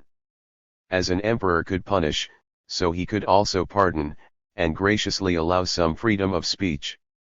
In the 2nd century Favorinus of Ares, the Gallic hermaphrodite who became a Greek sophist, had been accustomed to maintain, explicitly as a paradox, that he had quarreled with an emperor and was nevertheless alive, and Philostratus, recording this, compliments the emperor concerned, Hadrian, for quarreling on terms of equality, ruler as he was, with a man he could have put to death, vit Soph 1.8. Ammianus tells a revealing story concerning Julian's behavior in the 350s, while he was still only a Caesar at this time, a title indicating a junior partnership in the imperial dignity, subordinate to the Augustus, then Constantius II. Reproached for an act of clemency, Julian 391 replied that even if his clementia was objectionable in the eyes of the law, incusant ira clementiam, it was proper for an emperor of very mild disposition to rise superior to laws other than his own, legibus praestere cateris decet, 16.v.12. Ammianus is clearly admiring Julian's conduct. And apart from punishing and pardoning according to his own will, an emperor could in practice, above all, make and unmake laws, generally or even ad hoc, at his own pleasure, for he was now the sole independent source of law. If I have space for only one example of an ad hoc alteration of the law for the ruler's personal benefit, it must be the Constitution, CV.4.23, drawn up in sonorous and circumlocutory Latin 52 procured in the 5205 by one of the most conservative and traditionally minded of all the Roman and Byzantine emperors, Justinian I, while he was still only the power behind the throne, of Justin I. This edict changed the Roman marriage law in a way that can have had no other object than to permit Justinian to contract an otherwise unlawful marriage with the ex-actress Theodora. Yet the emperors were if anything more clearly freed from the marriage laws than from any others. 53. I realize that some people, especially perhaps constitutional lawyers, are impressed by the notion that the emperor was in theory subject to the laws, and many even wish to discuss the question whether the better emperors did not really live by the laws, and the causes and consequences of this phenomenon. For me such questions are too unreal to merit discussion, even apart from the feeling many of us may have that some of the oppressive and cruel laws of the Roman Empire would have been more honored in the breach than in the observance. To sum up, an emperor was subject in reality to one sanction and one only: that of force.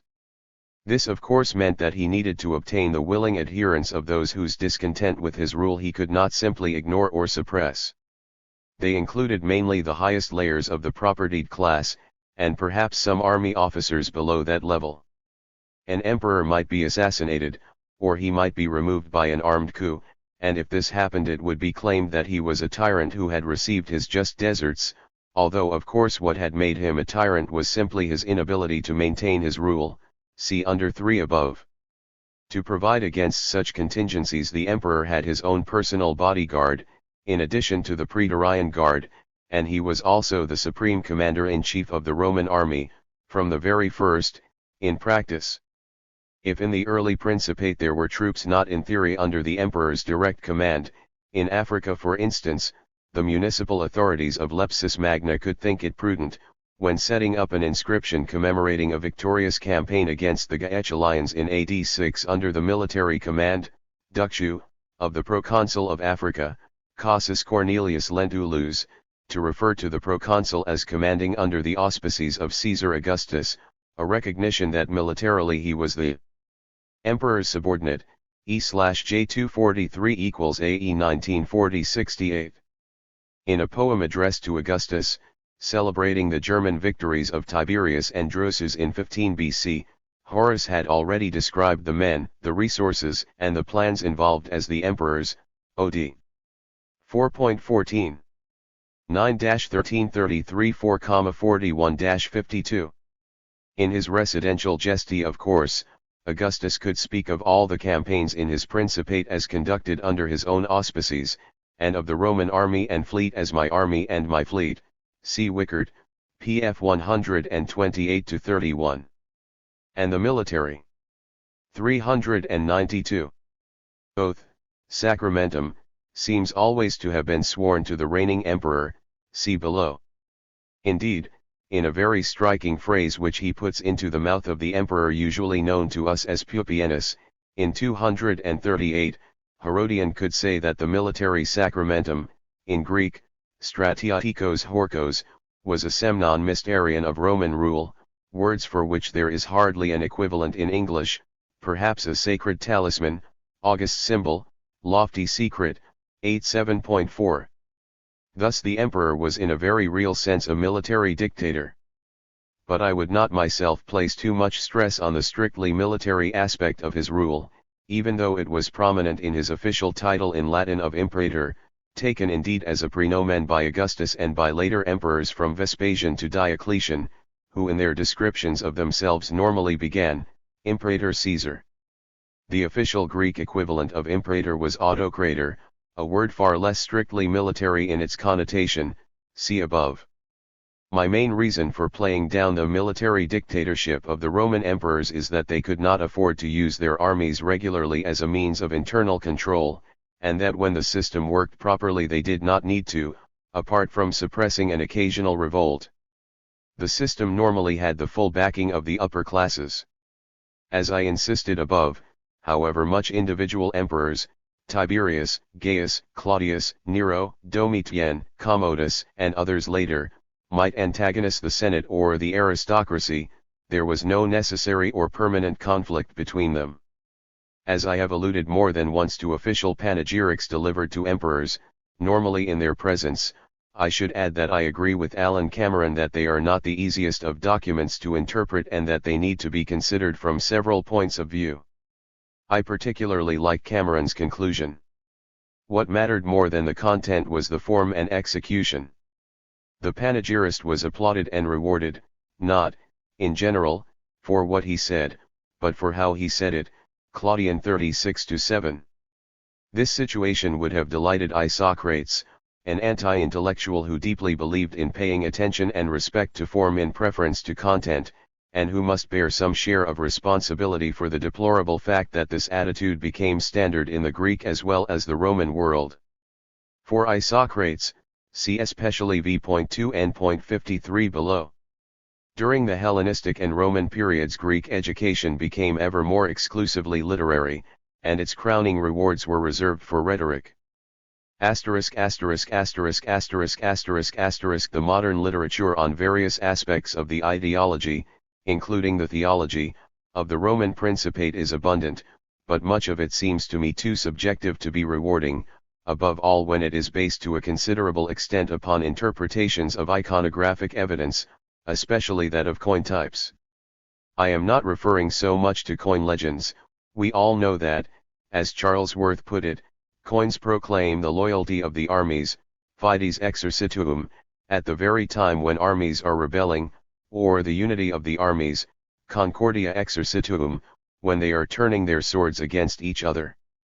VRE 22. I am often astonished at the confidence with which some modern scholars use coin types to identify the policy and mentality of an emperor. Surely, we can hardly ever be certain, in the absence of other evidence, often unavailable, that a particular coin type is even to be taken as representing. 6. 393 The outlook of the emperor in whose name it was issued. As I shall show in a moment, there is reason to think that emperors did occasionally order particular motifs to be stressed on coins, but even then they are unlikely to have issued very detailed specifications, and it would have been left to the imperial officials who gave orders for the minting of the coins to carry out the emperor's instructions. And we do not even know who these officials were. In the vast majority of cases, I suggest, it was these men who chose the types and legends, in accordance with what they believed, rightly or wrongly, to be the emperor's wishes, and they had good reason to avoid over-subtlety. a little over 20 years ago. A.H.M. Jones, in his contribution, recently reprinted, to a volume of essays dedicated to the distinguished Roman numismatist, Harold Mattingly, expressed his own skepticism. It is questionable whether the elaborate messages which some numismatists deduce from coin types were intended to be conveyed by them, and still more questionable whether they were generally understood. In the Middle Ages we are better informed by literary sources on the significance of pictorial representations. We know that the symbolism was simple to the point of crudity. We're hardly justified in postulating a very much greater subtlety in the average inhabitant of the Roman Empire. NH 15 equals Re 63.54. And Jones then recalls the statement by the late 6th century ecclesiastical historian John of Ephesus that the female figure on the solidi of the Emperor Justin II, 565 to 578, which was in fact, although John does not say so, a personification of Constantinople, was felt to resemble the pagan goddess Aphrodite. Justin's successor Tiberius Constantine prudently substituted a cross. 55. This certainly shows how even a standard coin type could be misunderstood. Jones also made much of the absence of literary evidence that importance was attached to coin types and legends. NH 14 equals Re 62. This I think is right, even if we take account of a few literary passages, not noticed by Jones, that speak of an emperor's desire to strike coins expressing a particular motif. In the whole field with which I am concerned I myself know of only 4 such passages, although of course there may be many more. In one, Augustus issues a silver coin bearing the zodiacal sign under which he was born, that of Capricorn, Suet, Div August 94.12, and in another, Nero strikes coins, and orders statues, representing himself in the dress of a singer to the cithara, a citharoetuos, Suet, Nero 25.2. Both these statements are confirmed by actual coins. In a third passage Constantine, according to Eusebius, orders himself to be portrayed on his solidi in an attitude of prayer, with eyes uplifted, Vita Constant 4.15, Eusebius adds that these coins were in general use. Now it is perfectly true that many Constantinian solidi from 324 onwards do display such a portrait, but whether Eusebius was right in supposing that the type was deliberately chosen by Constantine with pious intent is another matter, for the attitude in the portrait can be paralleled from Hellenistic times onwards, and the view has been expressed by numismatists that the coins were not designed to express any Christian attitude or virtue. 56. The fourth literary passage is the continuation, not quoted by Jones, of the one from John of Ephesus to which I have referred in the preceding paragraph, he 111.14. The Emperor Tiberius Constantine, we are told, declared that his substitution of a cross for the female figure, representing Constantinople, which could be mistaken for Aphrodite was dictated to him. 394. In a vision, the only example, as far as I know, of divine intervention in this field, and perhaps the most useful surviving testimony to imperial concern with coin types. 57. It is worth noticing here that in AD 365, according to Ammianus, the usurper Procopius tried to advance his claim to the imperial throne by, among other forms of propaganda, having his gold coins circulated in Illyricum.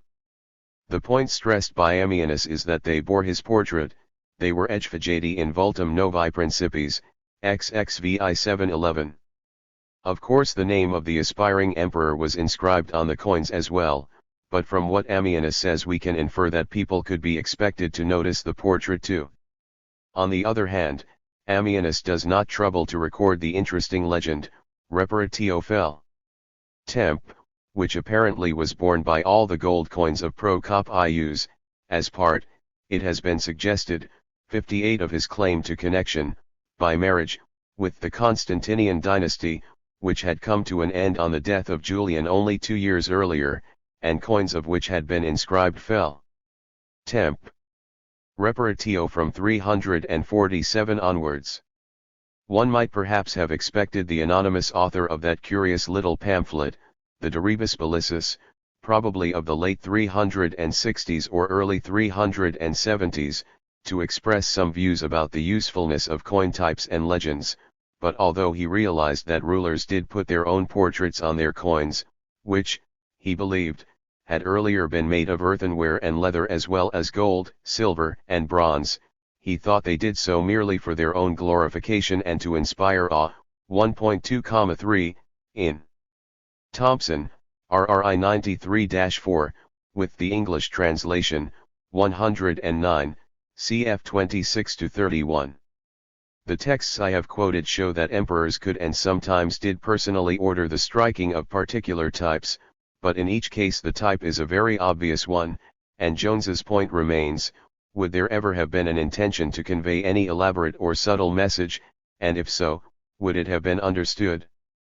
And above all, as I have pointed out, we can virtually never be sure whether a particular motif should be attributed to an emperor, rather than to the unknown official responsible for issuing the coin. ********************************* I have scarcely mentioned what I might call the theology of Roman imperial rule, a subject with which I must deal more briefly than it deserves. It is of course very relevant to the class struggle in the Roman Empire, because religious reinforcement of the emperor's position could and did strengthen the whole gigantic apparatus of coercion and exploitation. This topic divides neatly into two parts, the pagan and Christian empires. On the pagan side it is the so-called imperial cult which has usually been the center of attention. 59. It is hard to define the expression imperial cult otherwise than as the performance of acts of cult in honor of the emperors and sometimes their families. 60. This of course did involve some kind of religious worship, or at least the formal attribution of some kind of divinity to the person receiving cult, but what most people today would regard as the religious element was often negligible. For the benefit of those who know little of Roman history, I must just mention the well-known fact that although a Roman emperor was worshipped in his lifetime at lower levels, so to speak, by provincial assemblies, cities, bodies of all kinds, and individuals, he never became an official god of the Roman state until after his death, when the Senate might or might not grant him a state cult and the title of 6. 395 Divus, the deified. The course taken by the Senate would largely depend upon the attitude of the succeeding emperor. At the other extreme from deification, a dead emperor might suffer a damnatio memoriae, amounting to a general condemnation of his reign, a cancellation of his acts, the destruction of his statues, and the erasure of his name from public monuments. The eventual giving or withholding of divine honors, and the confirmation or cancellation of his acta, represented a kind of control over the emperor's behavior while he ruled. Insofar as he took such considerations into account, I would not rate them as having much independent weight with most emperors, who would anyway be much concerned that the Senate, as the representative organ of the imperial aristocracy, should regard them favorably. The imperial cult cannot be properly understood, at any rate in the Greek East, where it originated, without tracing it back, through the Hellenistic cults expressing gratitude to distinguished benefactors, right into the classical period. In 2.4 above I have remarked on the significance of the earliest certain case at present known to us of a cult by a Greek city of a living individual, that of Lysander at Samos in 404, a clear manifestation of political class struggle. Although of course it was kings above all who were in the best position to confer benefits, it is misleading, however convenient, to speak of the earlier cult of benefactors as ruler cult, and it took centuries for such C1JLT to become officially limited to one particular set of rulers, the Roman emperors. We must accept the fact that many of the earlier cults of benefactors, whether kings or not, were spontaneous expressions of gratitude.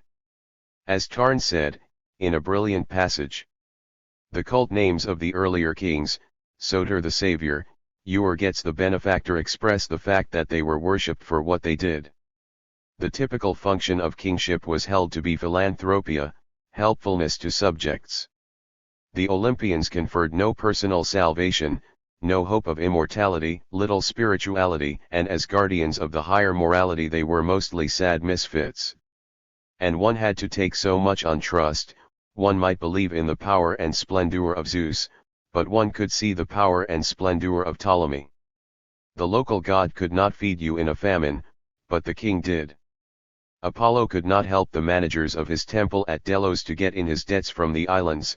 Ptolemy, when appealed to, sent his admiral, who got them in at once. Had not then a king powers denied to a god? So at least men thought, HC 349-55, at 53. On the other hand, men and women also knew well that in some of their predicaments, illness in particular, what they wanted was supernatural or magical assistance. In such cases they commonly directed their prayers not to even the most powerful king but to the appropriate deity or other superhuman figure. If we feel inclined to limit our use of terms such as religion, worship, piety to occasions on which the supernatural is involved, we shall agree with Arthur Darby Nock. The touchstone of piety in antiquity is the votive offering, made in recognition of supposed deliverance in some invisible manner from sickness or other peril.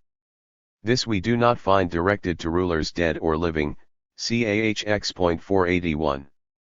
In AD 14, just before the death of Augustus, we hear that the crew and passengers of an Alexandrian ship which had just arrived at Puteoli approached the emperor in the white clothing and garlands that were appropriate for worship, burning incense to him and praising him extravagantly. It was 396. Through him they lived, through him they sailed the sea, through him they enjoyed their liberty and fortunes. Suet, Div August 98.2. As Habicht has observed 61, the Alexandrians were expressing their gratitude to the emperor for worldly benefits, such as being able to sail the seas and carry on trade in peace and security. In a storm, however, they would have appealed for help not to Augustus but to the Dioscuri, the twin gods often invoked by navigators in time of need. 62. In an able article published in 1957, Nock examined possible exceptions to his statement, quoted above, and showed that the few certain cases are very special ones. DJ equals error W 11.833-46. His generalization remains broadly true. Perhaps the incident that is most worth recalling here is the display of miraculous powers of healing by Vespasian at Alexandria in 70, a few months after he had been proclaimed emperor, the first of a new dynasty, by the legions of Egypt and Syria, but before he had gone to Rome. His miracles, described by Tacitus, Suetonius, and Dio Cassius 63, included the healing of a blind man, with the aid of spittle, a feature shared with some of the miracles of Jesus on 9.6, Mk 8.23, cf. 733. Vespasian himself was a rather reluctant performer, but his staff persuaded him. As Suetonius says, Vespasian had not yet proved himself as emperor and he still lacked prestige and the capacity to inspire awe. Auctoritas et quasi maestas quidam, Vesp 7.2. A miracle or two might therefore be a valuable demonstration of his qualities. But he was not acting entirely by his own power. The god Serapis had already given an indication that Vespasian could be expected to exercise miraculous gifts on his behalf, as Tacitus, History 4.81, and Suetonius say, and according to the doctors, when consulted, Vespasian had an opportunity of demonstrating that he was the chosen human instrument of the gods. 64. There are many other illustrations of the widespread occurrence in antiquity of events accepted as miracles. Many readers may particularly enjoy the Philopseudes of Lucian. 65. As early as the 3rd century BC, ruler cult had begun to be systematist and to lose much of its original spontaneity. Many Roman governors of provinces in the Greek area could aspire to receive cult, even, in Sicily, avers, see section 4 of this chapter. During the Principate the imperial cult was soon introduced into the West, where it had no such natural roots as in the Greek East, by the imperial government at the provincial level, and at lower levels mainly by the influence of Greeks and Greek cities. 66. Coins issued in the reign of Aurelian and later give the emperor the titles of Deus and Dominus, God and Lord. 67. But many scholars now realize that the imperial cult is not nearly as important as it used to be thought, at any rate as a religious rather than a political phenomenon. One of the main reasons for the inflated impression of the imperial cult in the minds of at any rate those who do not know the evidence for Roman history at first hand is the supposed importance of the worship of the emperors in the persecutions of the early Christians, but this notion is quite false and is now being generally abandoned. See my WEC 10, with 32 to 3 NN.2634 equals SAS, ed. Finley, 216 to 17, and most recently Miller, ICP, .67a. I shall try here only to show how Christian thinking on the subject of the emperor's role was anticipated, as in so many other matters, by pagan conceptions. Out of a mass of small pieces of evidence, not cohering into a single whole, and often, indeed, conflicting with each other, I shall select 3, 2, 6, 397 literary and 1 iconographic, combining to present the emperor as the viceroy on earth of the king of the gods. I have chosen these pieces because they all come from the reign of Trajan, 98 to 117, one of the few emperors who earned the enthusiastic approval of the Senate. Earlier, in the 90s, the poet Martial could speak of the emperor Domitian as Jupiter, or as our thunderer, an epithet assimilating him to Jupiter, and another poet, Statius, could make the Sibyl invoke Domitian as a god and say that Jupiter orders him to rule the happy earth on his behalf. 68 However, Domitian in his later years was an autocratic emperor, who, we are told, wished men to address him as Dominus et Deus, Lord, or Master, and God. 69 Flattery which might be regarded as untypical and, if not from Statius, insincere, when addressed to Domitian, can often be accepted as spontaneous and characteristic when its object is Trajan, the Optimus Princeps. My first piece of evidence is a literary passage in Latin already referred to in section V of this chapter, Pliny the Younger's notion of a delegation by Jupiter to Trajan of the task of performing his role towards the whole human race, Paneg. 80.5, cf 1.5 for Jupiter's choice of Trajan. The second is part of a speech delivered to Trajan in Greek by Dio Chrysostom, probably very close in time to Pliny's panegyric, one of 7 orations by Dio dealing with kingship, or tyranny or both. 70 Here we find the same basic idea as in Pliny, of a delegation of power to the ruler by the greatest of the gods, Zeus in this case, of course, and in a generalist form, referring however not to a particular ruler, or to any king whatever, but specifically to good kings, whose concern is the welfare of their subjects, 1.11 to 12. And finally, the same conception appears in the same reign in an official monument in Italy, the Arch of Beneventum, commissioned by the Roman Senate as a compliment to Trajan, CILS 296, and finished in the last years of his reign, between 114 and 117. I shall quote what a leading Roman archaeologist, I.A. Richmond, had to say in 1950 about the sculptures of the Arch of Trajan. Jupiter, the omnipotent protector of the Roman state, is shown preparing to hand his thunderbolt, the symbol of executive power, to Trajan himself. This awesome conception is not advanced at all in the form of a claim to identity with Jupiter. In the other half of the scene Trajan is shown as solemnly accompanied in his round of duties by the protector deities of the Roman state. The delegation of power is the declaration of confidence in Trajan by the supreme deity in a fashion which presents the Roman emperor as his vicegerent upon earth. A claim to divine right is thus transformed into a proclamation of divine recognition. 71 A Roman historian of the last generation from whom I have already quoted, M.P. Charlesworth, who apparently saw the object handed to Trajan by Jupiter as a globe 72 rather than a thunderbolt, also referred to the sculptures on the Arch of Beneventum as illustrating the father of the gods stretching out his right hand to give to Trajan the symbol of power, and he added, and that act is repeated on many coin issues. Sometimes the ruler receives the symbol of power from his deified father, sometimes from Jupiter himself, but there can be no doubt that he is the chosen of the gods, sent to care for things on earth by divine providentia, and he in turn exercises his providentia in various ways for the good of mankind, VRE 15 to 16. This, I suggest, is the particular form of pagan imperial theology which most nearly anticipates its Christian counterpart. It is mainly for this reason that 398. I have noticed it here, not because it was of any great significance in its own time, I do not think it was. 72. However, the concept of the reigning emperor as the chosen lieutenant of the gods, or of God, has one serious drawback, which does not apply when emperors in general are seen merely as enjoying divine support.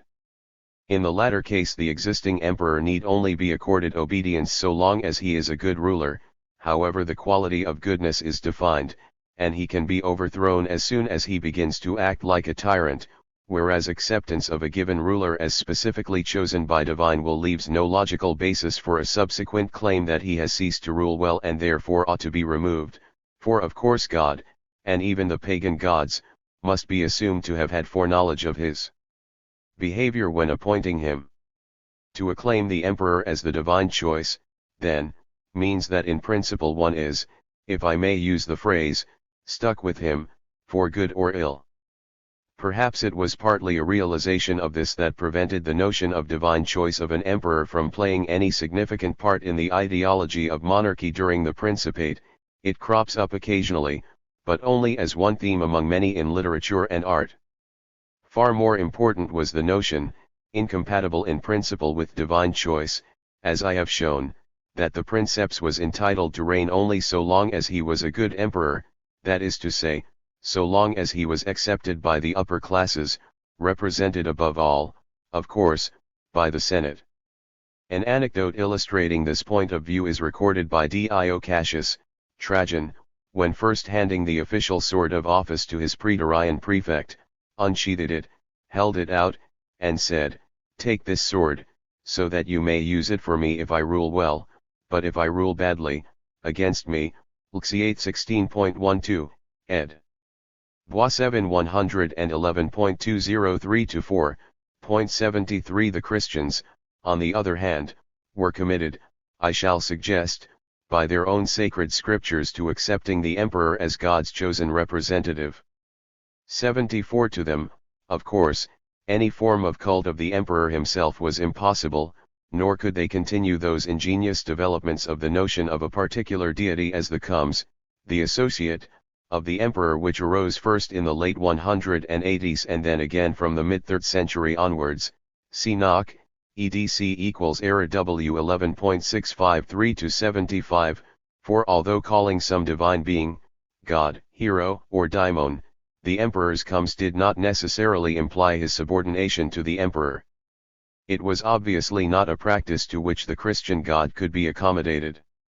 It was perfectly natural that the Christians should wish to find a theological justification for the new Christian monarchy of Constantine and his successors.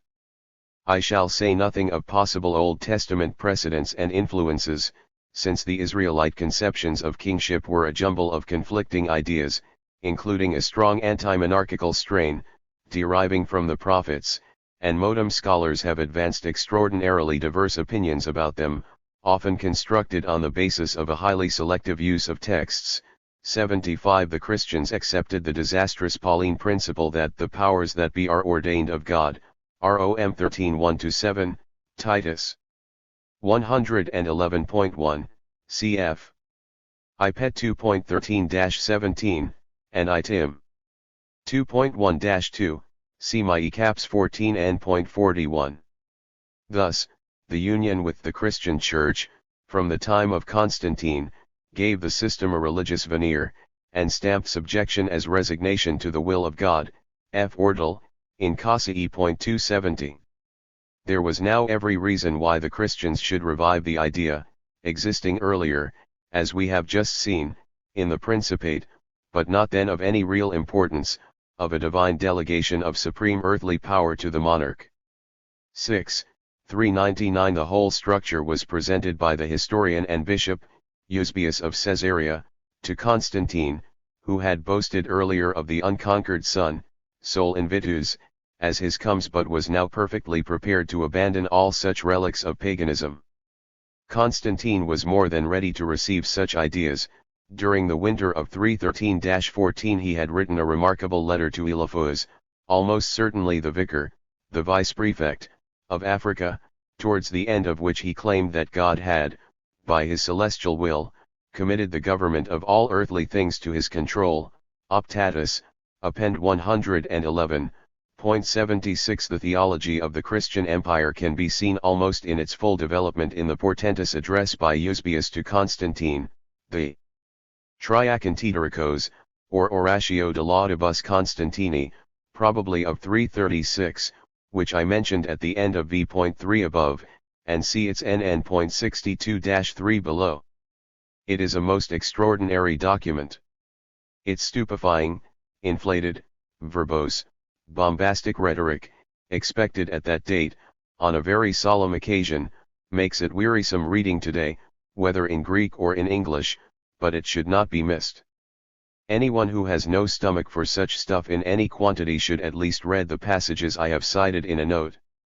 77. Here we find the emperor, as God's vicegerent, invested, mortal as he is, with a supernatural aura, by no means inferior to the lofty status to which pagan emperors had aspired by accepting cult themselves or associating themselves with gods in one way or another. The Christian emperors lost none of the majesty or authority of their pagan predecessors. Indeed, the imperial power now took on a deeper theological coloring than it had ever had in the Principate. As Knock has said, the climax of imperial dignity was reached under Christianity, EDC 105 equals error W 11.658. The Emperor Justinian, on December 15, 530, in the Constitution, beginning Deo Octari, giving instructions for the compilation of the Digest, opens by referring to himself as governing under the authority of God the empire delivered to us by the celestial majesty. 78. A particularly fascinating document emanating from the later Roman Empire, now displaying many of the characteristics we associate particularly with the developed Byzantine Empire, is the poem in praise of Justinian's successor, Justin II, in Laudum Iustini Augusti Minoris 79, describing the inauguration of Justin in November 565 and written within a year or two of that event by Flavius Cresconius Corippus, who was himself present in Constantinople at the time. This is worth more than an incidental mention, especially as the poem and its author are not to be found in the Pudrologies or in such works as the Oxford Classical Dictionary II and the Oxford Dictionary of the Christian Church II, or even, perhaps because Corippus wrote in Latin, in Dvornik's massive early Christian and Byzantine political philosophy, mentioned near the beginning of this section.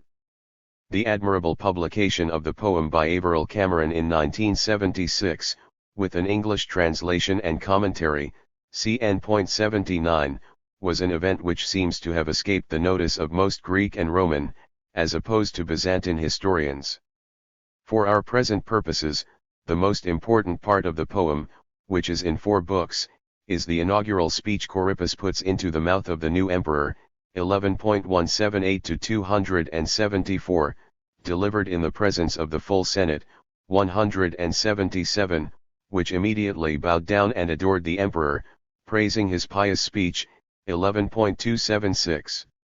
The emperor begins by emphasizing the God-given character of his rule, 178-85, and he then develops an elaborate symbolism, uniting emperor, senate, and people in a single body, while preserving of course their 400 hierarchical order, by referring to the emperor as the head, the caput, of the body politic, 197-200, 205, 214, the senators as its breast and arms, 200-16, the proxima membra, pectus and brachia, and the mass of people, the plebes, as the feet and minor parts, pedes et membra minora, 216-18. A delightful touch follows, to round off the idyllic picture. The imperial treasury, the fiscus, is the belly, which nourishes the body, ventura lit corpus, 249-51. Later in the same book there is a curious and unique passage in which Corippus actually speaks of the emperor who conducts himself properly as a deus, a god, 422-5. This passage is immediately followed by 2 lines, 427-8, declaring that Christ has given all power to the lords of the earth, the terrarum domini, the emperors are meant, Christ is omnipotent, and the emperor is his very image, il est omnipotens, hi omnipotentus imago. Justin was to reinforce the symbolism by his construction inside the palace of a new golden chamber, chrysotriclinos, for ceremonial use, with the emperor's throne placed beneath a mosaic of Christ enthroned 80, thus visibly emphasizing his role as God's vicegerent, which, as we have seen, was first set out explicitly by Eusebius but was implicit in St. Paul's maxim that the powers that be are ordained of God. Thus, near the end of the period with which this book is concerned, in the second half of the 6th century, and in the 7th, there occurred, as I said near the beginning of this section, a further exaltation of the emperor. This is not difficult to explain. Greater burdens than ever were being imposed upon the Byzantines by the enormous military efforts demanded of them by Justinian and his successors, which nevertheless led to a series of disasters, culminating in the subjugation by the Persians during the first 3 decades of the 7th century of Mesopotamia and parts of Syria and Egypt, and although Heraclius seemed to have restored the situation by 630, the year in which he triumphantly returned to Jerusalem, the true cross, now recaptured from the Persians, the greatest disasters that had ever befallen the Eastern Empire were now to take place, in the form of the Arab conquests, for which see 8.3 below. Throughout this period the rulers of the empire realized that the greatest possible amount of cohesion would be needed to survive the continuing enmity of Persia and the assaults of barbarians from all directions, and they felt that their survival depended upon divine help. The emperors, through whom if through mortals at all God's aid might be expected to manifest itself, and who alone could unify the Ramaioi, as the Byzantines called themselves, were naturally impelled to increase their own dominance by every available means, and the upper classes had no reason to do other than assist in this process, now that their own privileged position was in grave danger from barbaroi on all sides. We must see the aggrandizement of the emperor as only one among many elements, political, religious, ceremonial, liturgical, iconographic and others 81, designed to secure the cohesion of the empire and the aid of the Almighty. One very significant feature was the marked growth in the cult of icons and relics, and in particular the cult at Constantinople of the Virgin, the Theotokos, the Mother of God, whose robe and girdle, relics in which inestimable value and power were believed to reside, had been acquired by the city in the 5th century, see Baines, BADE 240-60, and who appears in the early 7th century as above all the principal channel of intercession with God. Her intervention was believed to have saved Constantinople from the Avars in 619 and most conspicuously on 6/401, the occasion of the menacing attack by Avars and Persians in 626, in the absence of the Emperor Heraclius, when the Virgin herself was thought to have made a personal appearance, sword in hand, in front of the church dedicated to her at Blackemy, far up the Golden Horn. 82 The emperors took their full share in this growth of piety and superstition. 83 And there seems to be no evidence that the educated, in this universally credulous age, were overborne, as some have supposed, by a wave of popular feeling from below. Indeed, the upper classes, if anything, led the way. 84 Alan Cameron has well demonstrated how, from the late 6th century onwards and especially in the reign of Heraclius in the first half of the 7th, the circus factions, the Blues and the Greens, were given an increasingly important role in imperial ceremonial, cf 249-70, 298. We must see this as a very positive effort towards social integration. 85 Similarly, the emperors had much to gain in terms of social control from formalizing the cult of the Theotokos and transforming it into a special guarantee of safety for the city, and we may see the whole process as an attempt by the governing class to impose control. 86 Through the use of appropriate and meaningful ritual and symbolism. The lower classes always obediently followed the leadership of their bishops in religious matters, cf 7v below.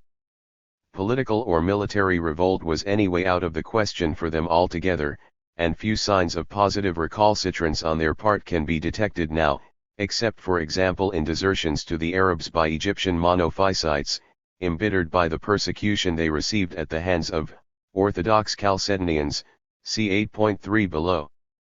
In their enthusiastic reaction to the coming to power of a line of Christian emperors from Constantine onwards, Eusebius and many of his fellow bishops saw no need to limit the delegation of divine authority on earth to a good emperor, as even Dio Chrysostom had done, see above, so confident were they that they could commit themselves completely to Constantine. Perhaps at first they simply took it for granted, if they thought about the matter at all, that the emperors would continue to be God's men. Their whole theory of divine choice, however, going back, as I have shown, to St. Paul, necessitated their acceptance of the monarch, if not as God's reward to them, then as the instrument of God's will, working usefully in its customarily mysterious way for their improvement through chastisement. 87. I cannot enter here into the various arguments they devised to give themselves a free hand in strictly religious matters against emperors who in their eyes were not carrying out the will of God. The emperors repaid their bishops' loyalty by condemning and persecuting heretics and schismatics, and in AD 545, by his novel Third-WORLDISM, Justinian went so far as to give the force of law to the canons of the 4 general councils of the Church that had already taken place and were recognized by the Catholics as ecumenical: Nicaea, 325, Constantinople I, 381, Ephesus I, 431, Chalcedon, 451.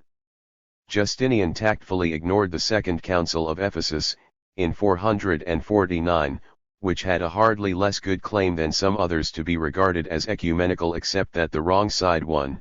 It has come to be known as the Latrocinium or Robber Synod. Cf. what I say below about the Council of Chalcedon.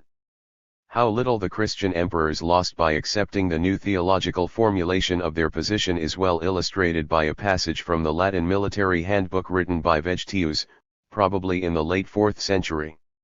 He 402. Reveals that soldiers on recruitment swore, if may first translate literally, by God and Christ and the Holy Spirit, and the Emperor's Majesty, which, by God's will, ought to be beloved and venerated by the human race, and he adds, for when the Emperor receives the name of Augustus, faithful devotion must be given to him, as if to a deity present in the flesh, tamcum presenti et corporali Deo. For the civilian or the soldier serves God when he loves faithfully him who reigns with God's authority. 11.5. There is one other strain in the ideology of monarchy in antiquity that deserves a brief mention here, not because it is of any real importance in itself, but because some scholars have recently brought it into the foreground and have invested it with a significance which in reality it did not acquire until the High Middle Ages. One refer to the notion of the wise and good king as nomos empsychos, lex animata, law endowed with a soul, living law. 88. As early as the 4th century BC, Xenophon had recorded the view that the good ruler was law endowed with the power of sight, blapon nomos, seeing law, sirop. 8.I.22. Aristotle spoke of the cultivated and free man as a law unto himself, and 4.8, 112 31-2, and in the Politics he said that if there were a man so vastly superior to all the rest as to be beyond comparison with them, he could be likened to a god among men and not subject to any law. Such men indeed are law themselves. 111.13, 1284 3-14, cf 17, 1288 15-19. The concept of the good king as nomos empsychos certainly emerged during the Hellenistic period, for Musonius Rufus, the Stoic philosopher of the second half of the 1st century of the Christian era, could refer to this notion as held by the men of old, hoipa/aioi, but the earliest certain appearance of the phrase in surviving Greek literature may be the one in Philo, De Vita Moses 11.4, early 1st century. The expression crops up only occasionally in the Principate and later Empire, and it is absent from the Triacan Tetericos of Eusebius, but it did not disappear in the Christian Empire, and we find it, for example, in the legislation of Justinian, who could speak in 537 of his own monarchy as nomos empsychos, November. CV.2.4.89. And now, in all seriousness, this is the direct gift of God. Anyone who wishes to read English translations of some relevant passages in Plutarch, Musonius, Diogenes, and Themistius will find them in Barker, AC 309-10, 365, 378. To the Byzantines the emperor's autocracy was, in the words of the 7th century poet laureate George of Pisidia, a theostericton kratos, a power whose foundation is God himself. See Baines, BSOE 32-5, 57-8, cf 168-72. Such statements are not necessarily the product of anything that deserves to be dignified with the title of political thought. Norman Baines believed that to say there is no discussion of political theory by the Byzantines is a misapprehension, and that Byzantine literature is interpenetrated by political thought, i.e. by the theory of East Roman monarchy, BSOE 32. This seems to me to take the stuff too seriously. George's Frey, How Fair a Rule is Monarchy with God for Guide, is a representative specimen of it, Ibid 58, cf 34-5 and n.25. **************** When only one supreme figure remained in the Greco-Roman world, the accretion of unchallengeable prerogatives in his hands proceeded inexorably. In the Christian Empire, apart from armed revolt, the only possible challenge to his authority that he might need to take seriously was an appeal over his head to 403 that God whose viceroy on earth he was, and this kind of challenge was confined to religious matters.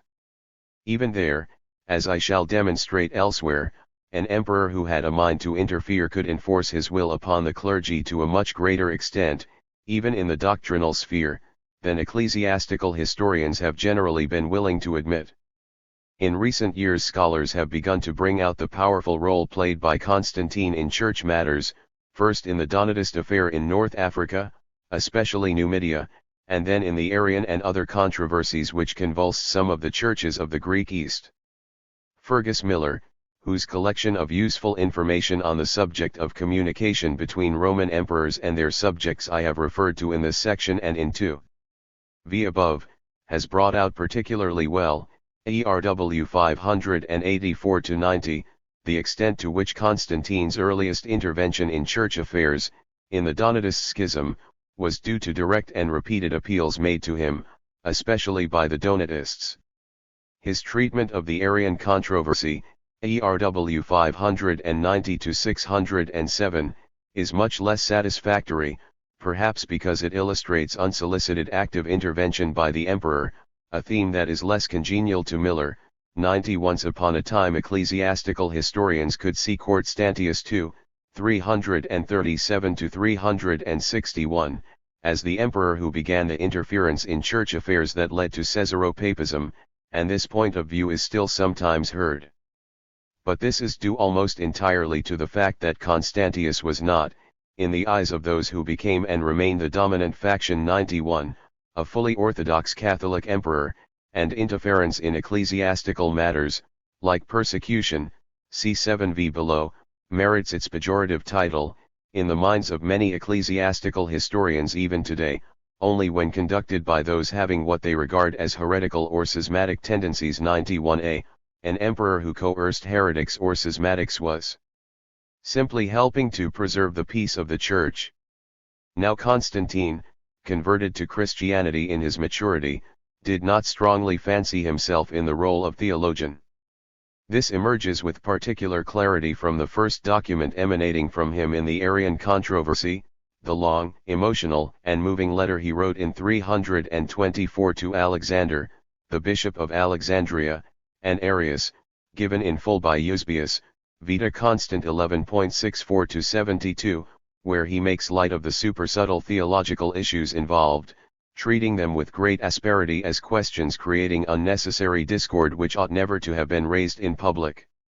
Constantine was mainly prepared to let the bishops decide doctrine, but when a strong majority opinion emerged, or, as at the Council of Nicaea, seemed to him to be emerging, he was eager to support it powerfully, in pursuance of his fixed and overriding determination to secure peace and harmony, 92 and if necessary, as at Nicaea, to punish dissident clergy with exile. 93 All subsequent emperors were brought up as Christians, and some of them had strong theological views of their own, which they were sometimes prepared to force upon the churches. Above all, since it was the emperor who decided whether, when and where to summon a general council of the church and, a vital point, who should preside over it, an emperor who wished to do so could sometimes stack the cards decisively against ecclesiastical opponents and assert his will to a large degree even in doctrinal matters. This appears with startling clarity in the proceedings of the Council of Chalcedon in 451. Those who have innocently accepted statements in such standard works as Altinus Patrologi, and even the first edition, 1958, of the Oxford Dictionary of 404. The Christian Ch. H. 94 to the effect that it was papal legates who presided over the Council of Chalcedon will need to be told that this is a gross misrepresentation of the true situation, and that in fact the council was presided over by an extraordinarily high-powered lay commission of important imperial officials and distinguished senators, almost all both gloriosissimi and magnificentissimi, appointed by the Emperor Marcian himself, who thus ensured in advance that its decisions would be in accordance with his own will and that of the influential Empress Pulcheria, both of whom happened to be orthodox.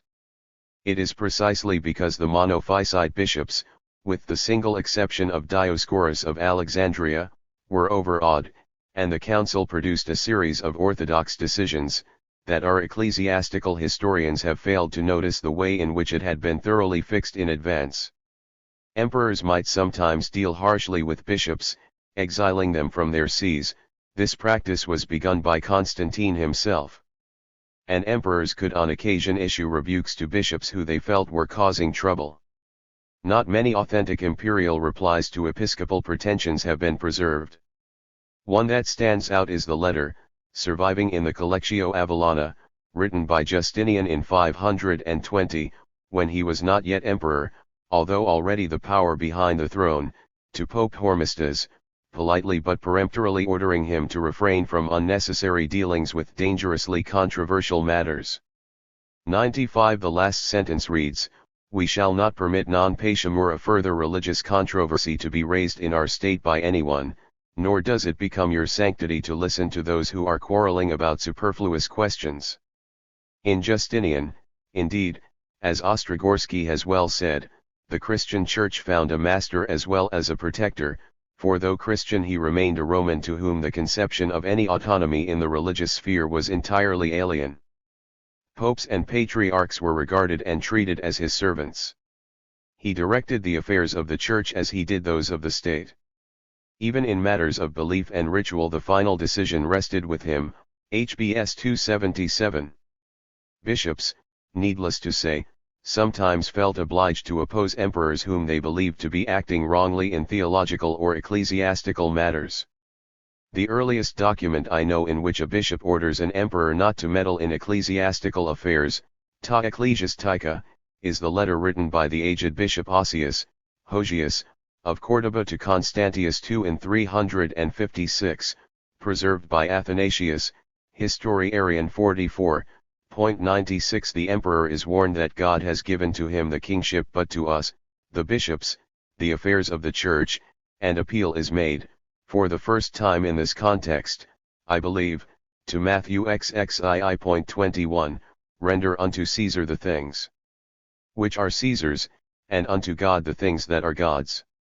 I cannot see this, with friend, EC 165, as in any sense the first statement of the Western theory of the two swords. As far as I know, this theory was only just beginning to emerge in the works of Peter Damian in the 11th century, Serm 69, CFEP 49, and did not achieve its definitive expression until the bull, Unam Sanctam, of Boniface VIII in 1302. Where both swords, the Remparalis or Materialis Gladius as well as the Spiritualis, are seen as ultimately under the control of the Church, itself ruled monarchically by the Pope. The nearest expression of opinion that I know to this in the early Christian centuries is the letter of Pope Gelasius I to the Emperor Anastasius I in 494, where the world is said to be ruled principally by the auctoritas sacrata of priests and the regalis. 6.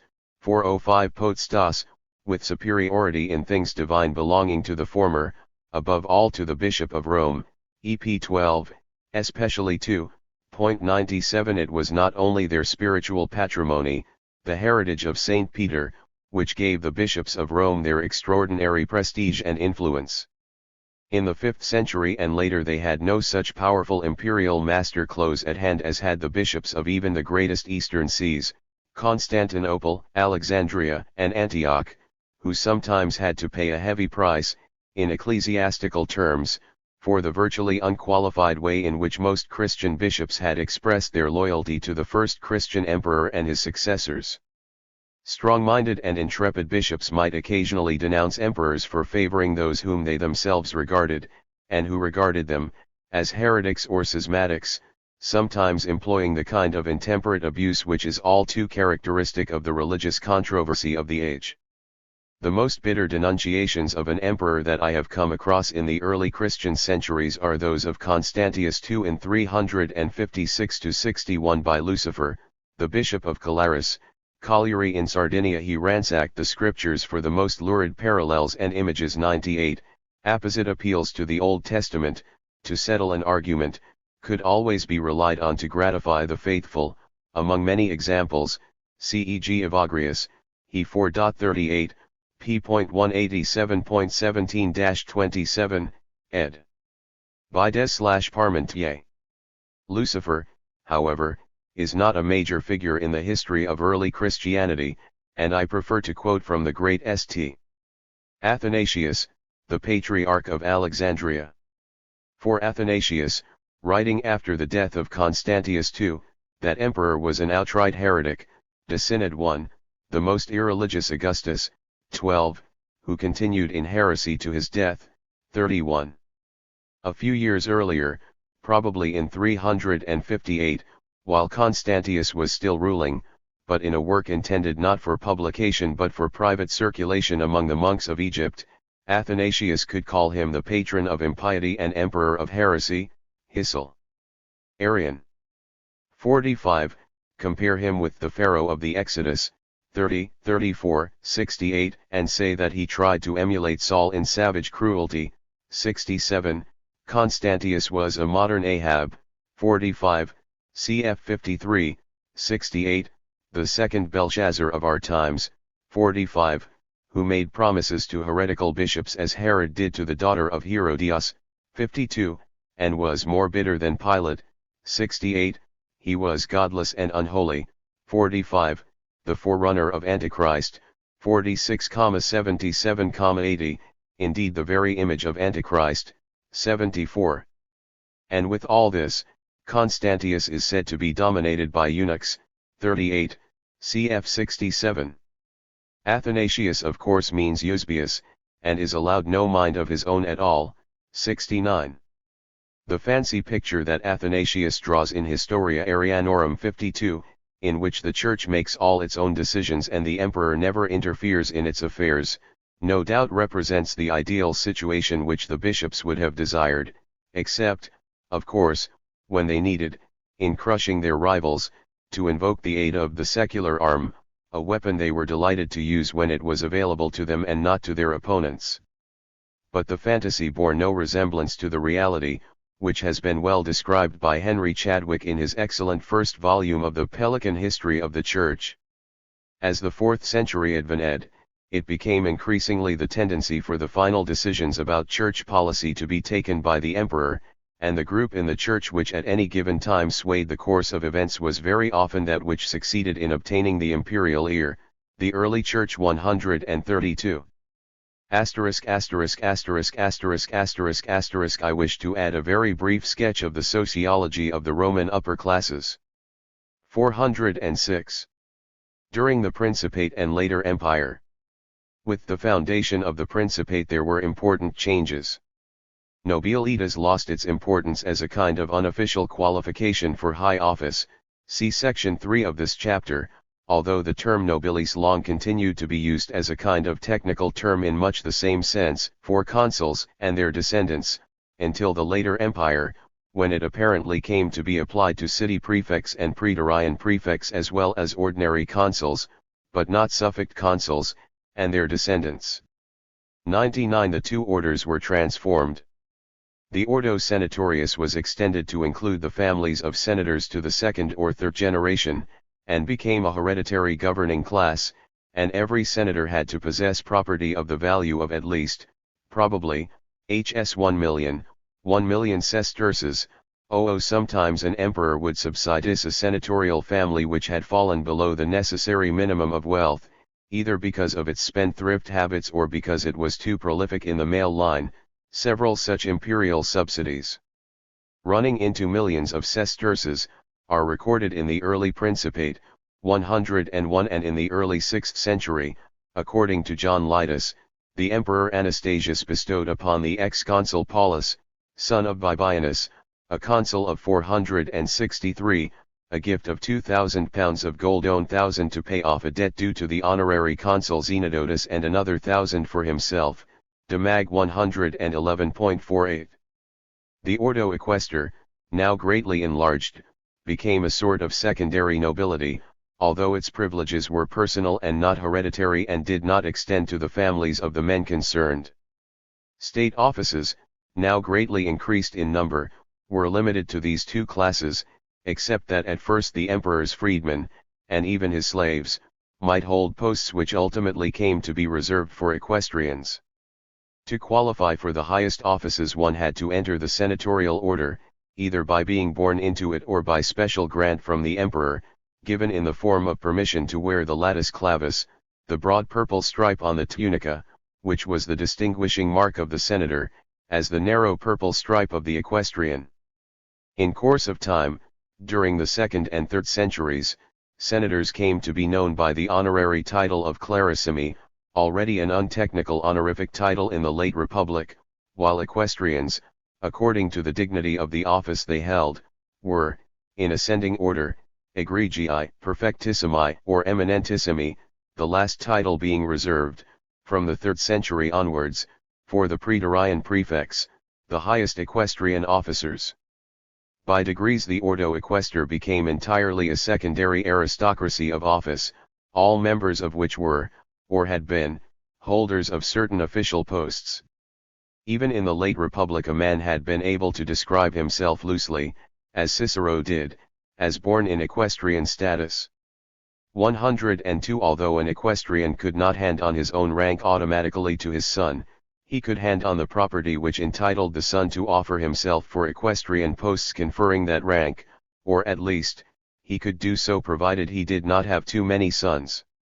The division of a census equestris of precisely Hs 400,000 between two brothers is amusingly dealt with in one of Martial's poems. Do you think two can sit on one horse? He asks derisively, v. 38.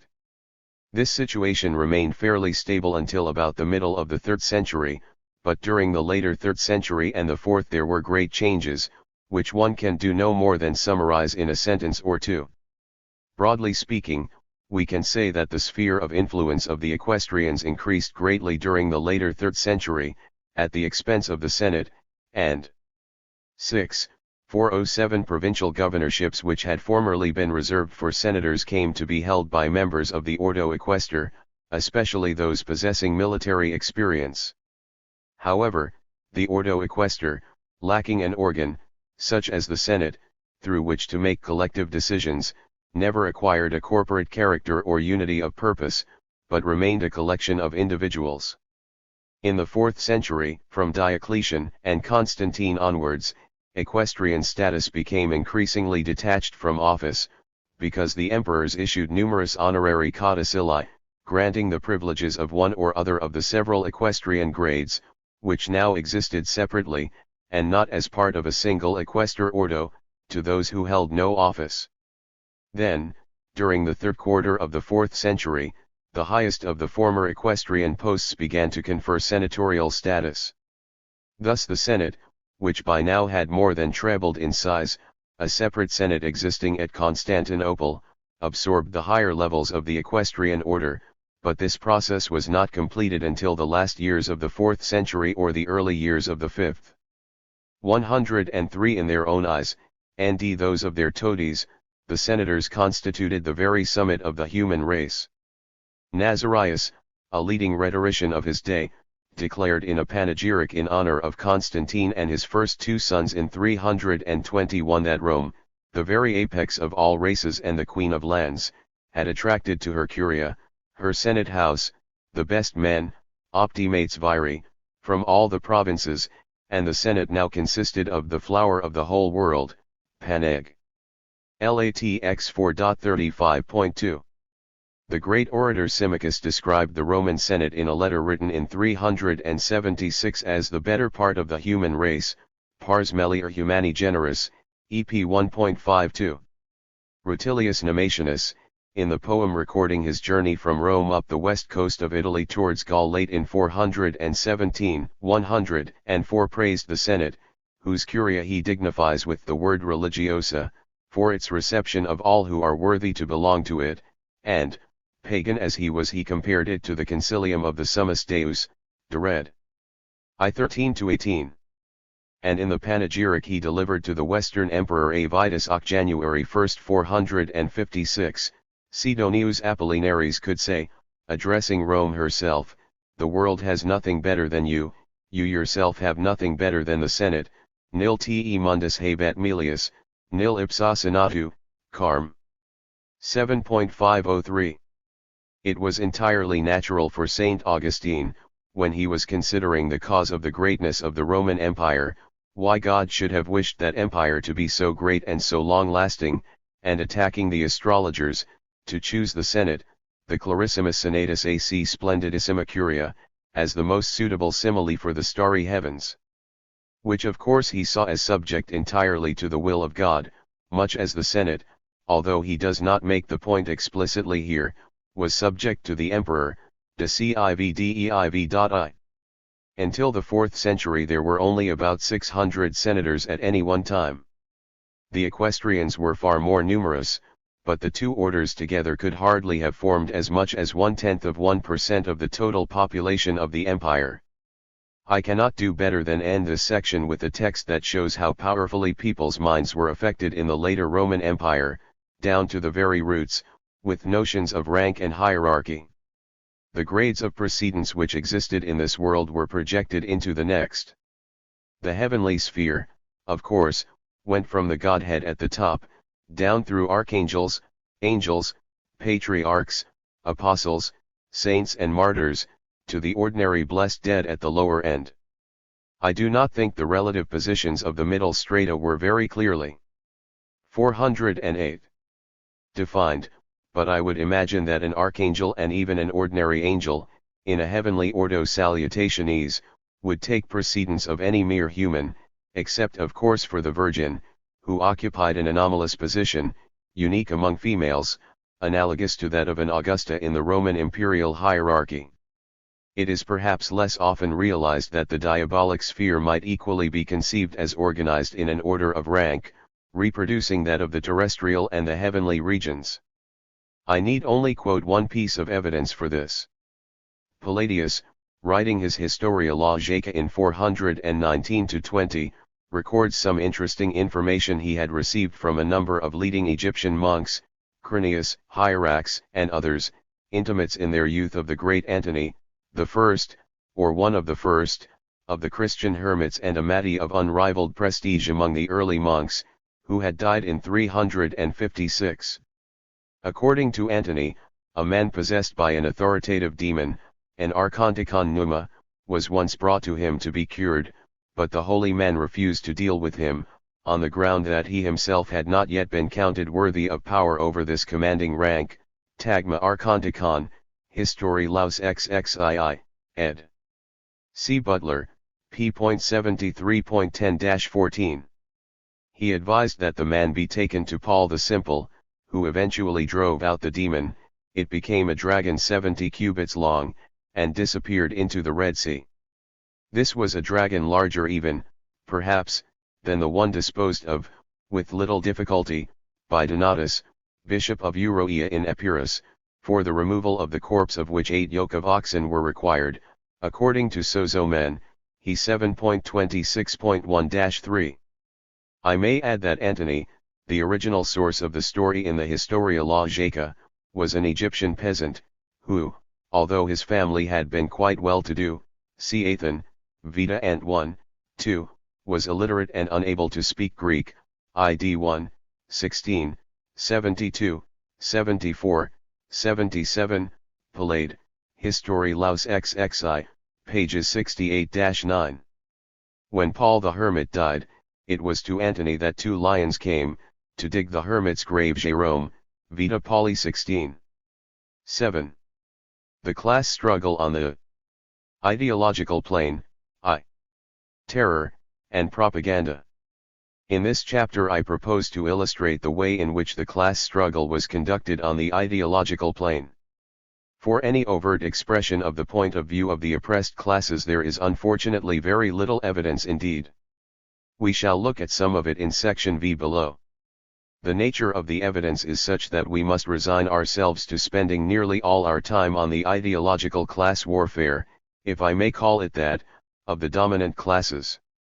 I shall waste little time on the simplest form of psychological propaganda, which merely teaches the governed that they have no real option anyway but to submit.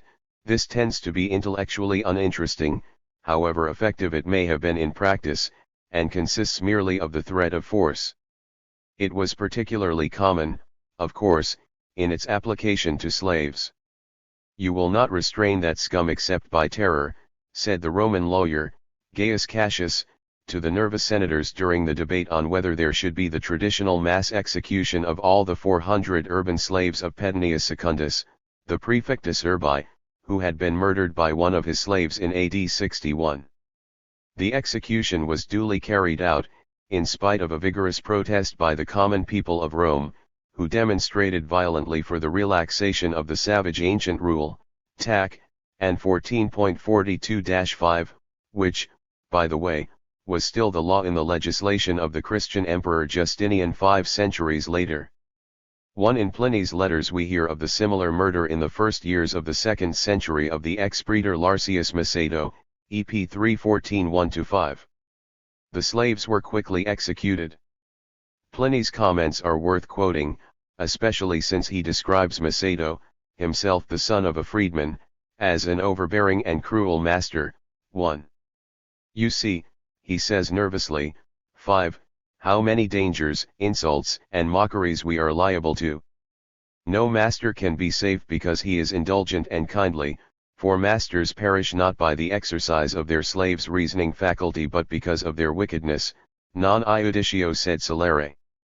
There are other indications in the literature of the Principate that slave owners lived in perpetual fear of their slaves, c.e.g. G. Finn, Seneca 267, citing Senior, Declam. Lziv.1 etc. The latest literary reference I have come across to masters' fear of being murdered and robbed by their slaves is in one of St. Augustine's sermons, in the early 5th century, Serm. Xel 4, in MPL 30 650. Slave revolts, of course, were mercilessly punished. We hear from Appian, BC 1.120, of the crucifixion of the 6,000 captured followers of Spartacus along the Via Appia from Rome to Capua, on the suppression of the Great Revolt of BC 73-71. To avoid such a fate, rebellious. 410. Slaves often either fought to the death or killed each other. 2. In case it is objected, quite rightly, that such cruelties were Roman rather than Greek, let me emphasize the way in which the Greek geographer Strabo deals with the Spanish Celt Iberians, who, on being captured and crucified by the Romans, still Epaionizan, went on shouting for victory from the cross. This, to Strabo, was merely another proof of their apanoia and agrieties, their senselessness and savagery. 3.4.18, p.165. However, I must admit that Strabo's mind had been thoroughly infected with admiration of Roman imperialism, CEG 6.4.2 Finn, p.288, 17.3.24 in it, p.839. The passage I have just quoted reminds one of another, in Sallust, where the admitted heroism and steadfastness of the revolutionaries who followed Catiline to their deaths in 63 BC is seen only as evidence of their pig-headedness and their urge to destroy both themselves and the state, amounting to a disease like a plague which had usurped the minds of most citizens, Cat 36.4-5.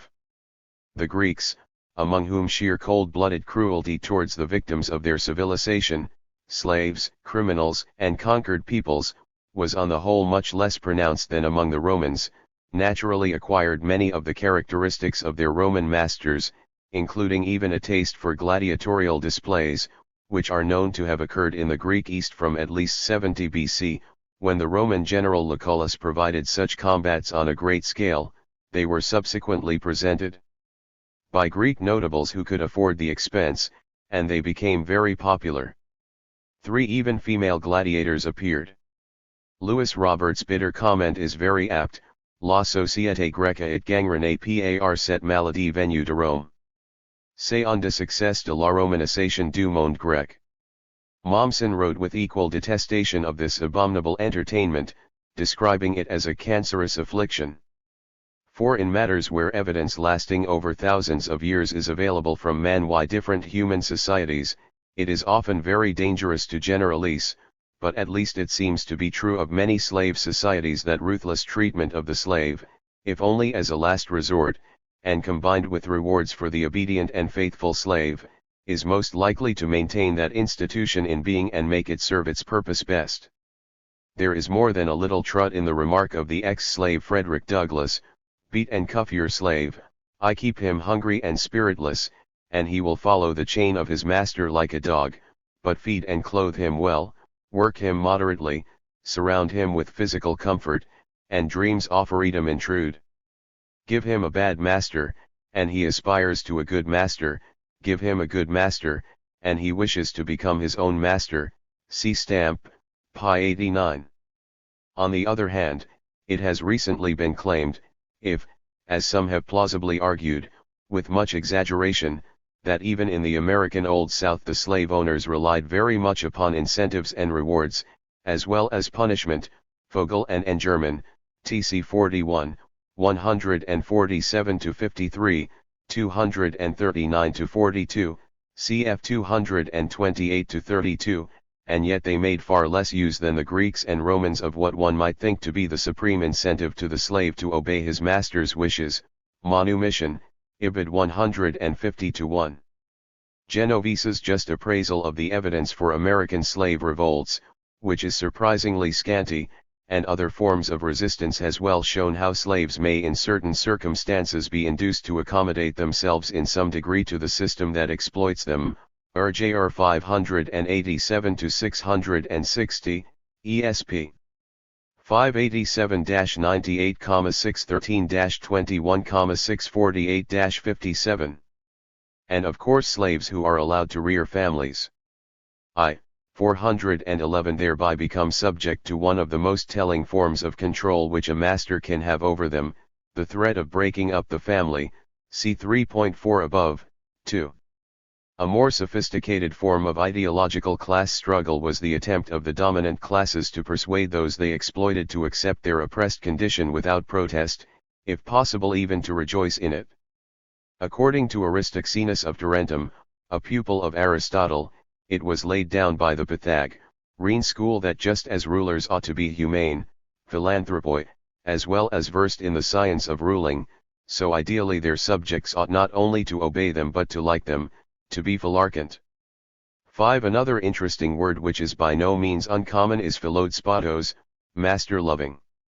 In the archaic age the aristocratic poet Theonis believed that if you kick the empty-headed demos, the mass of the people, hard enough you can reduce it to that desirable condition.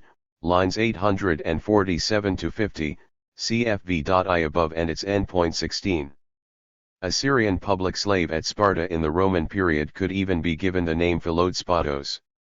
6. An essential function of the ideology of a ruling class is to present to itself and to those it rules a coherent worldview that is sufficiently flexible, comprehensive, and mediatory to convince the subordinate classes of the justice of its hegemony. 7. Governing classes have often been successful in achieving this aim. As Rodney Hilton has said, for the most part, in so far as one has evidence at all, the ruling ideas of medieval peasants seem to have been the ideas of the rulers of society as transmitted to them in innumerable sermons about the duties and the characteristic sins of the various orders of society. Epilma 16. Those who disapprove of the techniques I am referring to may call them brainwashing. Those who employ them will reject such terms with righteous indignation and may prefer to speak of a process of enlightenment by which those who serve the community in a humble capacity are enabled to achieve a more profound understanding of social reality. Those of us who teach in universities often think in such terms, for a university, in a class society like ours, is among other things a place where the governing class seeks to propagate and perpetuate its ideology. The most common form of the type of propaganda we are considering is that which seeks to persuade the poor that they are not really fitted to rule and that this is much better left to their betters, the best people, hoi beltistoi, as Greek gentlemen like to call themselves, those who have been trained for the job and have the leisure to devote themselves thoroughly to it. In the ancient Greek world this demand is sometimes made quite unashamedly on behalf of the propertied class as such. 8. Sometimes it is limited to an even smaller circle. Of this tendency there are two outstanding examples. First, there is the claim made by aristocrats that the essential qualification for ruling is noble birth, of which property is of course an inevitable accompaniment, see 2.4 and its N.5. Of this kind of mentality we have already noted some examples, from Theonis in particular, cv.I above. Secondly, when government by a dynastia of one or more well-born families had become almost extinct over a large part of the Greek world, we begin to find the assertion, familiar to everyone from Plato above all, that ruling should be the prerogative of those who have the right kind of intellectual equipment and have received a proper philosophical education. In practice, needless to say, virtually all such men would be members of the propertied class. Plato would no doubt have denied, as many of his modern admirers have done, that he was advocating oligarchy according to the normal 412 meaning of that term, which he knew very well, cf 2.4 above, but this is true only in the sense that he did not wish access to political power to be given to the whole propertied class as such. In Laws v 742e, 743 AC he first declares, in a rather qualified way, that a man cannot be both good and very rich, and then goes on to say explicitly that anyone who is outstandingly rich cannot be outstandingly good, and cannot be happy either. Plato himself, of course, was not one of the richest Athenians. In fact, Plato would have entrusted all political power to those men who were in his opinion intellectually qualified for ruling and had received a full philosophical education, and such men would necessarily have to belong to the propertied class. For Plato, any kind of work that interfered with the leisure necessary for the practice of the art of government was a disqualification for membership of his governing class. This is true both of the ideal state pictured in the Republic and of the second best state described in the Laws, and also of the more theoretical discussion of the art of ruling in the Politicus, or Statesman. Point 9. The notion that manual work, because it weakens the body, as Greek gentlemen evidently supposed, therefore weakens the mind, may have been a commonplace of the Socratic circle. It is very clearly expressed in Xenophon, Econ. 4.2, and there is no reason to think that it was invented by Plato. But Plato has this conception in an intensified form. For him, manual work can actively degrade the mind. This comes out very well in a fascinating passage in the Republic, 6.495 c6a, describing the fearful consequences which are likely to follow if unworthy interlopers meddle with such high affairs as philosophy, and therefore government, reserved by Plato for gentlemen philosophers. Unpleasant as it is from beginning to end, this is a dazzling piece of invective. Plato thinks it deplorable when any poor creature who has proved his cleverness in some mechanical craft sees here an opening for a pretentious display of high-sounding words and is glad to break out of the prison of his paltry trade and take sanctuary in the shrine of philosophy. For as compared with other occupations, philosophy, even in its present case, still enjoys a higher prestige, enough to attract a multitude of stunted natures, whose souls a life of drudgery has warped and maimed no less surely than their sedentary crafts have disfigured their bodies. For all the world they are like some bald-headed little tinker, chocos philocros kais micros, who, having come into some money, has just got out of prison, had a good wash at the baths, and dressed himself up as a bridegroom, ready to marry his master's daughter, who has been left poor and friendless. Could the issue of such a match ever be anything but contemptible bastards? And, by the same token, what sort of ideas and opinions will be begotten of the misalliance of philosophy with men incapable of culture? Not any true-born child of wisdom, the only right name for them will be sophistry. I have made use of Comford's translation. It was of course the development of Greek democracy, especially in its Athenian form, where it depended very much on bald-headed little tinkers and their like, that impelled Plato, an arch-enemy of democracy, to launch this tirade against the sort of person on whom it was so dependent. But Plato was well aware of the realities of the political class struggle of his own day. He knew only too well that, as he says in the Republic, 4.422e3a, there was in each Greek city a basic division into two groups, hostile, polemia, to each other, the one of the poor, the other of the rich, cf 2.4 above. The two states he depicts in the Republic and the laws were both designed, among other ends, to overcome this fundamental disunity. 413 The physical defects Plato attributes to his tinker remind one irresistibly of the earliest portrait which we have in Greek, and perhaps in any language, of the popular agitator, that of Thersites, who dares to speak out against King Agamemnon in the assembly of the Greek army besieging Troy, in Book 2 of the Iliad, lines 211-78.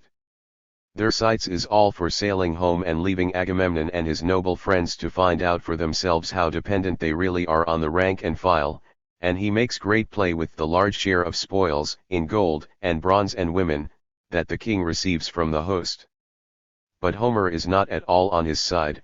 He represents the bulk of the army, Hephaestus, line 278, as disapproving strongly of his seditious speech and as breaking into applause and laughter when the great Odysseus thumps him on the back and shoulders with his golden scepter and makes him subside weeping into his seat, lines 265-78. And Homer has carefully caricatured this proto-demagogue. He describes Thersites not merely as an irrepressible man who, when he felt inclined to bait his royal masters, was never at a loss for some vulgar quip, empty and scurrilous indeed, but well calculated to amuse the troops, but also as the ugliest man that had come to Troy. He had a game foot and was bandy-legged, his rounded shoulders almost met across his chest, and above them rose an egg-shaped head, which sprouted a few short hairs. I have used reused translation of lines 212-19. I might add that the aristocratic society for which the Homeric poems were composed would have regarded Odysseus' brutal treatment of Thersites as perfectly right and proper, and characteristic of a great man. A little earlier in the same book of the Iliad, 11.188-206, we FMD the same hero's courteous behavior to chieftains and leading men contrasted with his violence and contumely towards commoners, men of the demos, who ventured to take independent action. Such men he bludgeoned and abused, admonishing them to shut up and defer to their betters. The speech Homer gives him ends with the famous words, "A multitude of chieftains is no good thing, let there be one lord, one ruler," lines 204-5. There is much other material of this kind which I wish I had space to quote, notably from Aristophanes, cf. my OPW 355 ff. There is even a passage in Jewish literature which, under the influence of Hellenistic thought, asserts, in terms which would have warmed the hearts of Plato and Aristotle, that only the man who has leisure can achieve wisdom. The agricultural worker, the carpenter, the seal maker, the smith and the potter, whose pursuits are admittedly essential for civilized life, are unfit to participate in public deliberation or exercise judicial functions. The whole passage, Iclas 38.24-34, is well worth reading. I shall content myself with just two more pieces of anti-democratic propaganda.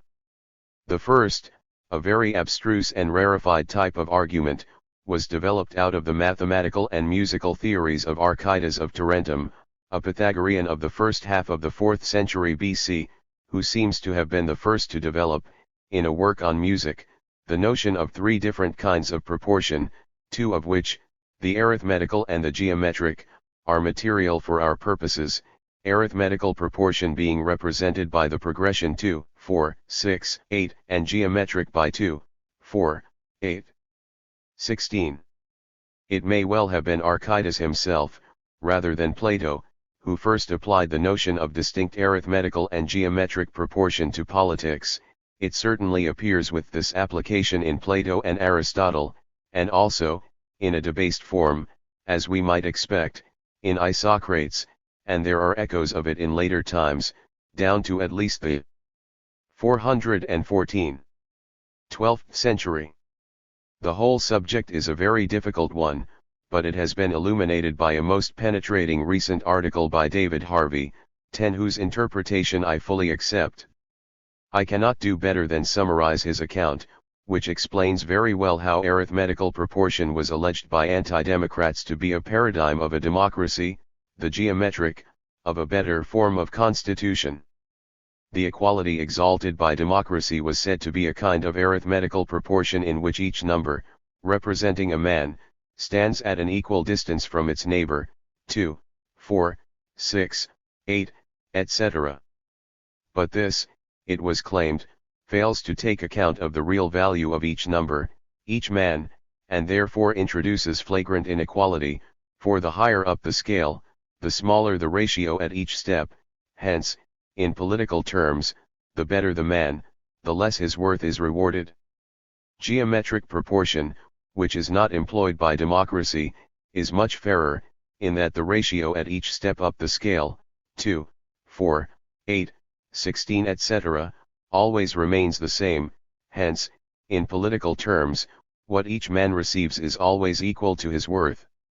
I am afraid that the theory stated thus baldly and without the complicated intellectual scaffolding which surrounds it in Plato and Aristotle looks even feebler than it really is, but Harvey is certainly right in his judgment that the whole construction is essentially a subtle attempt to avoid an honest statement of the real oligarchic belief that inequality is a splendid thing, by substituting a statement of the form, inequality is true equality. So flawed is the very basis of the argument that I do not think it is unfair to quote an unintentionally comic version of it in Plutarch, Mor 719 BC equals quaest conviv. VIIL.2.2. Lycurgus expelled from Sparta arithmetical proportion, as being democratic and favorable to the rabble, oklikos, and introduced geometric proportion, which is suited to sober oligarchy and law-abiding kingship. For the former distributes equality in numbers, while the latter distributes what a man deserves. By proportion, it does not mix up everything together, but it makes a clear distinction between good men and bad. They get what befits them in accordance with how much they differ in virtue and vice. God applies this proportion to things, it is called justice and nemesis.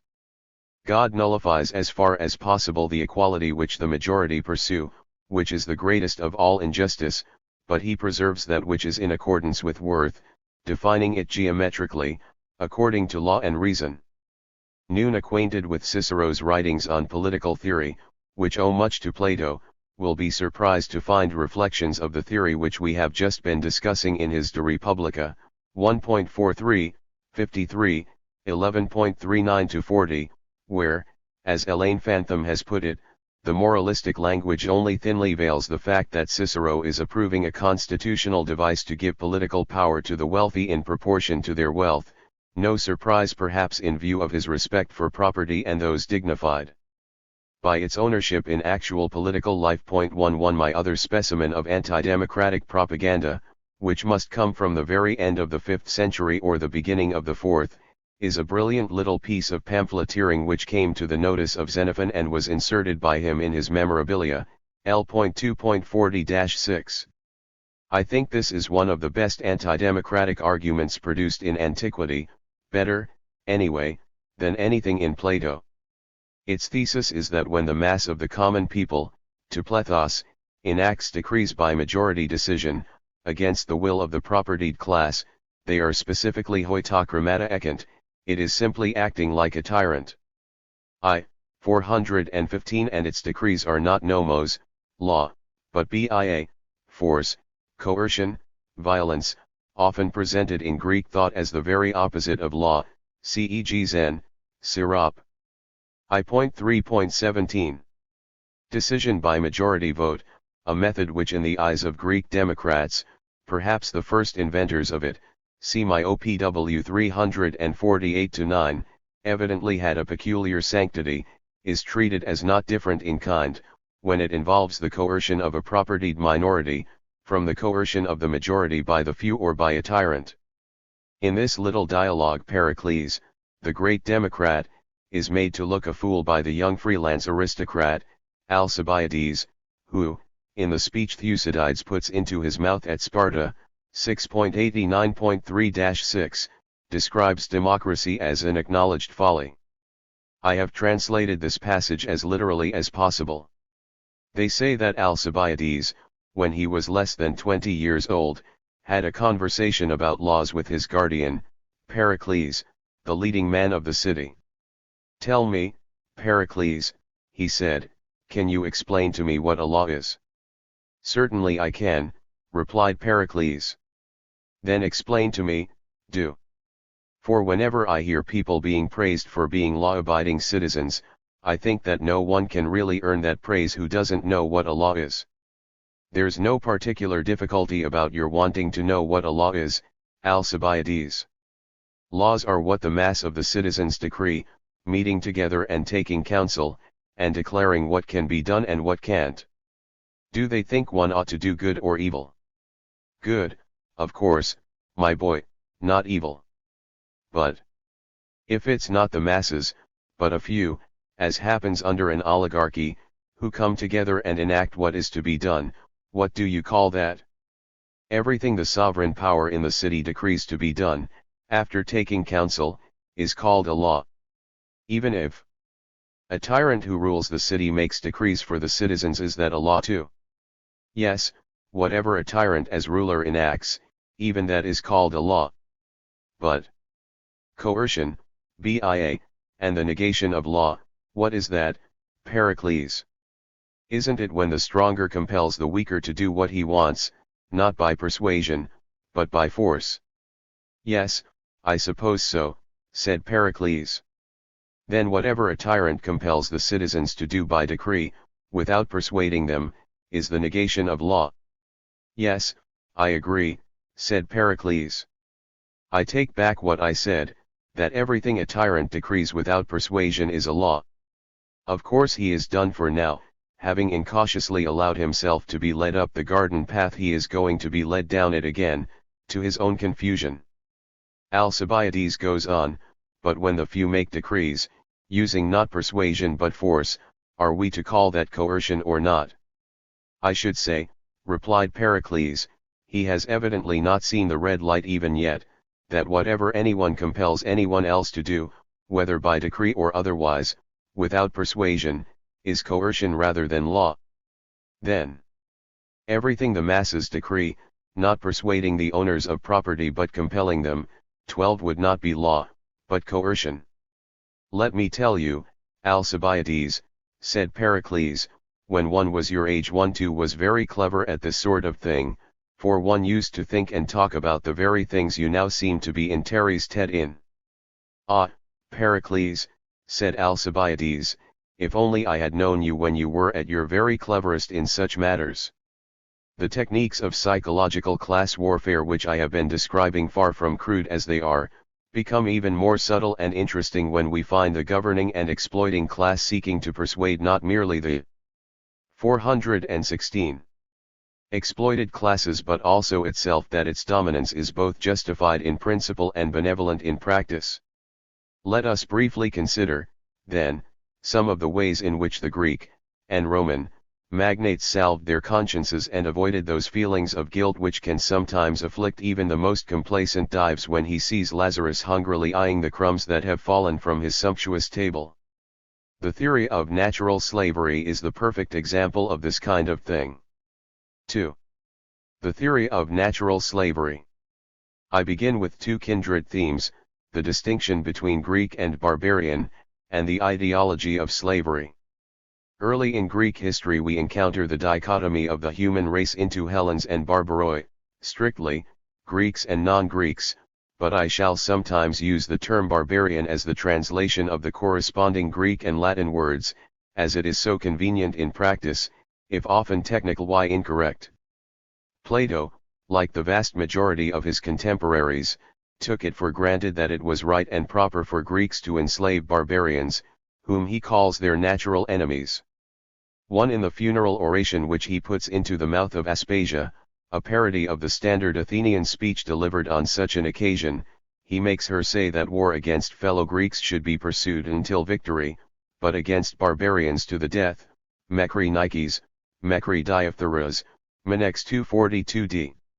He also believed that all those whom he describes as wallowing in great ignorance and baseness ought to be reduced to a condition of doulia too, the standard Greek word for slavery, which in this context may mean either that or merely complete political subjection.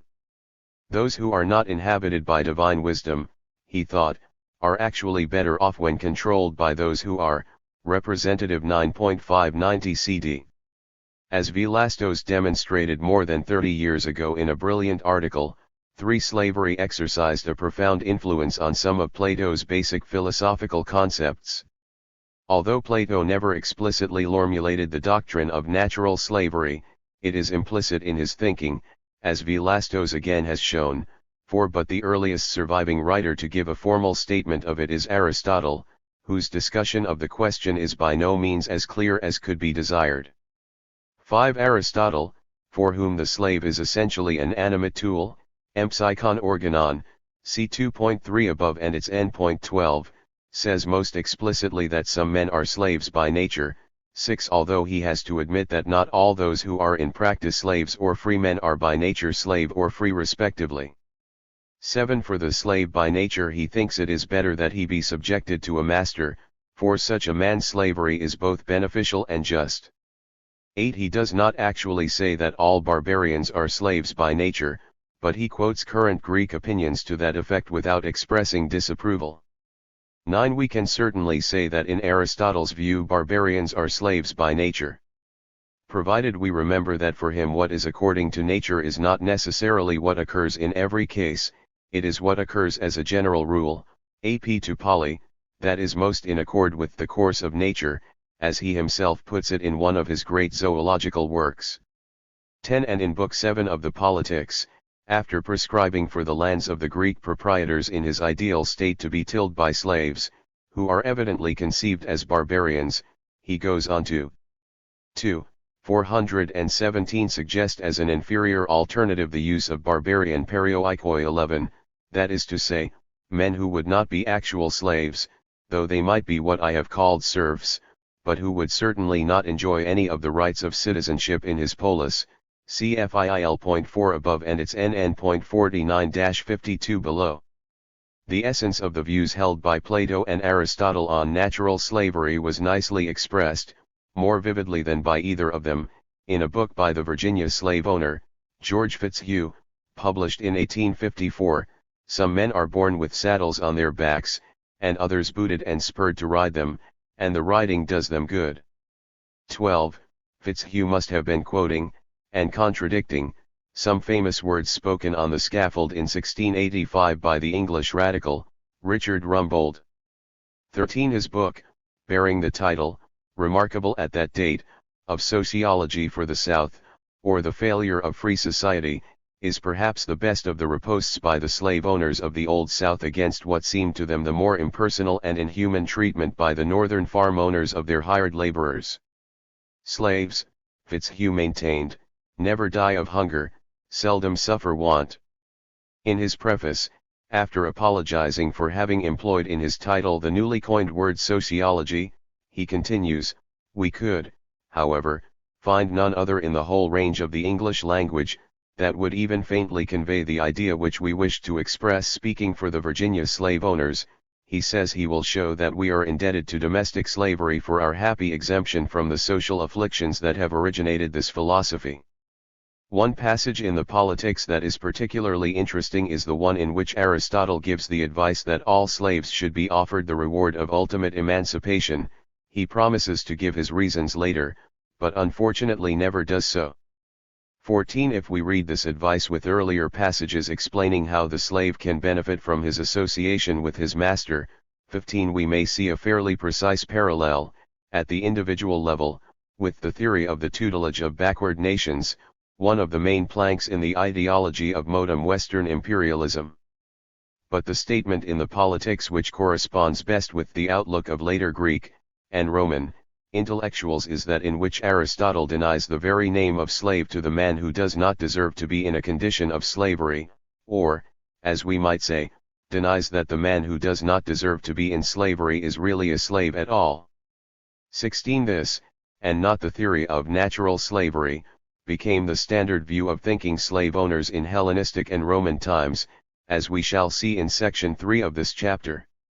Even before Aristotle wrote there had been protests against the hypothesis of natural slavery. 17. And even against the assumption that barbarians are naturally inferior to Greeks ones, although of course the great majority of Greeks and Romans always took it for granted that they were generally superior to barbarians, and this attitude hardly changed in Christian times. As late as the beginning of the 5th century of our era, the devoutly Christian poet Prudentius could say that there is as great a distance between the world of Rome and that of the barbarians, tantum distant Romana et Barbara, as between bips and quadrupeds, humans and dumb brutes, Christians and pagans. See SYMM 11.816-19. Point 19. The theory of natural slavery indeed is not at all prominent in antiquity after Aristotle's time, and when it does reappear it is mainly applied to peoples rather than individuals. This may be in a merely rhetorical context, as when Cicero stigmatizes Jews and Syrians as peoples born for slavery, De Provo Cons 10, but 418. We also find it seriously stated by a speaker, Laelius, in Cicero's dialogue, De Republica, 111.24/36, cf 25/37, that a nation can benefit from being in a state of complete political subjection, servitus, literally slavery, to another, see my caps 18 and n.52.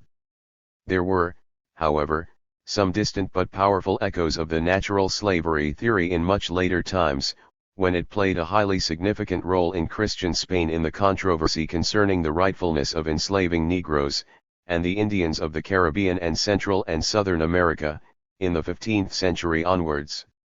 It was, I believe, a Scottish professor at Paris, John Major, who in 1510 first applied the Aristotelian doctrine of natural slavery to the American Indians. 20. And at the great debate ordered by Charles V at Valladolid in 1550, to decide whether Christian Spaniards might lawfully wage war upon Indians and enslave them, before even preaching the faith to them, Aristotle's doctrine was accepted in principle by both the leading disputants, the great scholar Juan Gines de Sepulveda and the Franciscan friar Bartolomé de las Casas. The principal point of disagreement, it seems, was simply the factual question whether or not the Indians were natural slaves. It was hardly questioned that Negroes were. The main book in English on this topic, by Louis Hanca, on which I am mainly relying here, bears the delightful title, Aristotle and the American Indians. It is things like this which give point to the remark of Engels that ancient slavery, even after its disappearance, left behind its poisonous sting, oft ch 8, CMESW 560. Anyone who is astonished at the acceptance of a doctrine so intellectually disreputable as that of natural slavery should reflect not only upon modern racist parallels but also upon certain other conceptions which are equally disreputable from the intellectual point of view but are widely accepted today because they are so convenient from the point of view of a ruling class. I suggest as one parallel the extension of the expression the free world to include countries like South Africa and a number of South and Central American dictatorships, while excluding all the communist countries. I have said nothing here about the position most opposed to the theory of natural slavery, that slavery was not merely not according to nature, eukatophysin, but actually contrary to nature, paraphysin. For this position, for which we have evidence from the 4th century BC, from Philo of Alexandria in the early part of the 1st century of the Christian era, and in the Roman lawyers of the 2nd to the 6th century, see the next section of this chapter. 3. The standard Hellenistic, Roman, and Christian attitude to slavery from the Hellenistic period onwards. Greek and Roman thought on the subject of slavery, with hardly an exception, provides a set of uninspired variations on a single theme, that the state of slavery, like poverty and war, or liberty, riches, and peace, is the result of accident, of fortune rather than of nature, one, and that it is a matter of indifference, affecting externals only, ceg Looker at 1.455-8, that the good and wise man is never really a slave, even if that happens to be his actual condition, but is really free, that it is the bad man who is really a slave, because he is in bondage to his own lusts, a wonderfully comforting set of doctrines for slave owners. I fancy that such austere philosophical notions are of 419 greater assistance in the endurance of liberty, riches, and peace, than of slavery, poverty, and war. An early example of the line of thought I have just described, from the first half of the 4th century BC, is Xenophon's statement that Zeromi are slaves to gluttony, others to lechery or drink, or to foolish and costly ambitions, Econ 1.21-2, among many later formulations, see the brief one in Augustine, De Civ. Dei 4.3. And of course it was easy for those who held this position to conclude that where the bad man was a slave, his condition was, for him, a blessing in disguise. Ingenious developments can be found of this or that aspect of the general theory, and of course some authors emphasize one aspect of it, others another, but there is a dreary similarity of sentiment over all. I think the 14th oration of Dio Chrysostom is probably the most entertaining example I know of this kind of perverse ingenuity. Interesting statements of principle regarding slavery are rare. I would single out that of Chrysippus, the leading Stoic of the second half of the 3rd century BC, that the slave should be considered as a sort of permanent hired laborer, in Seneca's Latin a perpetuus mercenarius, cn. 17 to section 2 of this chapter. It is often said that Christianity introduced an entirely new and better attitude toward slavery. Nothing could be more false. Jesus accepted slavery as a fact of his environment, see my caps 19 n.54, just as it is accepted in the Old Testament, and his followers accepted and adapted the prevailing Greco-Roman view which I have just described. From now until the end of section 4 of this chapter I shall be very selective in giving references, especially to modern works. Those not given here will be found in my caps. The significance of the much-quoted text in Colossians 111.11, there is neither Greek nor Jew, circumcision nor uncircumcision, barbarian, Scythian, bond nor free, is better understood in the light of the parallel text in Galatians 111.28. There is neither Jew nor Greek, there is neither bond nor free, there is neither male nor female, for ye are all one in Christ Jesus. There is neither bond nor free in exactly the same sense as there is neither male nor female. These statements are true in a strictly spiritual sense. The equality exists in the sight of God and has no relation whatever to temporal affairs. The distinction between slave and master in this world is no more seen as needing to be changed than that between male and female.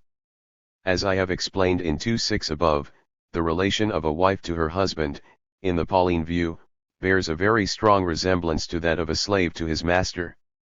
For St. Paul, Jesus had set all his followers free from the flesh and all its works.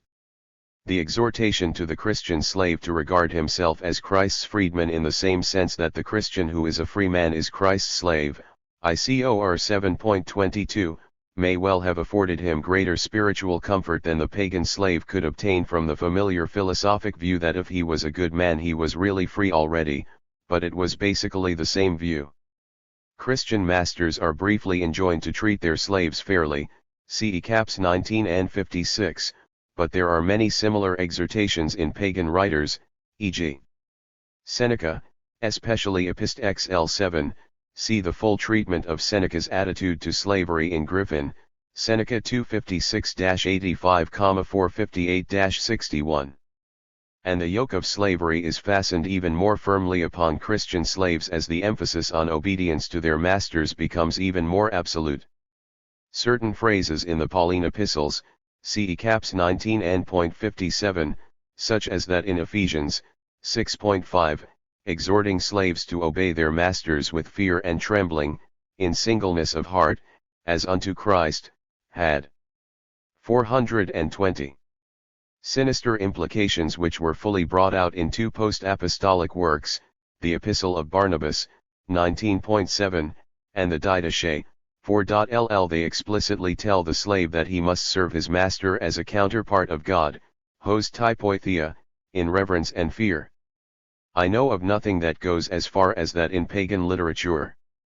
Saint Augustine even uses the Apostolica Octoritas of Saint Paul to rebuke the presumption of any Christian slave who might fondly imagine himself entitled to appeal to the provision in Exodus XXI.2 for the release of the Hebrew slave after 6 years' service.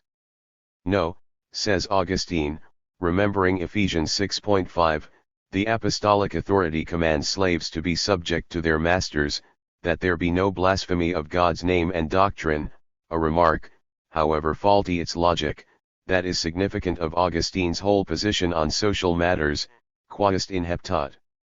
277, and see further below on Augustine's attitude to slavery. Whatever the theologian may think of Christianity's claim to set free the soul of the slave, therefore, the historian cannot deny that it helped to rivet the shackles rather more firmly on his feet.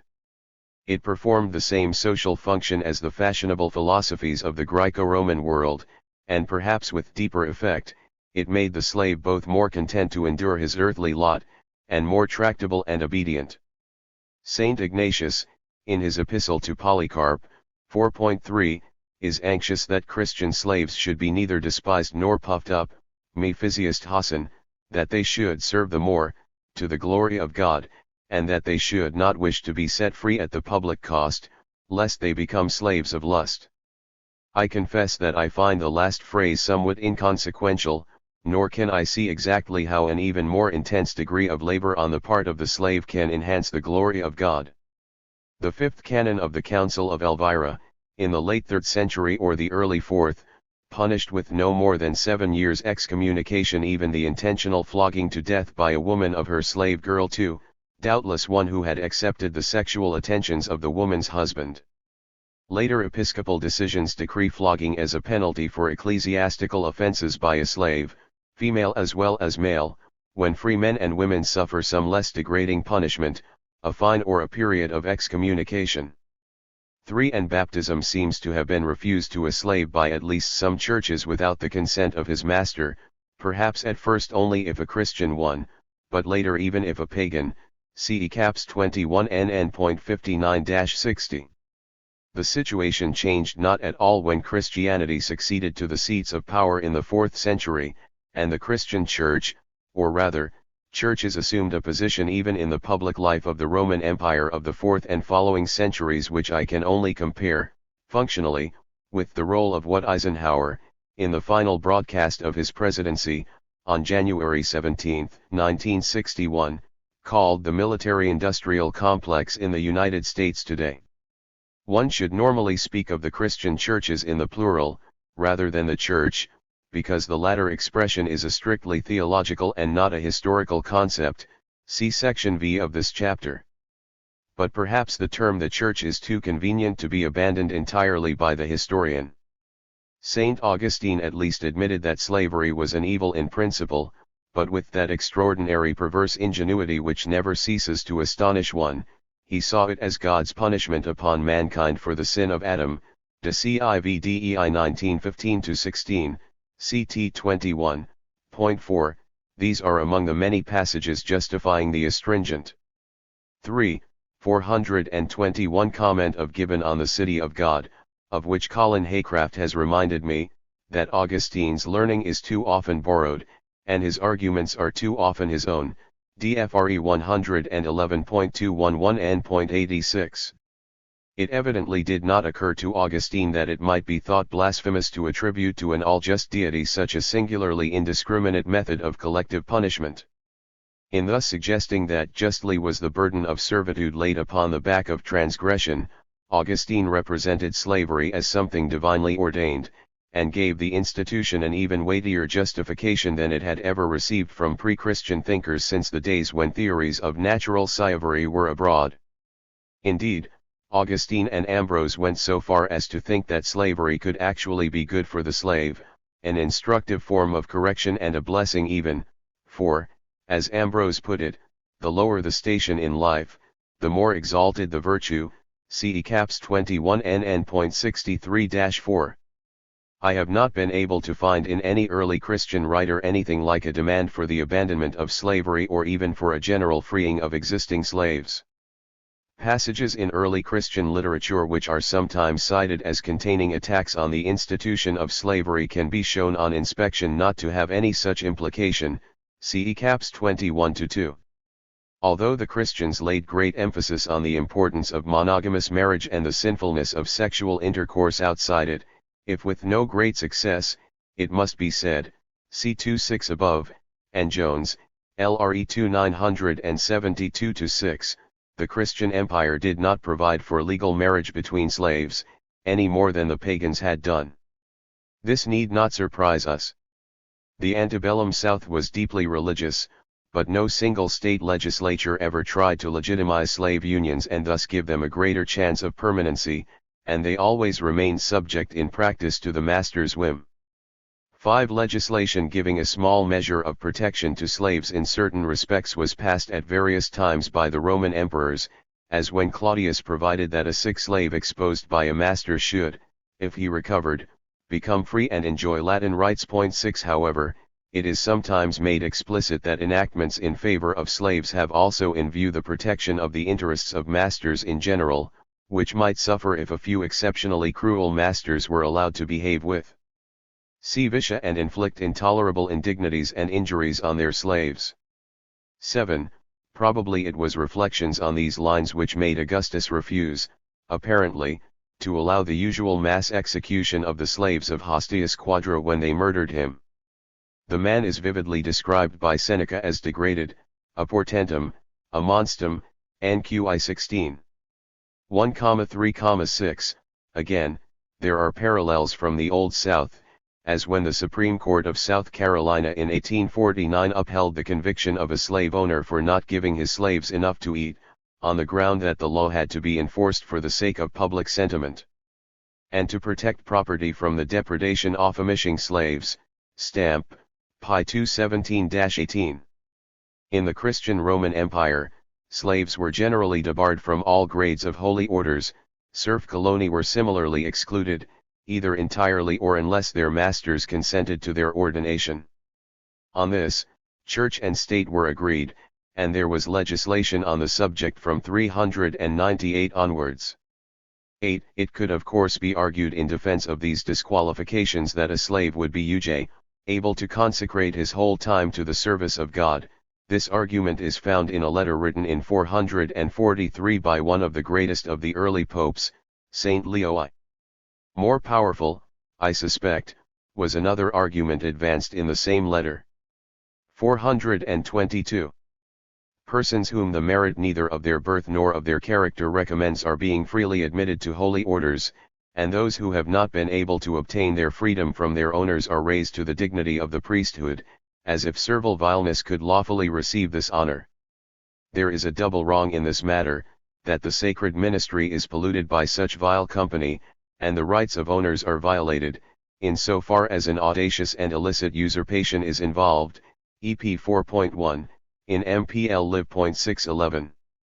As Gaudimet remarks, commenting on a letter of Pope Gelasius I, AD 492-6, in this connection, le respect absolu du droit de propriété privée de structures sociales cependant peu conformes à la doctrine évangélique, état in z nettement affirme, EER 139. In the Roman lawyers, apparently pagan to a man, from the 2nd or 3rd century of the Christian era to the 6th, we sometimes find the admission that slavery was contrary to nature or to natural law, contra naturam, ire natura tu contractaria, CINSTJ. I.2.2, dig. I.v.4.1, Florentinus, 3rd quarter of the 2nd century, 12. 6.64, Tryphoninus, c2, 0, and I.4, Ulpian, 1st quarter of the 3rd century, and CFL.17.32, Ulpian. 9 Slavery indeed seems to have been regarded by at least some of the lawyers as the only feature of the ius gentium that did not also form part of ius natural, see Eloas and Nicholas, Hisrel 3:106-7. This is a line of thought that can be traced right back to the unnamed thinkers of the 5th or 4th century BC who are said by Aristotle to have declared that slavery, because it was based on force, was contrary to nature and wrong. Pol. 1.3, 1253b 20-3, 6, 1255 a 5-12, not merely not according to nature, o eukataphysin, but contrary to nature, paraphysin, a significant difference, not sufficiently brought out by modern writers, cf. my OPW 45. This line of thought may or may not have descended to the Roman lawyers through some of the Stoics. Certainly, apart from the Roman lawyers, the only identifiable Greek or Latin author I know in whom we find a reflection of the argument that slavery can be contrary to nature is Philo, the Hellenist Jew who wrote at Alexandria during the first half-century of the Christian era. In one work he speaks with evident admiration of the Jewish sect of the Essenes, who, he says, do not have a single slave. They denounce slave owners, he adds, for being unjust in destroying equality, Icides, and impious in transgressing the precept of nature, the thesmos physios, quod prob liber 79, cf. hoites physios nomoi, Ibid 37. In another work he similarly describes the Therapeutai, who must surely have been either imaginary or a sect of the Essenes, as believing that the ownership of slaves was altogether contrary to nature, paraphysin, De Vita Contemple 70, and again we have the interesting assumption that equality is the ideal. Philo speaks of the injustice and greed of those who introduce inequality, the origin of evil, 10 Archikakan and Isoteta. It is perfectly clear, however, that Philo himself did not by any means reject slavery altogether. His own basic position was that which I have described as the standard one in Hellenistic and later thinkers, that the good man, even if he happens to be enslaved, is really free, while the bad man, the man who is worthless or senseless, in Philo's Greek, the pholos or aphron, is always really a slave.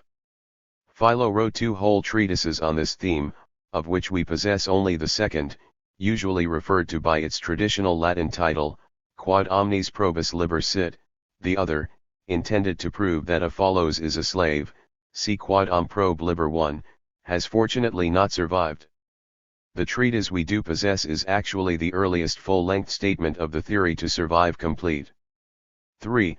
423 for the still earlier Stoic and other writings on the subject now exist, if at all, only in fragments. It is perfectly possible to demonstrate from Philo himself that what I have described as the standard view of slavery from Hellenistic times onwards can be assimilated to the old theory of natural slavery, provided slavery, for the worthless man, is treated as a benefit. In one of his fanciful attempts to establish borrowings by Greek authors, in this case, Zeno the founder of Stoicism, from the Jewish scriptures, Philo recalls Genesis XXVII.40, where Isaac tells Esau that he is to serve his brother Jacob. In the Septuagint, used by Philo, the verb in this passage is a form of doulein, the commonest Greek term for serving as a slave. Isaac believed, Philo continues, that what seems to be the greatest of evils, namely slavery, doulia, is the highest possible good for a fool, an aphron, since his being deprived of liberty prevents him from doing wrong unscathed, and his character is improved by the control he experiences, Quod prob liber 57. Plato and Aristotle, see section 2 of this chapter, would have warmly approved. To them, such a man was a slave by nature. Some Stoics, the ex-slave Epictetus, for example, may occasionally have spoken as if they actually disapproved in principle of possessing slaves, see my caps 22 n.72. But this is all ultimately unreal, part of the smokescreen of plausible ideas by which the more fastidious thinkers of antiquity concealed from themselves the unpalatable truth about a ruthless world of which they were trying to make the best they could, according to their lights. The unreality of all this talk emerges most clearly from Epictetus' description of the ex-slave who ends up by becoming a senator. He is then subject, says Epictetus, to the fairest and sleekest slavery of all. Dissertation 4.I.40, p.360, ed. H. Skinkle, 1916. If being a senator was slavery, it was slavery in a Pickwickian sense, a kind of slavery which the vast majority of the population of the Greco-Roman world would have embraced eagerly enough. In early Christian thought I have been able to find nothing that goes even as far in rejecting slavery as the purely theoretical statements to the effect that it is contrary to nature, made by the early thinkers mentioned in Aristotle's Politics, by the Essenes as reported by Philo Jeudius and by some of the Roman lawyers. The farthest that I think any early Christian writer goes is to admit, as does Pope Gregory the Great, 590–604, when freeing 2 of the many slaves of the Roman Church, that it is right that men whom nature from the beginning produced free and whom the ius gentium has subjected to the yoke of slavery should be reinstated by the benefit of manumission in the liberty to which they were born, EP 612. Yet even Gregory ordered no large-scale manumissions, except of Christian slaves owned by Jews.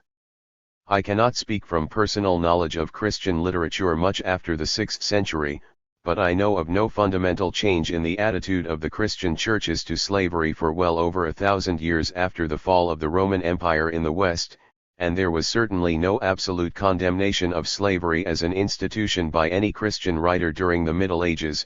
Statements I have seen quoted from Theodore the Studite, Smaragdus Abbas, and others always have some particular limited application, CE caps 24 and N76. I dare say it is only my own ignorance, but I know of no general, outright condemnation of slavery, inspired by a Christian outlook, before the petition of the Mennonites of Germantown in Pennsylvania in 1668-10, a sect, not far removed from the 424 Quakers, whose 16th century founder was an Anabaptist and who were outside the mainstream of Christianity. Christian writers have often emphasized attempts by Christians to prevent or at least discourage enslavement, but these efforts were rarely if ever extended for the benefit of those outside the Christian fold, and writers who have drawn attention to them have often failed to mention that condemnation of the sin of enslaving Christians is commonly accompanied by the tacit admission that enslaving non-believers is permissible, and even praiseworthy if enslavement is followed by conversion to the faith, a conversion which perhaps in some cases could hardly be attained by other means. Christianity, therefore, actually came to play a very positive role in the slave trade of the 15th to the 18th century. Boxer has remarked upon the dichotomy which bedeviled the Portuguese approach to the black Africans for so long, the desire to save their immortal souls coupled with the urge to enslave their vile bodies, with the result that a close connection speedily grew up between the missionary and the slave trader, PSE 98, 101. Papal bulls of Nicholas V and Calixtus III in the 1450s record with approval the way in which captured Negro slaves had been brought to receive baptism and embrace the Catholic faith. They gave the Portuguese, as a reward for their efforts in this field, a monopoly of navigation and trade over a large area between the Gold Coast and India, and they expressly authorized the King of Portugal to reduce to slavery all unbelievers inimical to Christ, see Boxer, PSE 20-3. In the American Old South, Christianity was regarded by slave owners as an invaluable method of social control. As Kenneth Stamp has said, not only did pious masters feel an obligation to care for the immortal souls of their slaves and to look after their spiritual life, many of them also considered Christian indoctrination an effective method of keeping slaves docile and contented, pi 156–62 at 156. The Bible, needless to say, was pressed into service in favor of slavery, as it so often has been, notably in the great argument over abolition in the 18th and 19th centuries in the USA. The Negro, it was widely believed, inherited Noah's curse upon Canaan, the son of Ham, General 9.25-7, and some would even have made him the inheritor of God's curse on Cain, General 4.10-15. Those who knew their Aristotle could easily buttress his theory of natural slavery with an argument supposedly founded on the Bible. 12. If I have ventured far beyond the ancient world in tracing the attitude of the Christian churches toward slavery, it is because I wish to emphasize that we need feel no surprise at all at what we find in the writers of the early Christian centuries. At this point I must mention one thing that has long puzzled me. I realize that on Christian principles a good case can perhaps be made for accepting the condition of slavery for the slave, in the way that Stoics and Epicureans accepted it, as well as St. Paul and so many of the other early Christians, as something external and unimportant.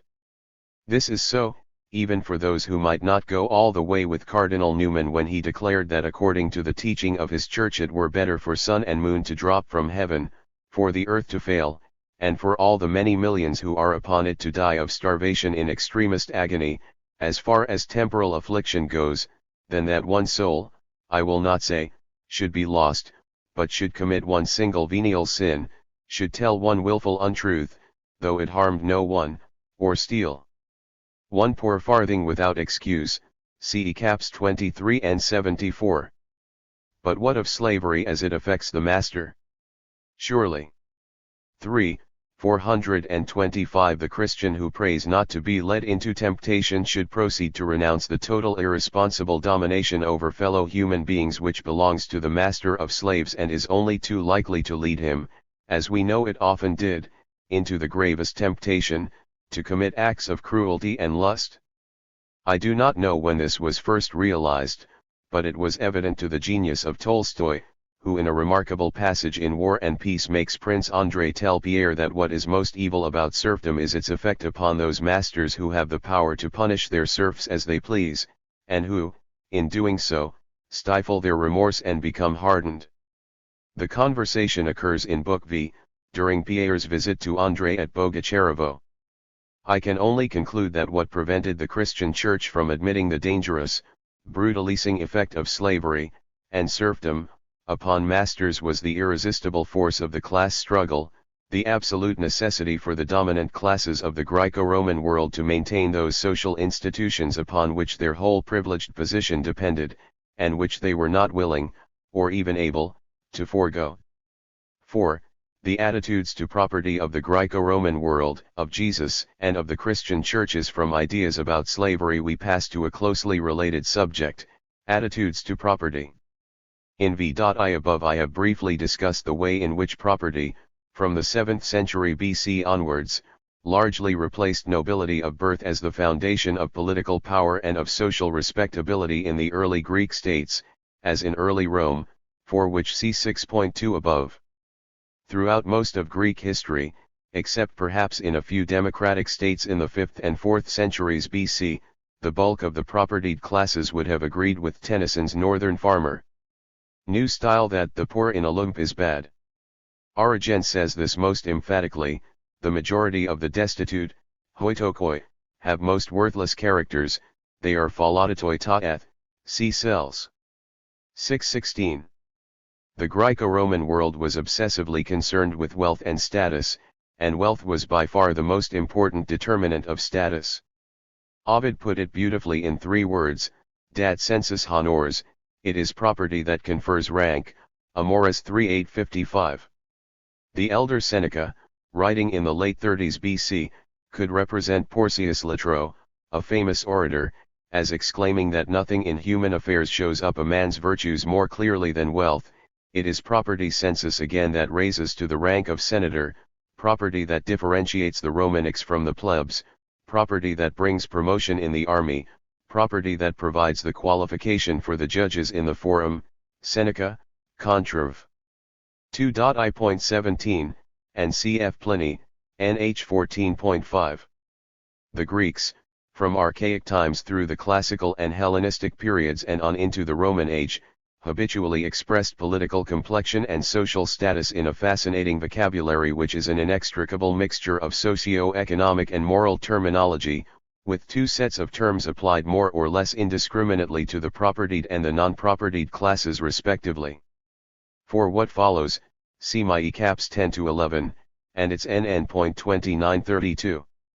On the one hand we have not only words which mean property owning, rich, fortunate, distinguished, well-born, influential, but also, as alternatives for virtually the same set of people, words having a basically 426 moral connotation and meaning literally the good, the best, the upright, the fair-minded, and so forth. And on the other hand we find applied to the lower classes, the poor, who are also the many, the mob, the populace, words with an inescapably moral quality, meaning essentially bad. Even Solon, often regarded as the founder of the Athenian democracy, could say in one of his poems that he had made laws equally for the Caicos and the Agathos, for the lower class and the upper class, of course, rather than the bad and the good, but nothing could alter the social fact that the upper class were the good, the lower class the bad. The Roman governing class was as thoroughly devoted to property as the most wealth-conscious of the Greeks. No surviving Greek writer is quite as explicit about the overriding importance of property rights as Cicero, the earliest known to me in a long line of thinkers, extending into modern times, who have seen the protection of private property rights as the prime function of the state. To mention only a few of the most interesting passages in Cicero, in the De Officiis, after asking what greater mischief there could be than an equal distribution of property, equatio bonorum, qua pest qui potest esse mire, he goes on to declare that states were established above all with the aim of preserving property rights, 11.73, cf 78,83-5, 1.21, and in the De Legibus, after some very grandiose talk about the greatness of law, I-14, and how it is the highest reason implanted in nature, 18,23, an eternal principle governing the entire universe, one indeed the very mind of God, 11.8, he qualifies this by saying that of course he does not include under the name of law certain pernicious and unjust orders of the people. Many pernicious, many pestiferous enactments which no more deserve the name of law than the rules that brigands make for themselves, 11,13. And all three sets of laws he singles out as least deserving the name of law were, we might have guessed, primarily agrarian in character, and sought to effect those distributions of land which the Roman optimates always regarded as a potential threat to the very basis of their power. In one of his speeches Cicero launches into a panegyric of the ius civil, the civil law, which I mentioned in VLI above as one of the two greatest achievements of the Romans, their only outstanding one in the intellectual field. In the speech in question, Pro Caecina, 67-75, Cicero emphasizes that if the ius civil is subverted, no one can possibly feel certain of his own property, 70, and that if it is neglected or treated carelessly, no one can be sure that he owns anything or will inherit from his father or leave anything to his children, 73. An interesting sidelight on the Greek and Roman respect for wealth and social position is the fact that charitable foundations and bequests which provided for distributions in money or kind to a local population often divided the handouts into two or more categories, with the larger gifts going to those of higher social rank. Counselors are the group in favor of whom discrimination is most often exercised, see 3.6 above and its N.35. Law. In the rest of this section I shall concentrate on one particular aspect of ancient Greek ideas about property, namely, the way in which the ideas of the early Christians on this subject were molded by social forces far beyond their control into something very different from those of the founder of their religion. This again was a direct effect of the class situation in the Greco-Roman world, of the class struggle. Unless Christianity was to become involved in a fatal conflict with the all-powerful propertied classes, it had to play down those ideas of Jesus. 427 which were hostile to the ownership of any large quantity of property, or, better still, it could explain them away. We must begin with the central fact about Christian origins, to which theologians and New Testament scholars have never, as far as I am aware, given anything like the emphasis it deserves, that although the earliest surviving Christian documents are in Greek and although Christianity spread from city to city in the Greco-Roman world, its founder lived and preached almost entirely outside the area of Greco-Roman civilization proper.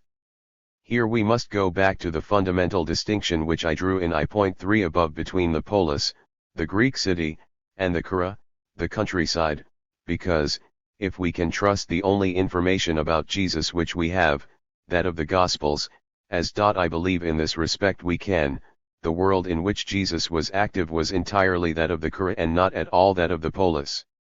Apart from Jerusalem, a special case, as I shall explain presently, his mission took place exclusively in the Kura, in its villages, Kome, in the rural area, the Agroi, of Palestine. Mainly it was conducted altogether apart from polis territory, in areas of Galilee and Judea administered not by cities but directly by Herod Antipas the Tetrarch or by the Roman governor of Judea, but it is highly significant that on the rather rare occasions when we do find Jesus active inside polis territory, it is never in the polis itself, in the sense of its urban area, but always in its country district. As we shall see, whenever we have any specific information, as distinct from vague general statements, the terms used are such as to point unmistakably to the countryside, the Kome, Komopolis, Agroi, Kura, also the Mir, Horia, Paralios, Parachoros. There is of course a great dispute about how much reliable historical information can legitimately be extracted from the narratives of the Gospels, even the synoptics. But I would emphasize that insofar as we can trust the specific information given us by the Gospels, there is no evidence that Jesus even entered the urban area of any Greek city. That should not surprise us. Jesus belonged wholly to the Kura, the Jewish countryside of Galilee and Judea. Palestine, which had been ruled from Egypt by the Ptolemies for over 100 years after the death of Alexander the Great in 323 BC, became around 200 part of the Seleucid kingdom. Just before the middle of the 2nd century, Judea achieved a considerable degree of independence for nearly a century, but from 63 BC onwards the whole of Palestine and Syria was always effectively under Roman control, although Judea and Samaria did not actually become a Roman province until AD 6 and Galilee and Perea until 44. 2. In Palestine the native language at the beginning of the Christian era was Aramaic, which was spoken throughout the countryside and also by a good proportion of the inhabitants of many of the cities.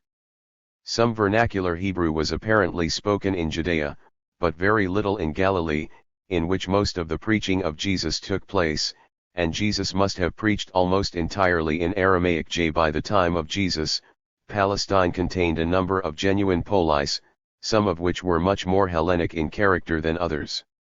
For with the exception of Tyre and Sidon, which I shall mention presently, the cities on the coast, Caesarea, Ascalon, Gaza, and others, were too far from the main scene of Jesus' activity to be mentioned in the Gospels, and we can ignore them here.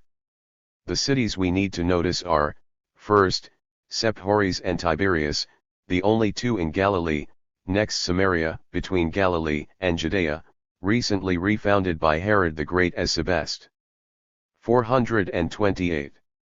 But never mentioned under that name in the New Testament. Thirdly, the well-marked cluster of 10 genuine cities administering a large area known as Decapolis, to the east and southeast of Galilee and the northeast of Judea, and finally 1 or 2 cities at the periphery of the area within which Jesus moved. Caesarea Paneas, founded in 2 BC by Herod's son, Philip the Tetrarch, some 25 miles to the north of the Lake of Galilee, and referred to in Mark and Matthew as Caesarea Philippi, and the ancient Phoenician towns of Tyre and Sidon, of which Tyre lay on the coast, due west of Caesarea Paneas, with Sidon to the north of it.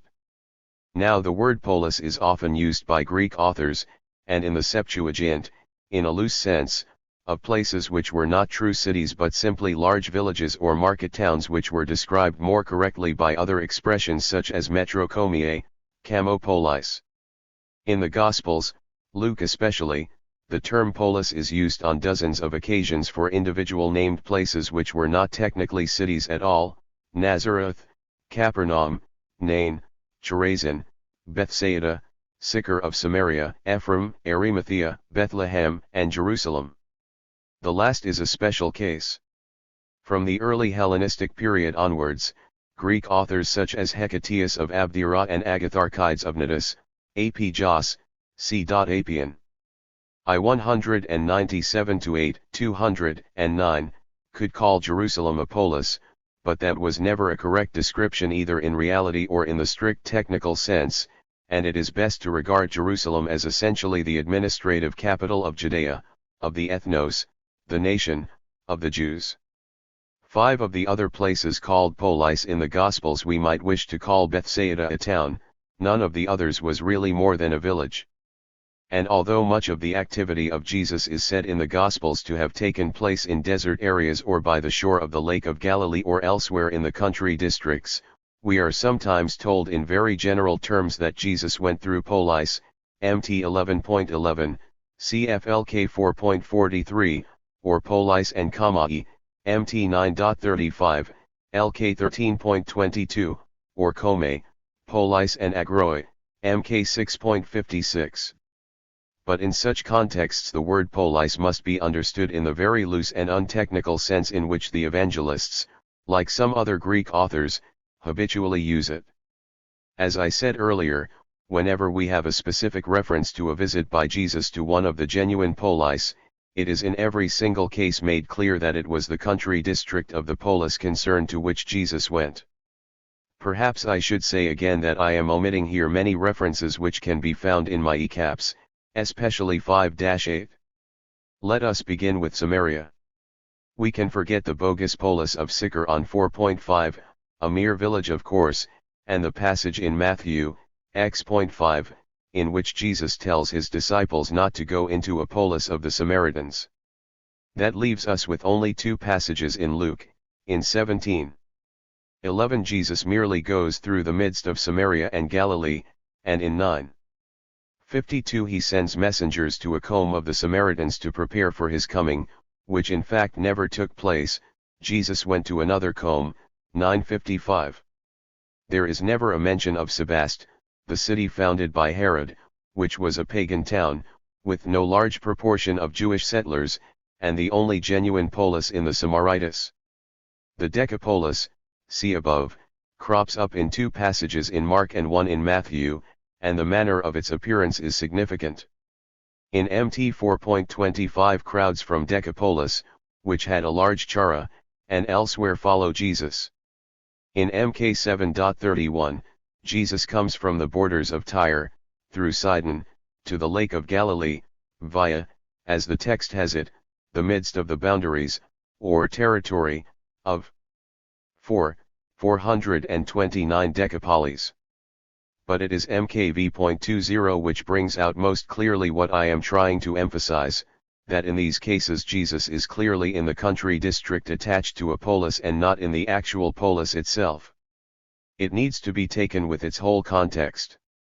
The story of the demoniac out of whom was cast the legion of devils, MKV 1-20, MT 8:28-34, LK 8.26-39, whether this is to be located at Gadara or Gerasa, both of which were cities of the Decapolis. For an alleged Gergesa, see Cap 6N.15. In all 3 synoptics Jesus is in the Kara of the city, and the incident is pictured as taking place beside the Lake of Galilee. The demoniac comes out of the city, LK 8.27, and indeed was always in the tombs and in the mountains, MKV.2-5, afterwards the swineherds go into the city, MT 8.33, and they tell the story in the polis and Theagroi, MKV.14, LK 8.34, whereupon people, the whole polis, MT 8.34, come out to Jesus, LK 8.35, and beg him to go away, in LK 8.37 it is the whole multitude of the Parachoros of the Gerasenes who do this. When Jesus tells the former demoniac to go home and publish the news of the divine work, he proclaims it, in Luke, 8.39, throughout the whole polis, and in Mark, v.20, in the Decapolis. The situation is exactly the same on the two occasions on which Jesus is said to have visited the territory of cities outside his main area of action.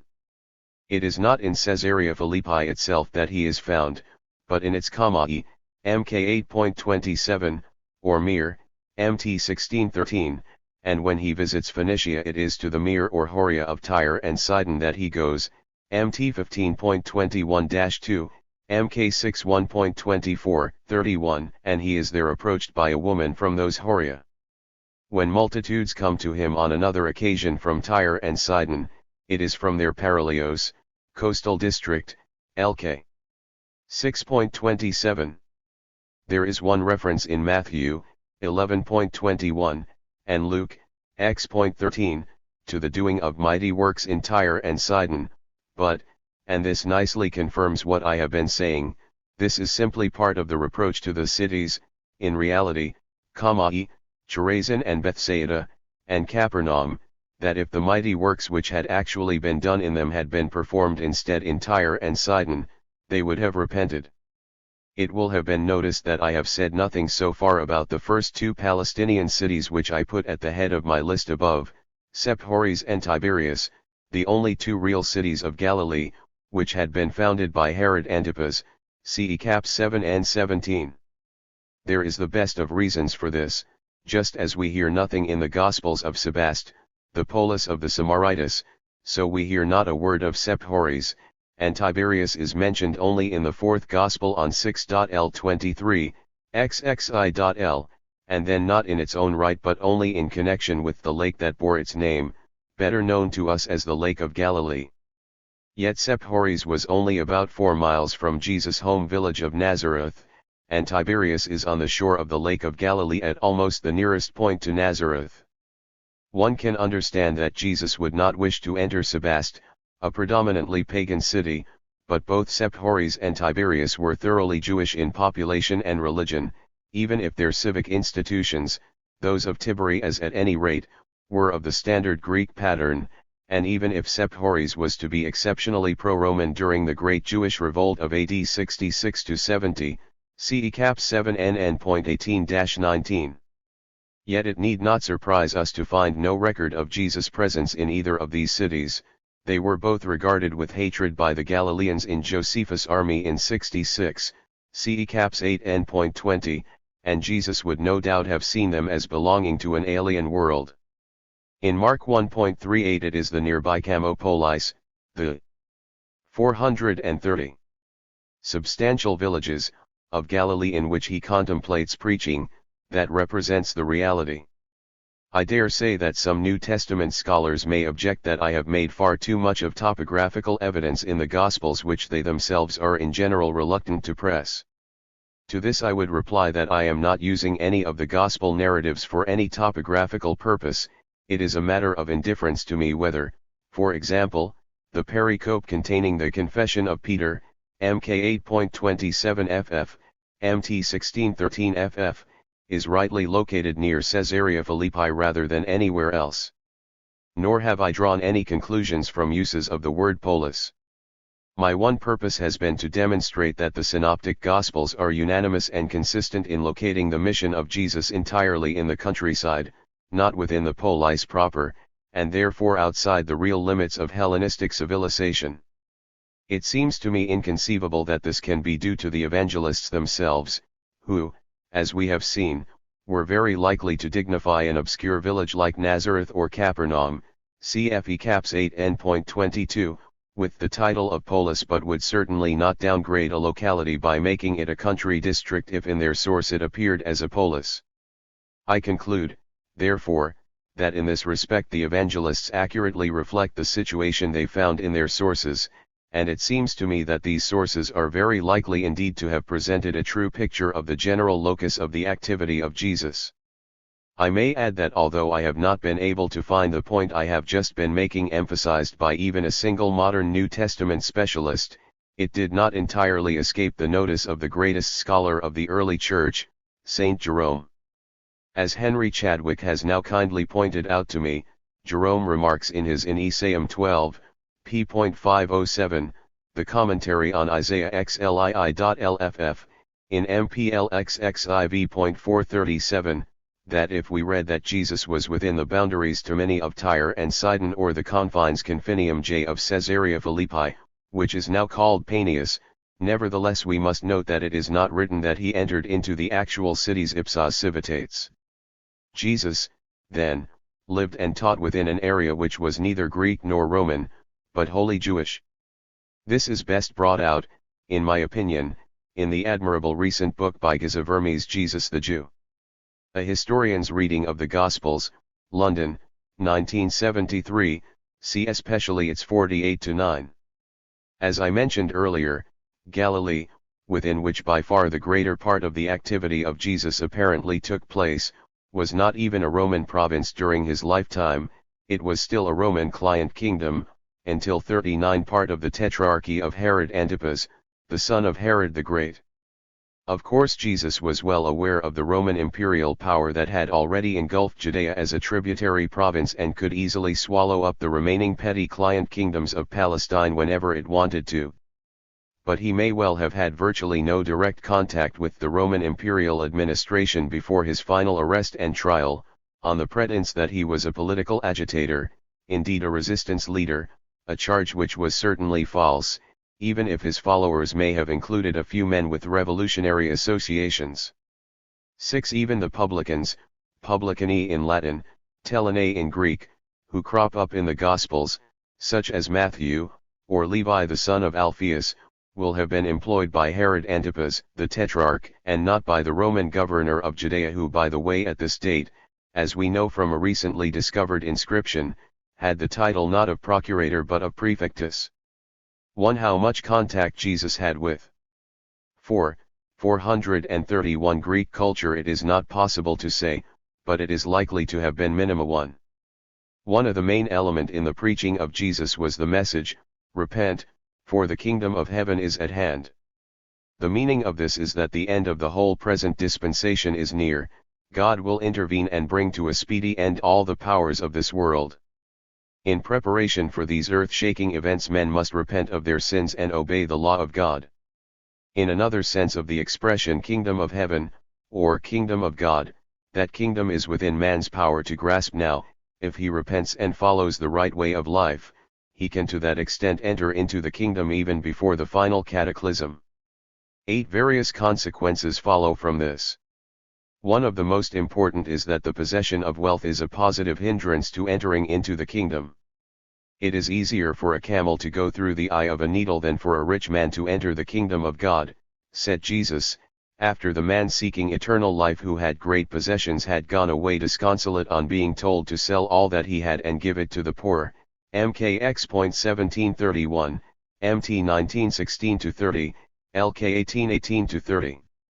This story, by the way, is commonly referred to nowadays as that of the rich young man, and that is certainly what Matthew calls him, but Mark and Luke make it clear that in their minds young is what he is not, for they make him claim to have kept the commandments Jesus recommends from my youth up. There is one respect in which Matthew's account differs radically from that in the other two synoptics. Matthew, 19.21, inserts into the command of Jesus the qualification, if you would be perfect, idolize teleosina, which is not in Mark, X.21, or Luke, 18.22. In them the command to sell all is unqualified. As we shall see presently, it is in Matthew's formulation that the passage is invariably quoted by the early fathers. Nothing better conveys the contrast between Jewish and Greco-Roman attitudes to questions of wealth and poverty than the account given in chapter 4 of Luke's Gospel of the public preaching of Jesus at Nazareth. The point I am interested in does not occur in parallel accounts in the other synoptics. Jesus reads from the 61st chapter of Isaiah, opening with the words, "The Spirit of the Lord is upon me, because he has anointed me to preach the gospel to the poor," LK 4.18. Now the word for poor used here by Luke, as in the Septuagint version of Isaiah, is tokoi, a very strong word indeed, which very often in Greek means not just the poor but the down and out, the destitute, the beggar, Lazarus in the parable is a tokos, LK 16.20, 22. Classical scholars will remember the appearance of poverty, Penia, as a character in the Plutus of Aristophanes, lines 415 to 612, and how angry she becomes when Cremulus refers to Penia and Tokia as sisters. No, says Penia, the tokos has nothing, whereas her man, the pens, may toil and scrape, but he has enough to live on, lines 548 to 54. I must just mention here that although the word tokoi does also appear in the Septuagint version of Isaiah LXI 1, it there translates a Hebrew word which is sometimes better rendered, as indeed it is in the Authorized version, by the meek. But this takes us into irrelevant questions, which I am anyway not competent to deal with, of the various shades of meaning of the Hebrew words expressing poverty, lowliness, and the like. Some of these are as ambiguous as the English word humble, which can be purely social or purely moral or a mixture of the two. The only point I need make here is that in the Hebrew 432 menologi, unlike the Greek, poverty and a lowly station in life are often associated with the moral virtues. Luke is also the only evangelist to give us the parable of Lazarus, 16:19-31, who, as I have just said, is specifically a tokos, here quite rightly translated beggar.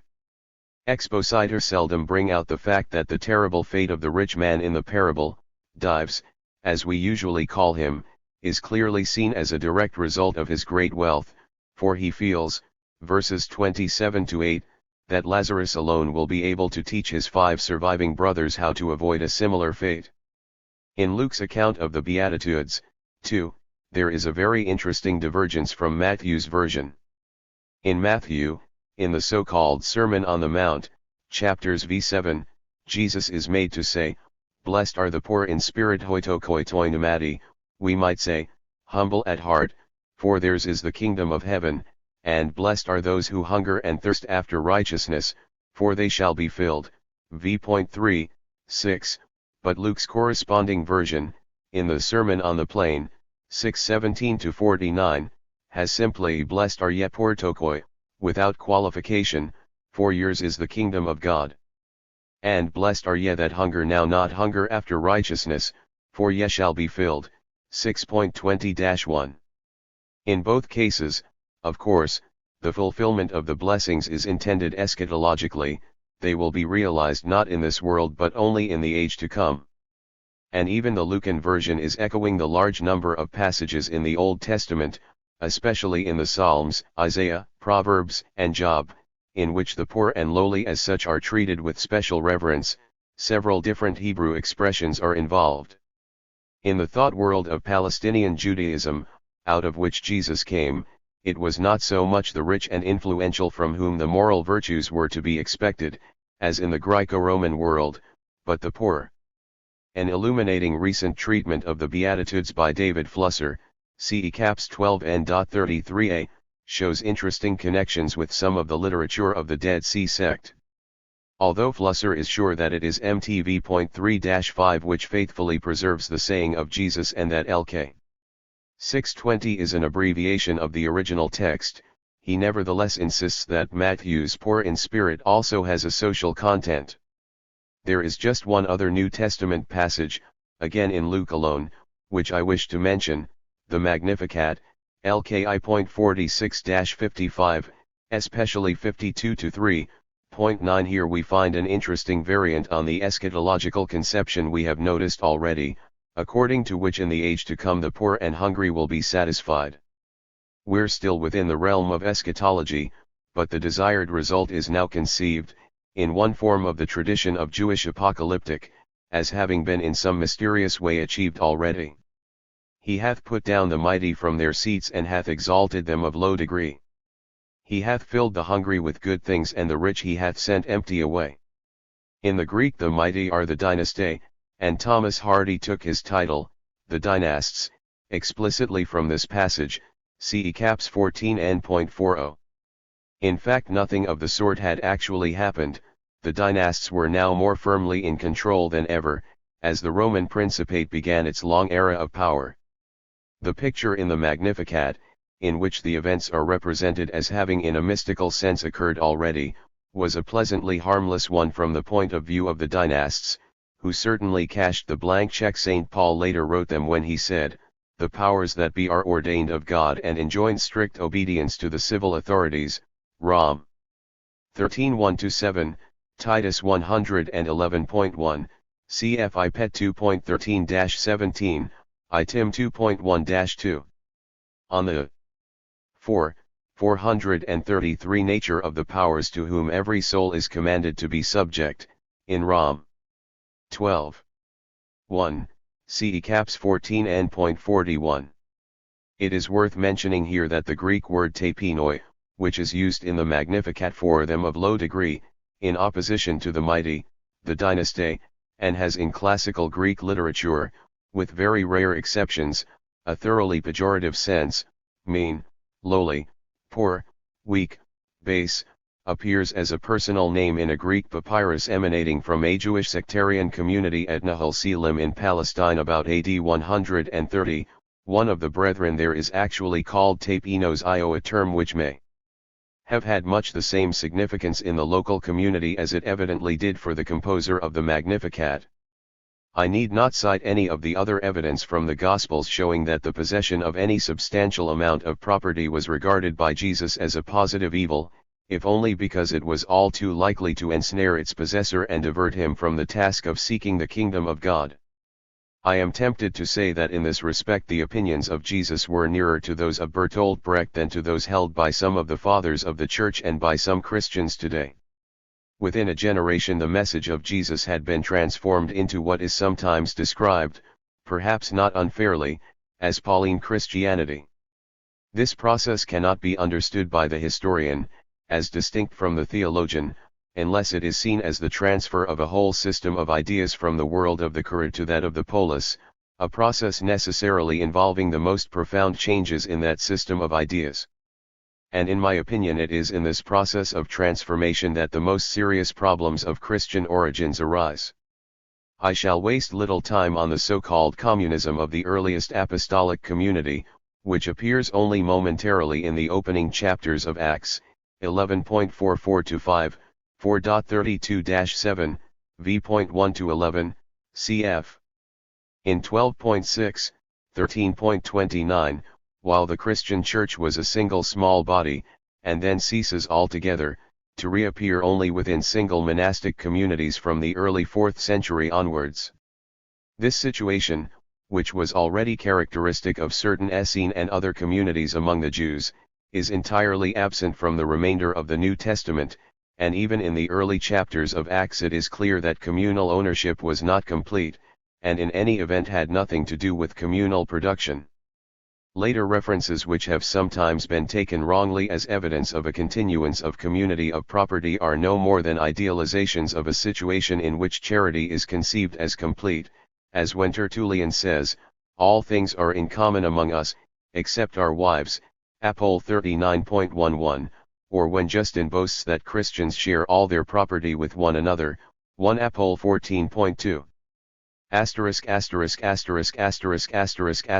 turn now to the attitude of the early Christian fathers to the question of property ownership. There are considerable differences of emphasis, but I think it would be true to say that with hardly an exception all the Orthodox writers seem to have no serious qualms in accepting that a Christian may own property, under certain conditions, the most important of which are that he must neither seek it avidly nor acquire it unjustly, that he ought not to possess a superfluity but only a sufficiency, and that what he does have he may use but must not abuse, he must hold it as a kind of trustee, if I may be permitted to use that peculiar technical term of English law, for the poor, to whom he must give.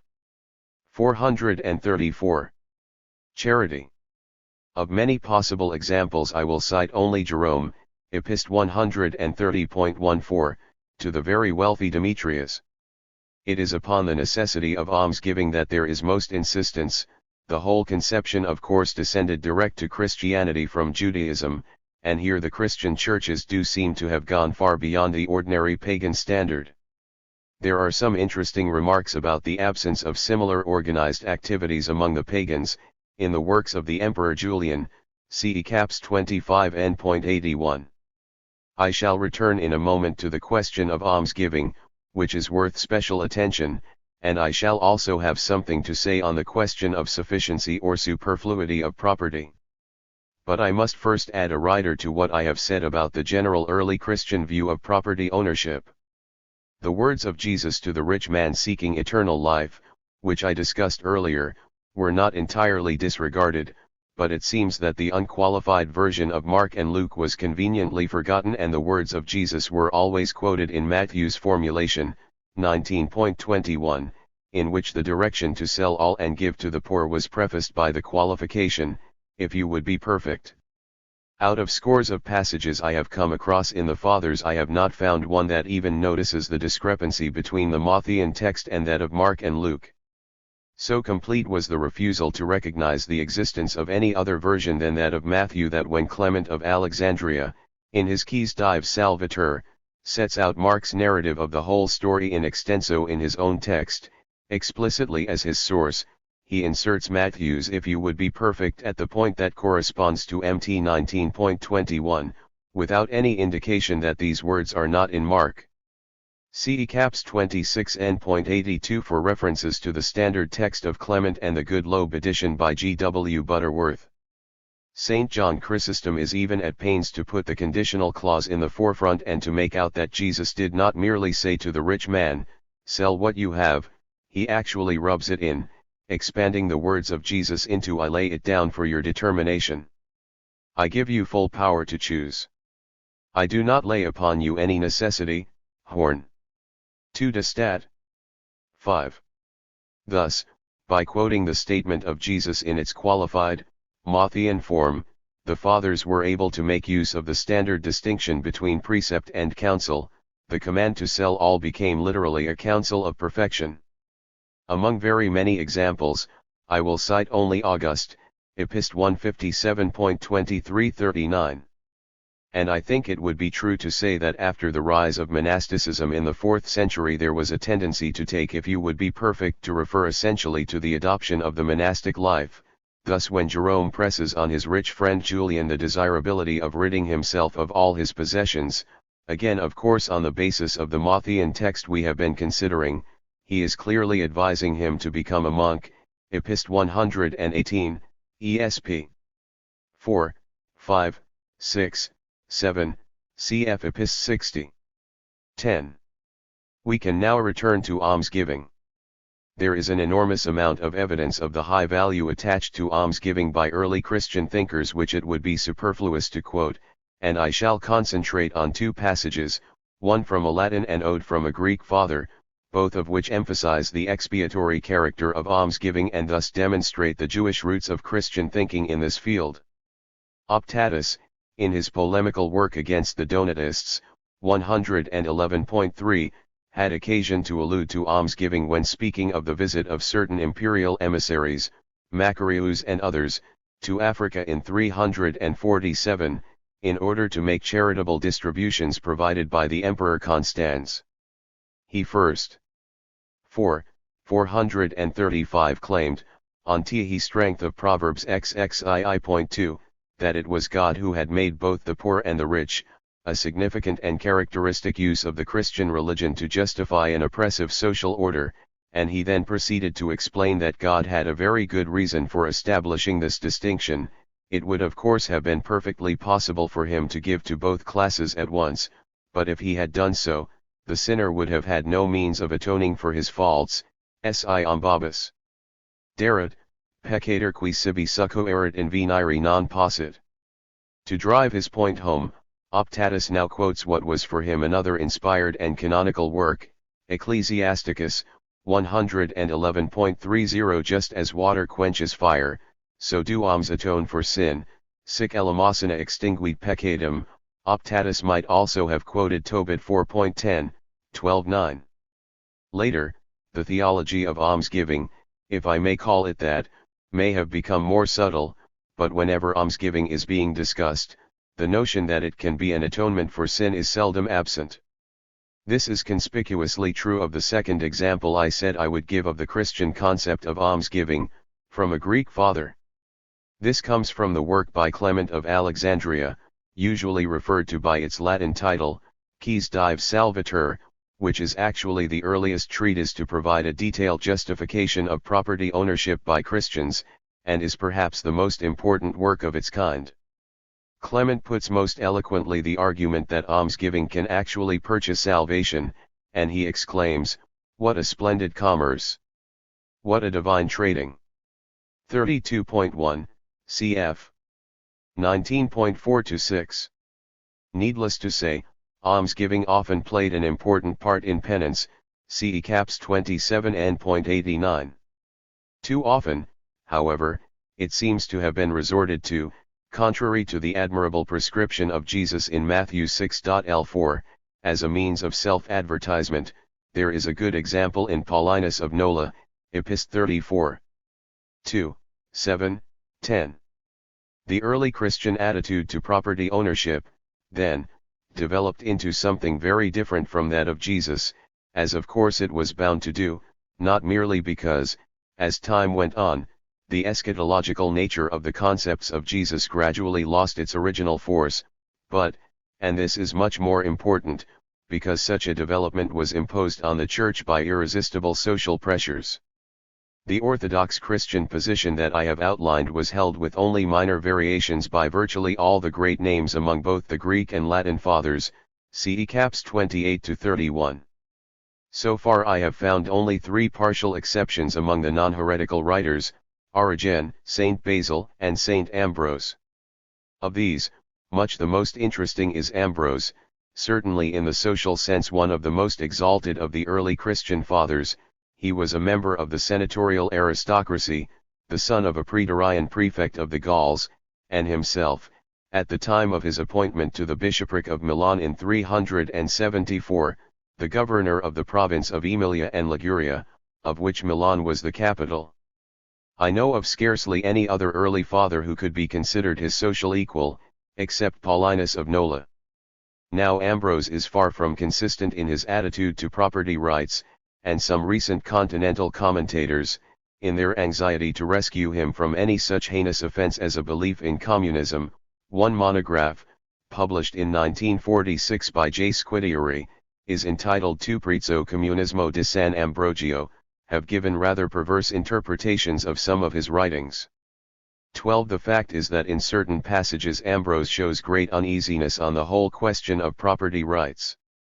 Yet he can allegorize away the statement of Jesus contained in all 3 synoptics, MKX.25, MT 19.24, LK 18.25, that it is easier for a camel to pass through the eye of a needle than for a 436 rich man to enter the kingdom of God.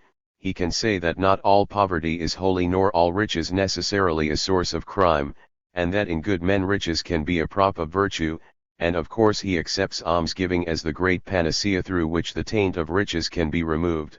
Thus alone can riches become the ransom of a man's life and the redemption of the soul, for almsgiving purges from sin.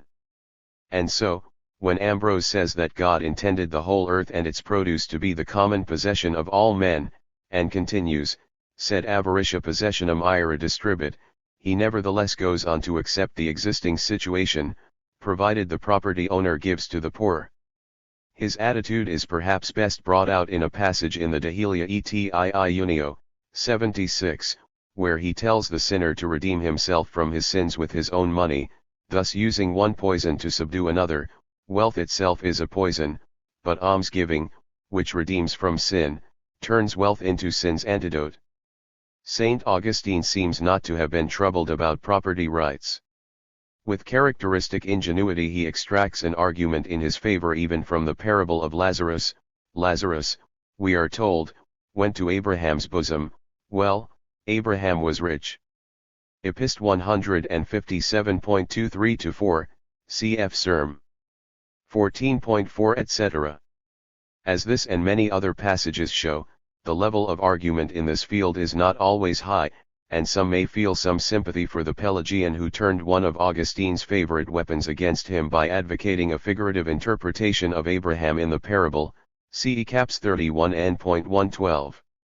Sometimes in the 4th century the poor are warned that they must not think they can take the initiative and demand even the necessary minimum of subsistence from those Christians who had vast possessions.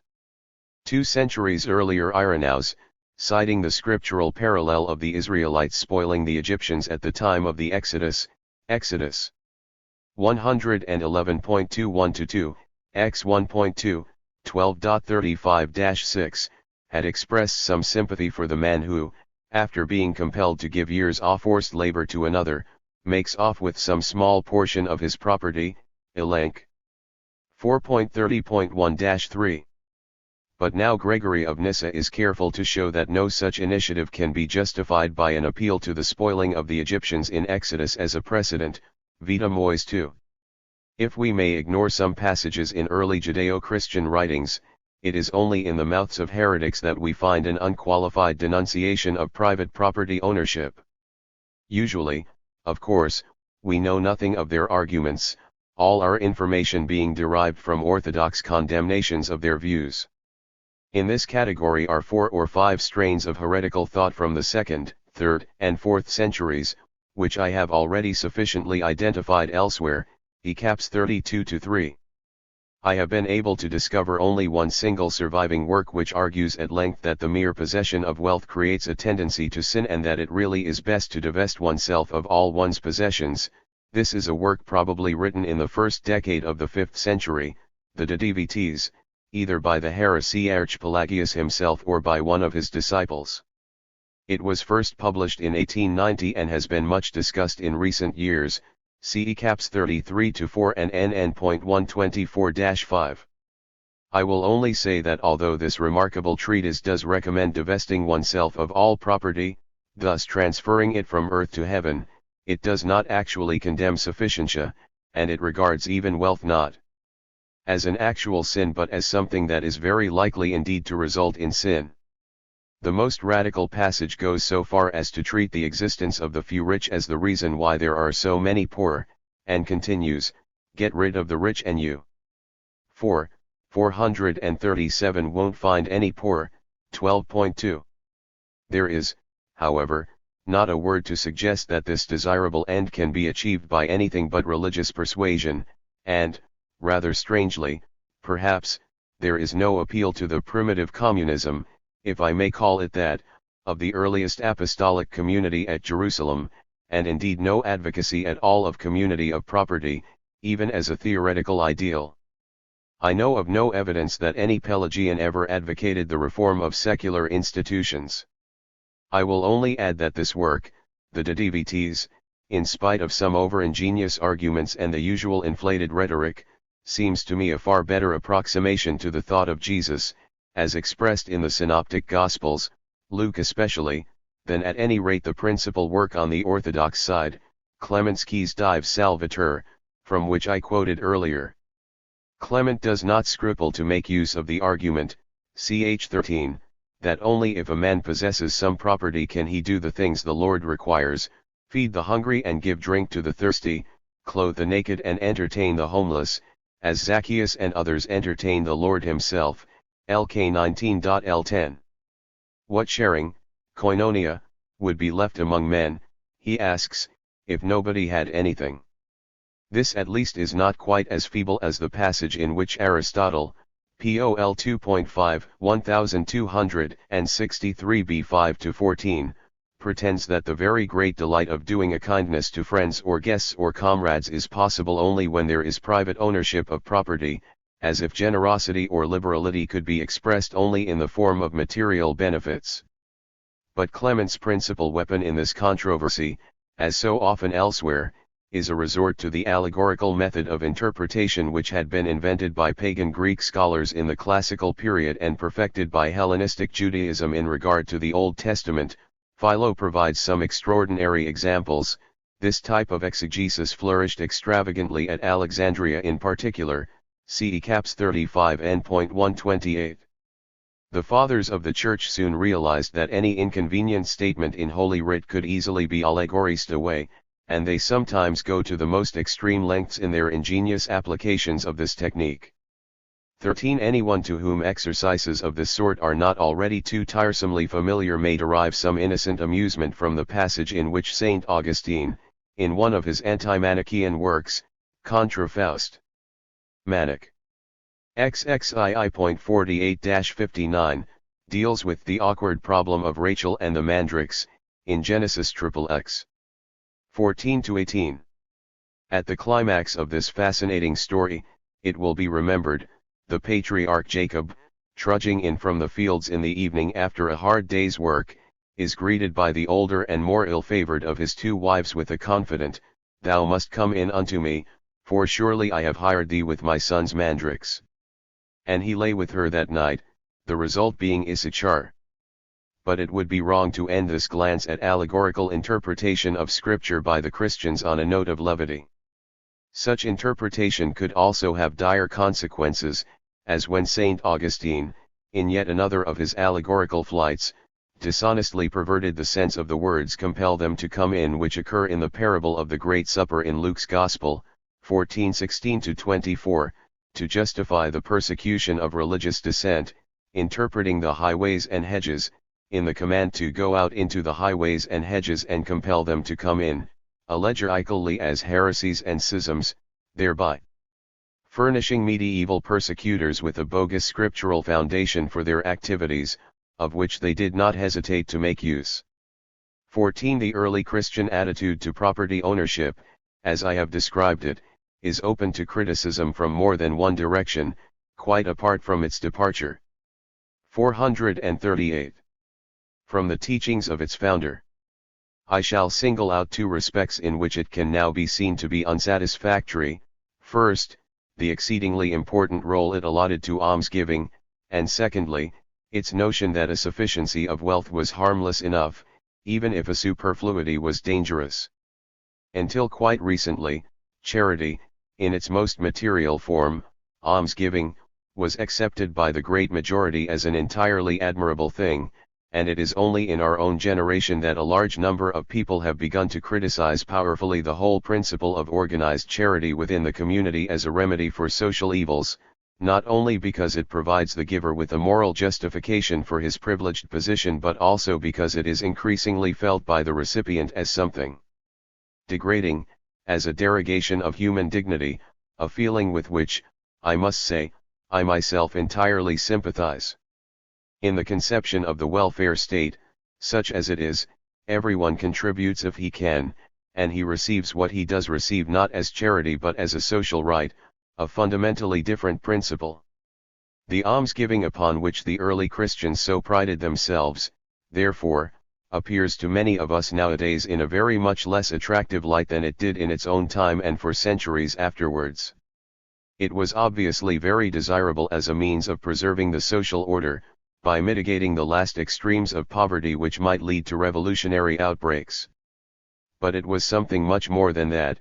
It also enabled the propertied class not merely to retain their wealth without any feelings of guilt, but even to glory in it, investing it with a moral aura derived from using a small proportion of it, fixed entirely at their own discretion, for good works that would help to ensure their own salvation. If charity had not been part of the patrimony inherited by Christianity from Judaism, and recommended by Jesus himself, the Church would surely have been driven to invent it.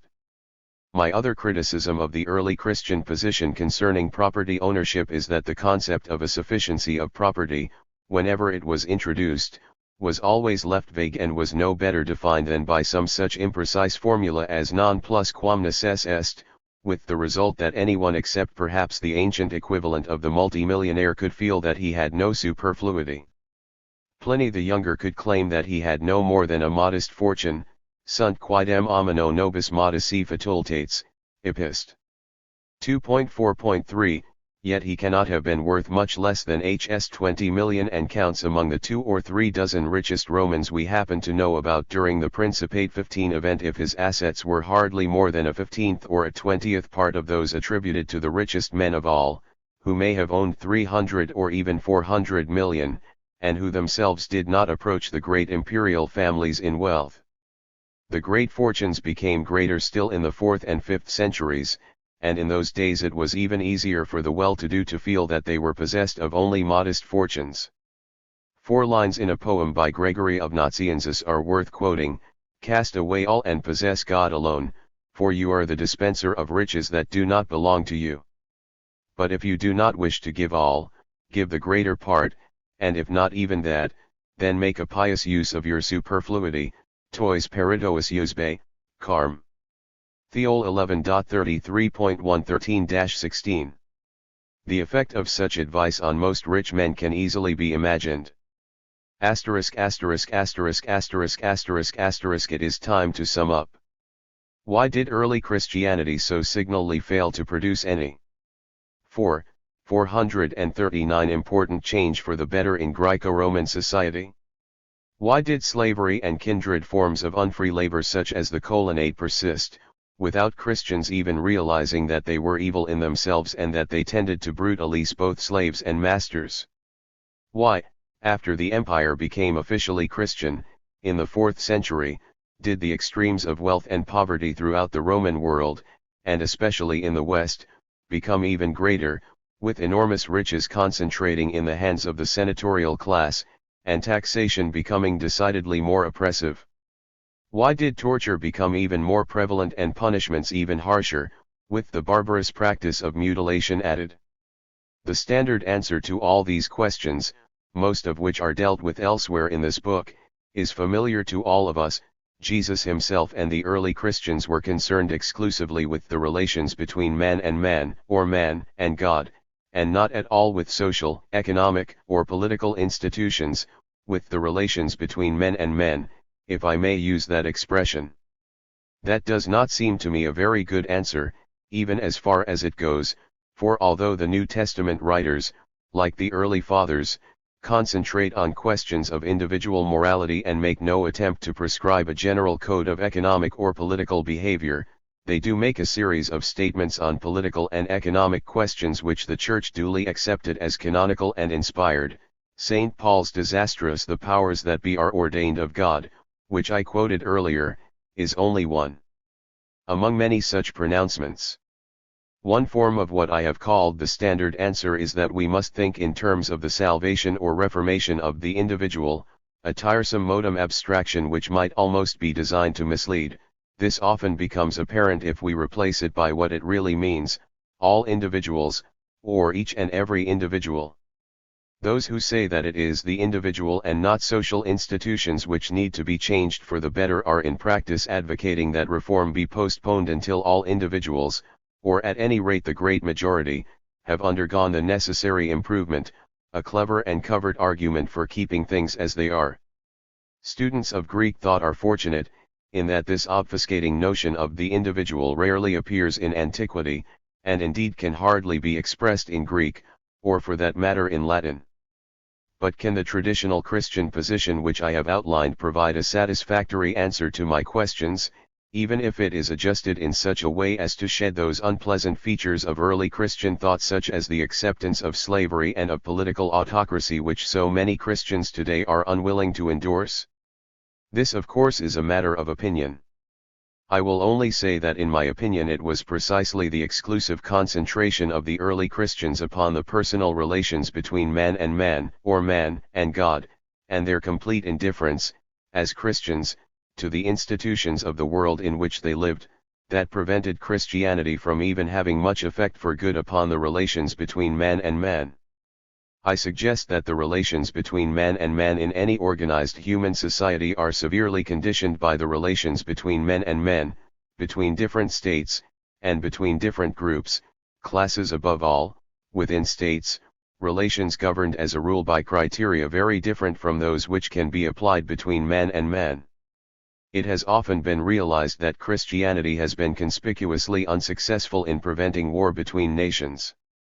It took the Church a long time to evolve a 440 doctrine of the just war, although incidentally even the early Roman Republic had a doctrine of the bellum iustum, derived from the principle of official law, that no war was acceptable to the Roman gods unless it was a defensive war, waged to protect Rome or her allies, itself nicely criticized by Cicero as the means by which the Romans gave their aggression the appearance of legitimacy, CE caps 36-7 and NN.131.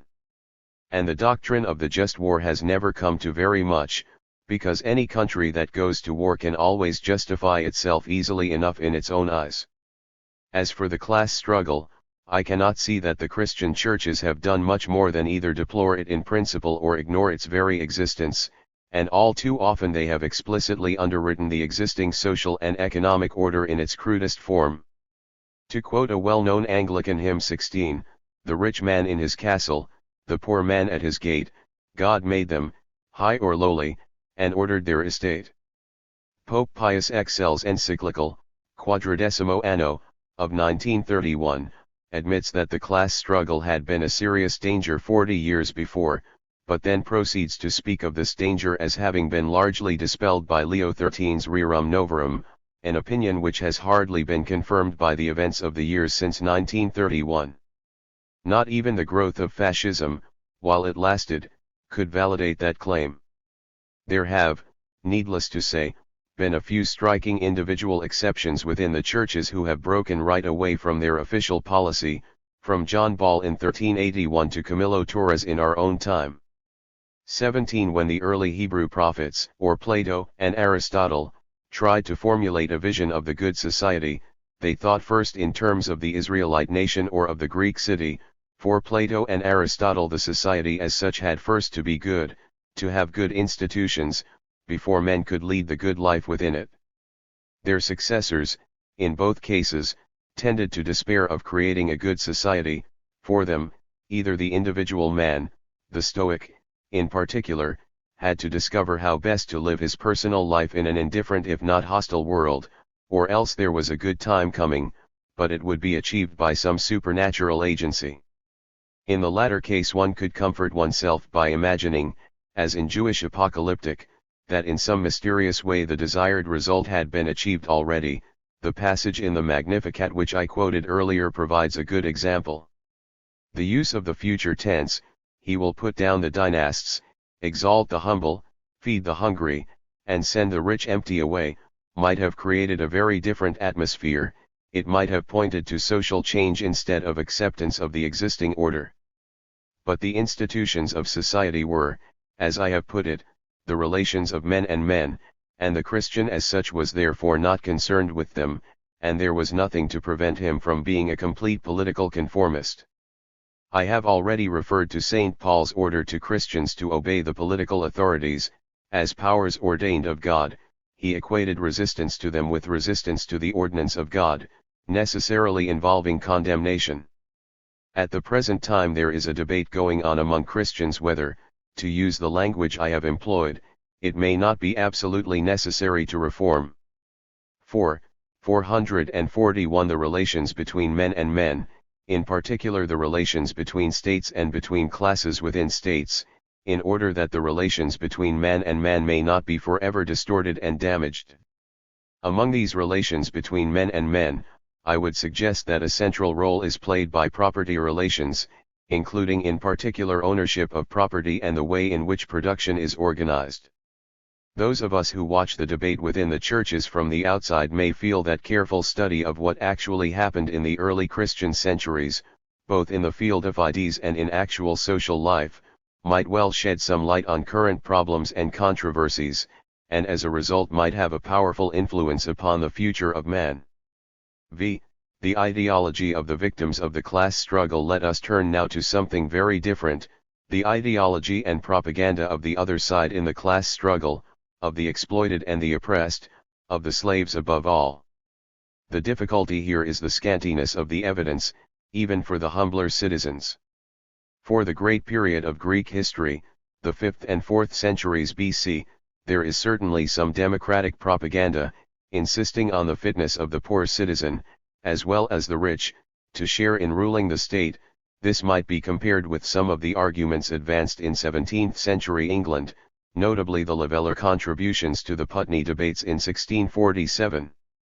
These debates, preserved in the Clark Papers, are most conveniently read in Woodhouse, PL 2, 1 to the Greek historian. Those debates should be exceptionally interesting, for the great question at issue was precisely that which divided Greek oligarchs and democrats: ought political rights to be strictly confined, as desired, for example, by Cromwell and Ireton, to men of substantial property?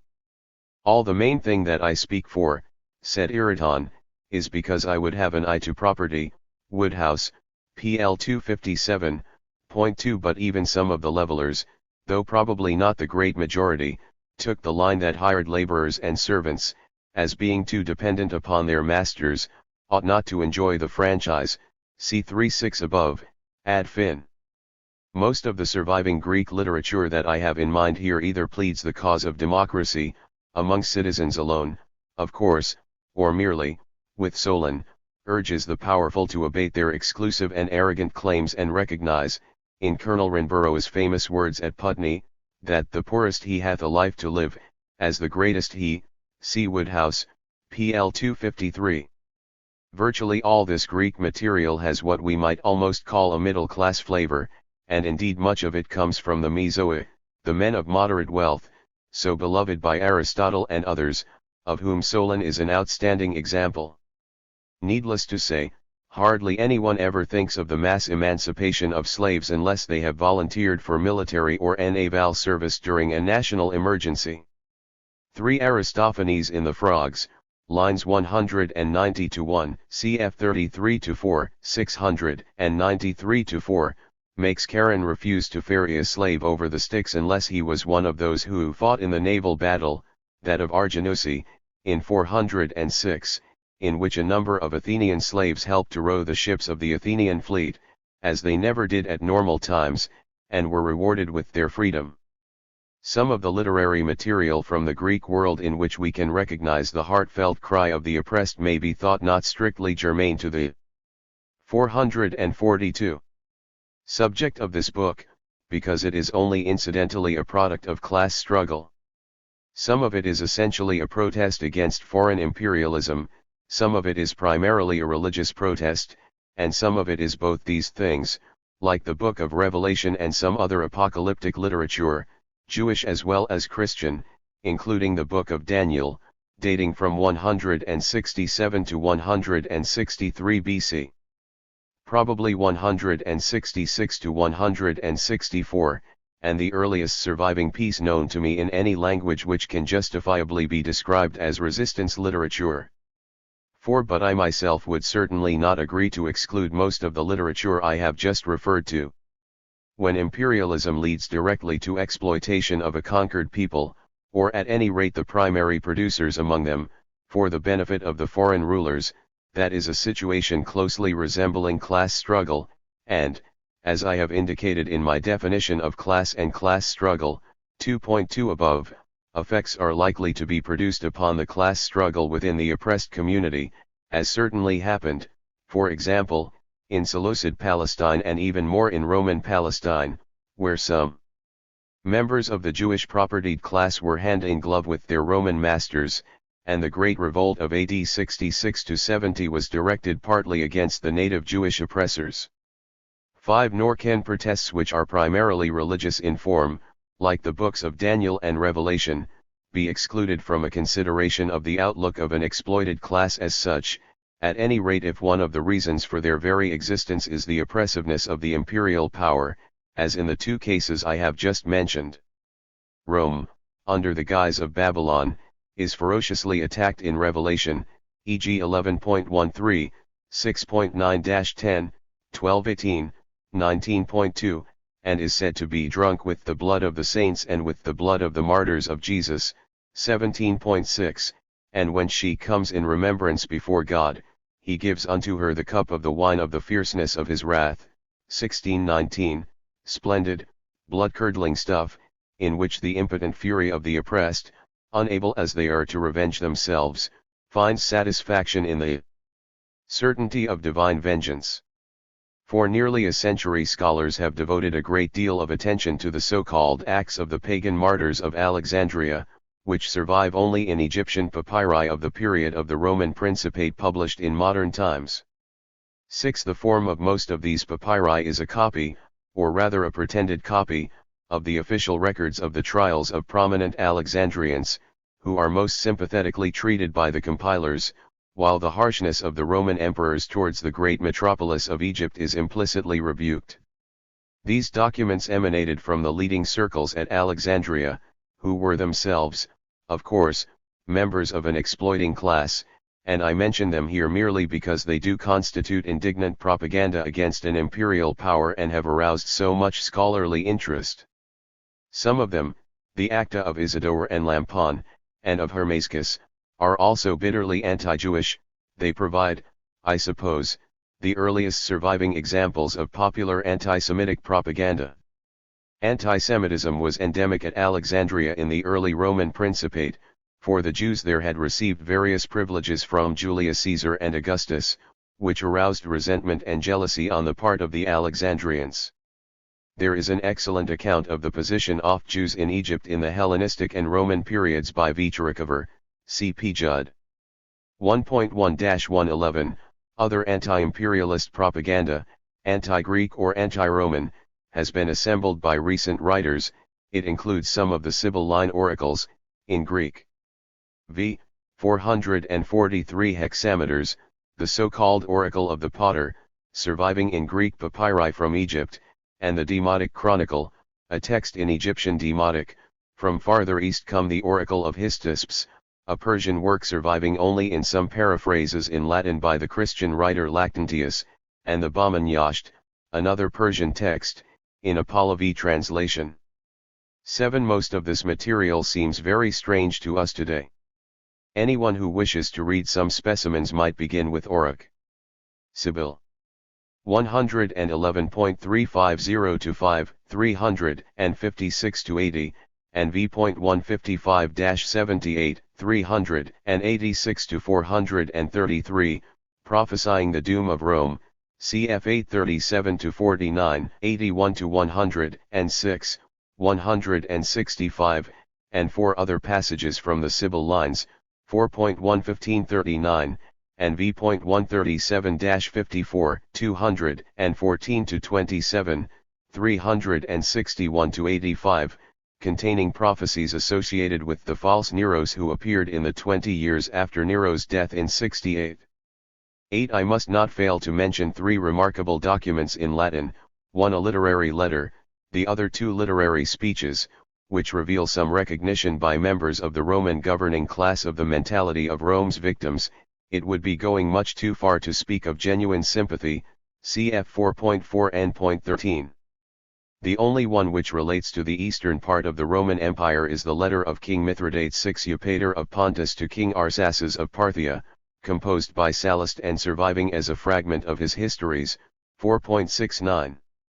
Mithridates attributes to the Romans a deep-seated desire for domination and rule as their one inveterate motive for making war on all nations, peoples, and kings. 5. The letter calls them the plague of the world, pestis orbis terram. 17. Accuses them of having become great by daring deceit and adding war to war, and declares that they will destroy everything or perish in the attempt. 20-1.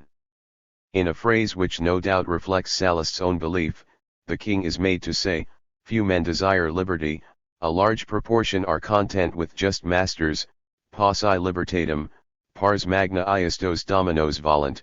18. The other 2 documents are speeches in Tacitus, relating to the western part of the empire, which also show some recognition of the mentality of the oppressed. The first is that of the fiercely anti-Roman British chieftain Calgicus, Agric 30-2, who is depicted addressing his men before the Battle of the Mons Graupius, perhaps not far south of Inverness, in AD 83 or 84. It contains defiant statements about liberty which, in Tacitus, are hardly more than Roman clichés, and must have been written with quiet derision on his part, but one remark has echoed down the ages: when the Romans, says Calgicus, create a desolation, they call it peace, ubi solitudinem faciant, pacem appellant. 30.6. The other speech, in Annals I-17, is the one I have referred to near the end of 4.4 above, by a leader of the mutiny of the Pannonian legions in AD 14, named Persenius, described by Tacitus as a former leader of one of the theatrical factions and represented by him as a noxious demagogue, See especially 4.4 and 13. The real detestation felt by Tacitus for any agitator who pleased the lower orders in the provinces by uttering sentiments hostile to Rome or its rulers emerges nicely from the brief but concentrated invective of Hist. 4.68 against Julius Valentinus, a leading man of the Treveri, who at an assembly during the Gallic revolt of AD 70 heaped insults and odium upon the Roman people. Tacitus scorns to itemize these, and contents himself with remarking that they included all the charges commonly levelled against great empires, which, if he is not merely dismissing them with contempt, he presumably regarded as too familiar to need specification. I shall do no more than record in a note 9 a few examples of other 444 speeches, usually describing subjection to Rome as slavery, which are put by Tacitus or Dio Cassius into the mouths of leaders of rebellion against Rome. There is one form of expression of protest, associated particularly, though not solely, with slaves, which deserves to be singled out, the fable.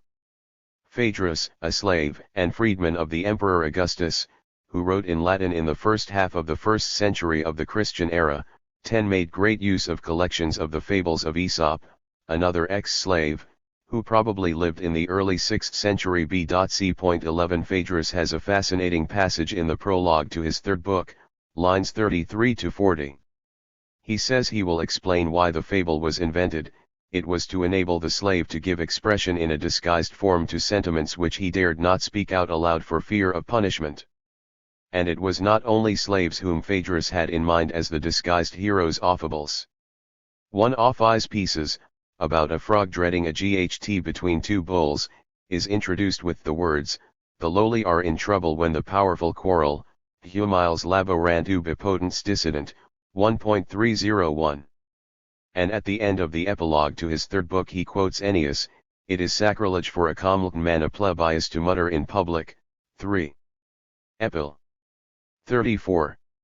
Another fable, intended to demonstrate how sweet liberty is, speaks of the wolf who is on the point of being persuaded by the dog to serve his master when he notices that the dog's neck has been galled by a chain. Realizing what this means, he refuses to join the dog in servitude. 3.7, cf. Bobrius 100, Pabuli Aviani 37. The fable I like best of all is explicitly concerned not merely with slaves but with the poor in general. The paupers. Phaedrus introduces it with the words, "A change in the person who controls the state, if I may so translate, in principatu commutando, brings to the poor no change in their situation but a change of master, nil praeter dominum," if that is the correct reading. This fable, I-15, is about a timid old man, pasturing a donkey in a meadow, when suddenly a hostile army approaches. The old man begs the donkey to flee with him, to avoid capture. But the donkey merely inquires if the enemy will make him carry 2 packs at once, and when his owner says he does not suppose they will, refuses to move. "What does it matter to me whose servant I am," he asks, "so long as I carry only 1 pack at a time?"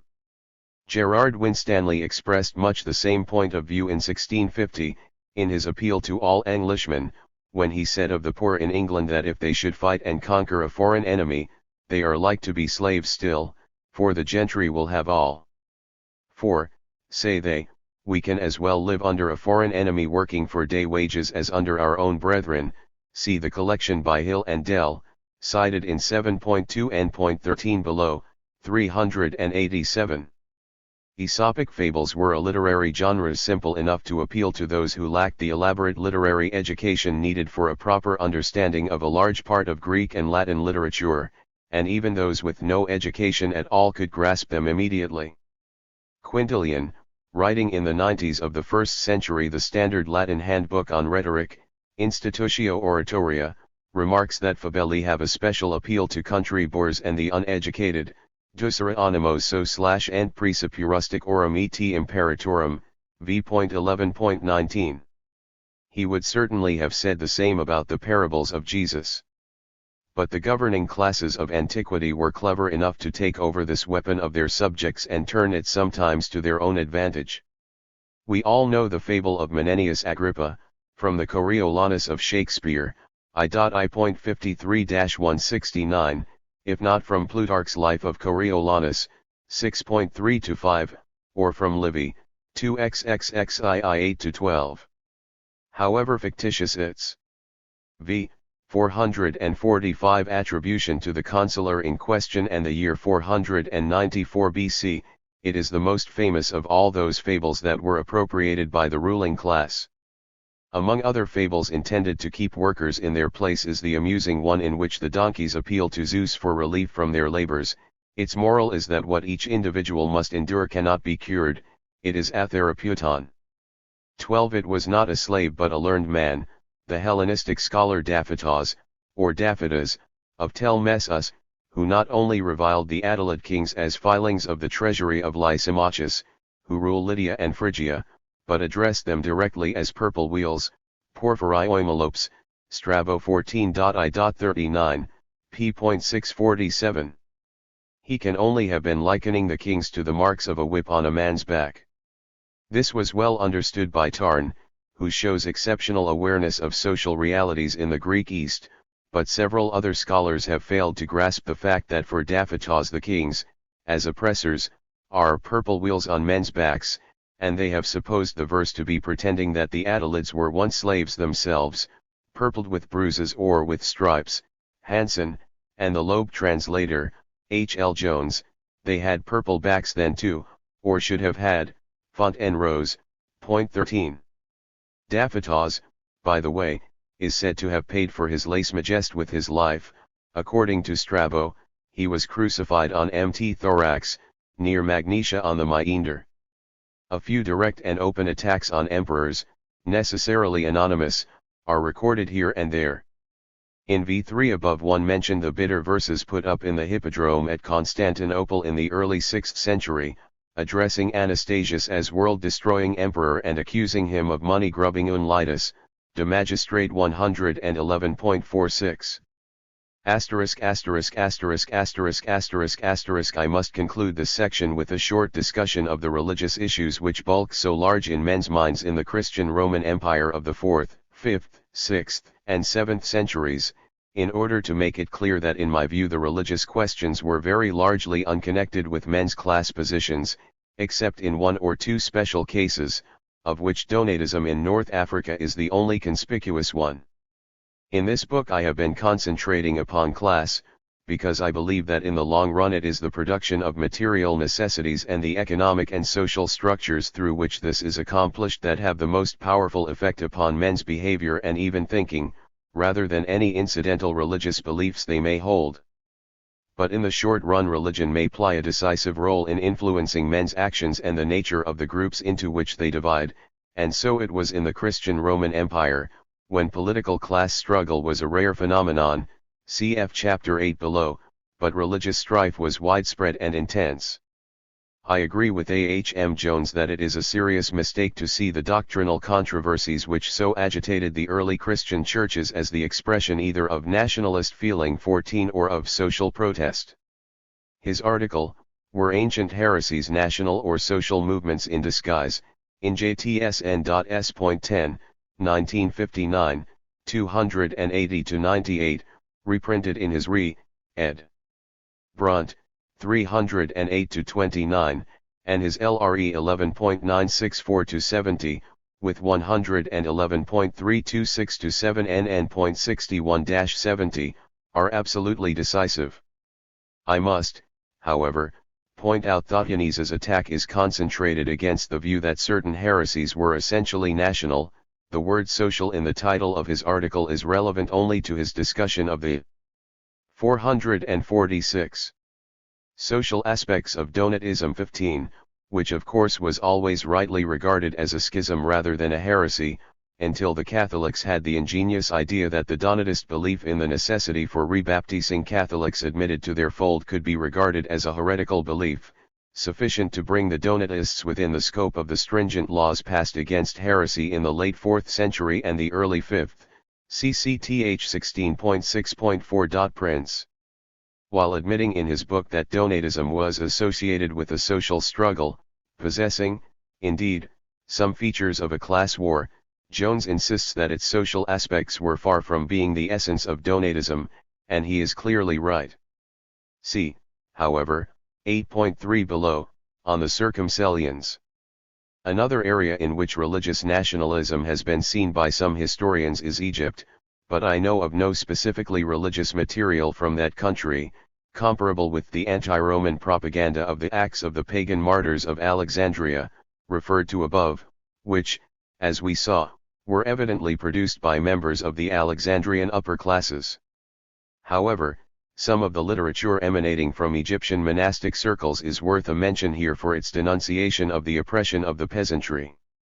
It was of course essentially religious, and its social character was purely secondary and due to the fact that during the later empire paganism, outside Alexandria, at any rate, became increasingly confined to the upper classes.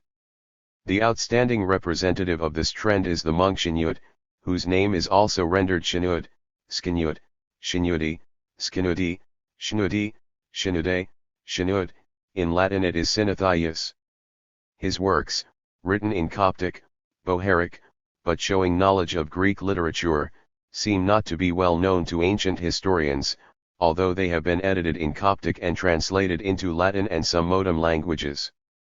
Shinyut was abbot of the White Monastery at Atripe in the desert of the Thebaid, Upper Egypt, where he is said to have lived for more than 80 years from the 380s onwards and to have died at well over 100, perhaps as late as 466.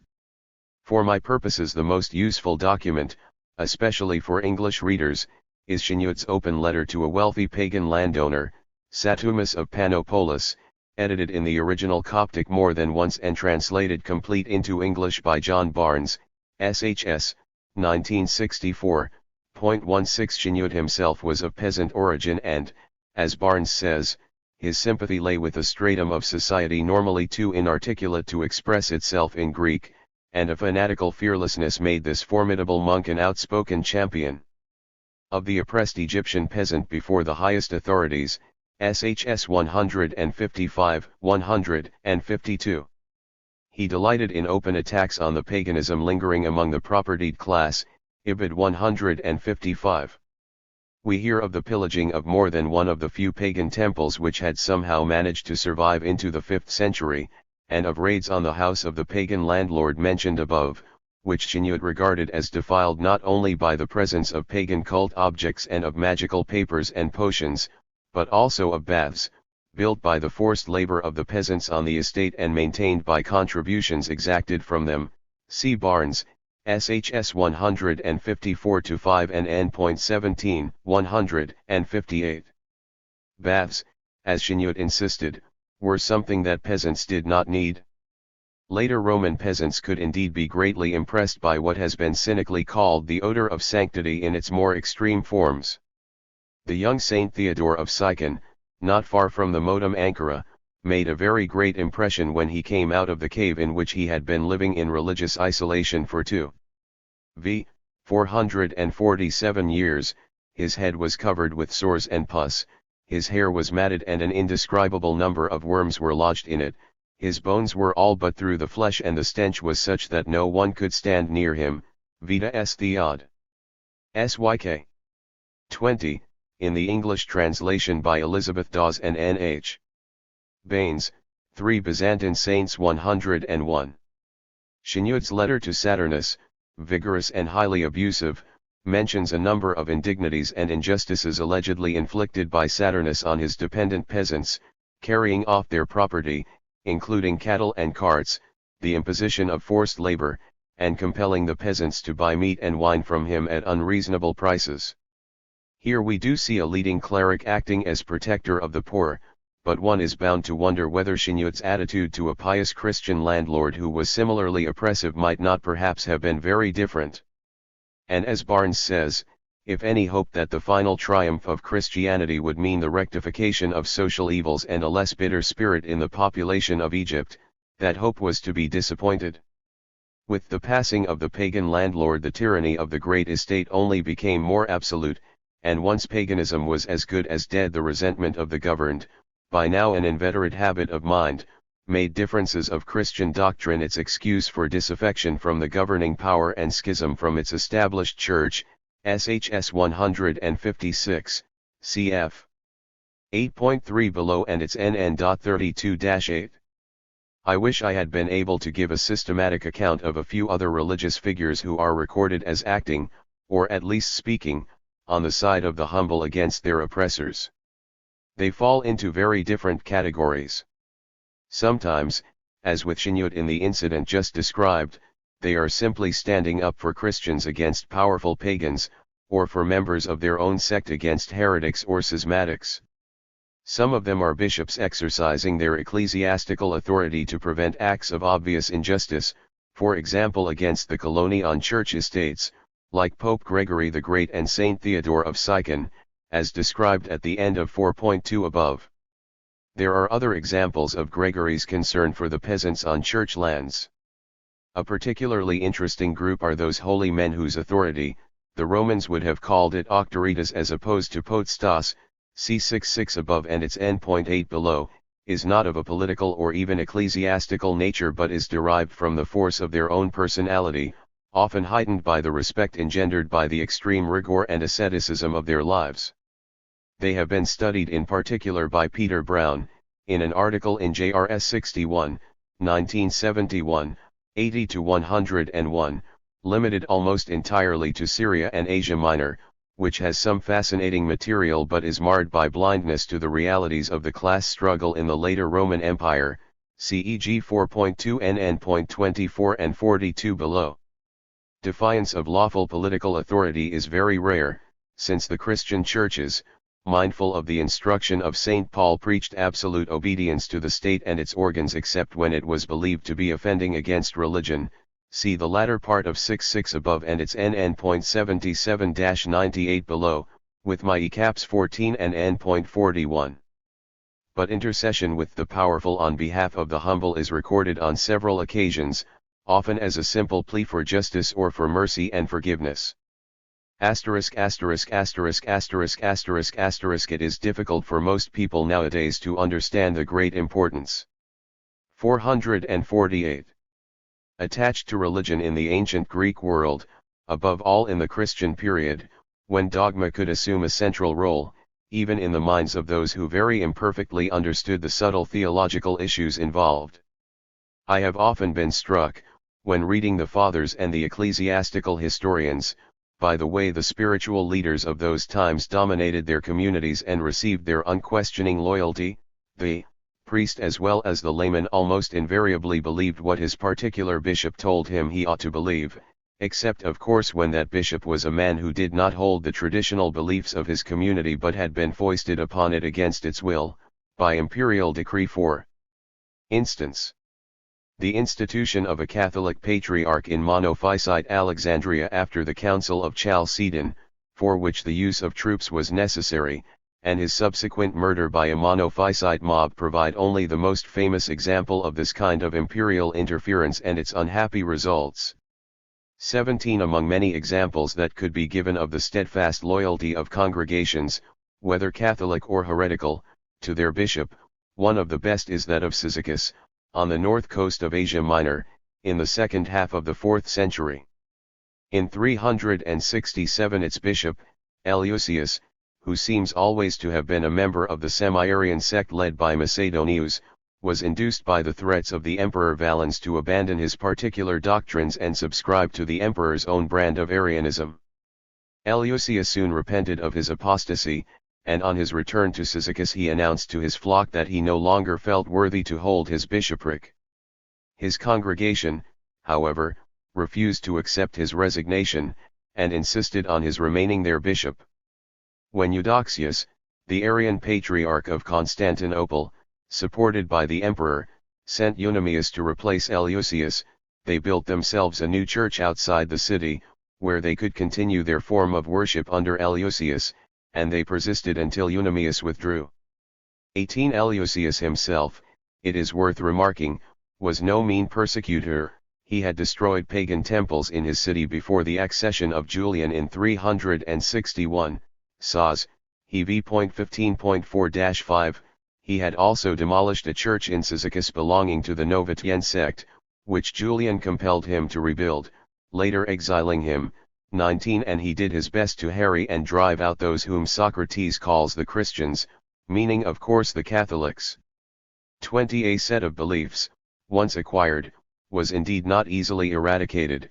What made most of the German people so stubbornly Arian for so long was simply the fact that Arianism was the form of Christianity they had originally adopted.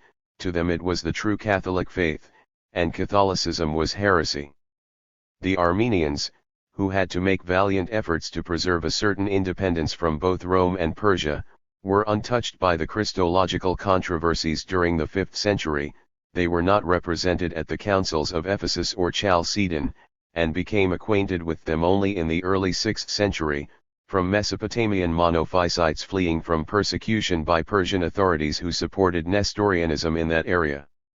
The Armenians consequently condemned Nestorianism and adopted a monophysite form of Christianity, which they retain to this day. The Egyptians, as Jones says, were in turn Homoousians and monophysites partly because they had been taught no other doctrine, but mainly because these were the faiths of their great popes Alexander and Athanasius, Cyril and Dioscorus, and the fact that the Council of Chalcedon not only condemned Dioscorus but also gave precedence in the East, above v. 449 Alexandria, to Constantinople, the upstart see whose pretensions the Patriarchate of Alexandria had always resented and often successfully crushed, was an important factor in making Chalcedon detestable to the Egyptians, LRE 2966-7. Even quite small pockets of eccentric belief of one kind or another might persist for a long time in particular areas, as in the village in Numidia, part of St. Augustine's diocese of Hippo, where all the inhabitants were Abelitesal practicing a strange variety of continence and perpetuating their community by adoption, until they were brought to see the error of their ways by St. Augustine, De Hares 87, in MPLXLII.47. Such peculiar communities were far less likely to exist for long inside cities, but we hear, for example, of a congregation of Tertullianists at Carthage who worshipped separately in churches of their own and only gave up the last one to the Catholic Bishop of Carthage at the end of the 4th century or in the early 5th, August, De Hares 86, in MPLXLII.46. Religion in those days was universally regarded as a matter of enormous importance, and it was generally believed by Christians that holding the wrong dogma, and sometimes even practicing the wrong ritual, might involve eternal damnation, a position which is far from extinct today, of course, although it is very much less widespread than in the later Roman Empire. The niceties of doctrine could obsess very ordinary minds. Gregory of Nyssa has a delightful sketch of the passionately theological atmosphere of Constantinople in the late 4th century, which has often been cited but is still worth repeating. If you inquire about your change, you will get a piece of philosophizing about the begotten and the unbegotten, he warns. If you ask the price of a loaf of bread, the reply is the Father is greater and the Son inferior. And if you say, is the bath ready, the answer is that the Son is from nothing, or it died. Phil, in MPG XL 6.557.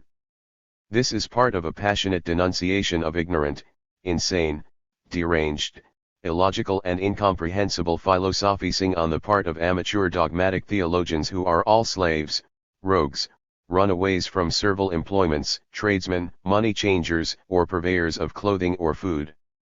I have rearranged the elements of the invective slightly, but every expression I have used comes directly from the text. These are pleasantries of a type to which many of the fathers of the Church were addicted when denouncing other Christians belonging to a rival sect. Gregory is saying that Constantinopolitan theologizing is what we might call a mere mouthing of slogans, and so indeed it is likely to have been on the part of most laymen and even many clerics and monks, who were simply persevering, faithfully but blindly, like human trams, in the truths, as they saw them, which they had received from their spiritual leaders. This passage is often cited by itself, out of context, and those who quote it usually fail to observe the essential fact that the formulae which Gregory so abhorred were detestable not because they were mindless slogans, but because they were Arian slogans.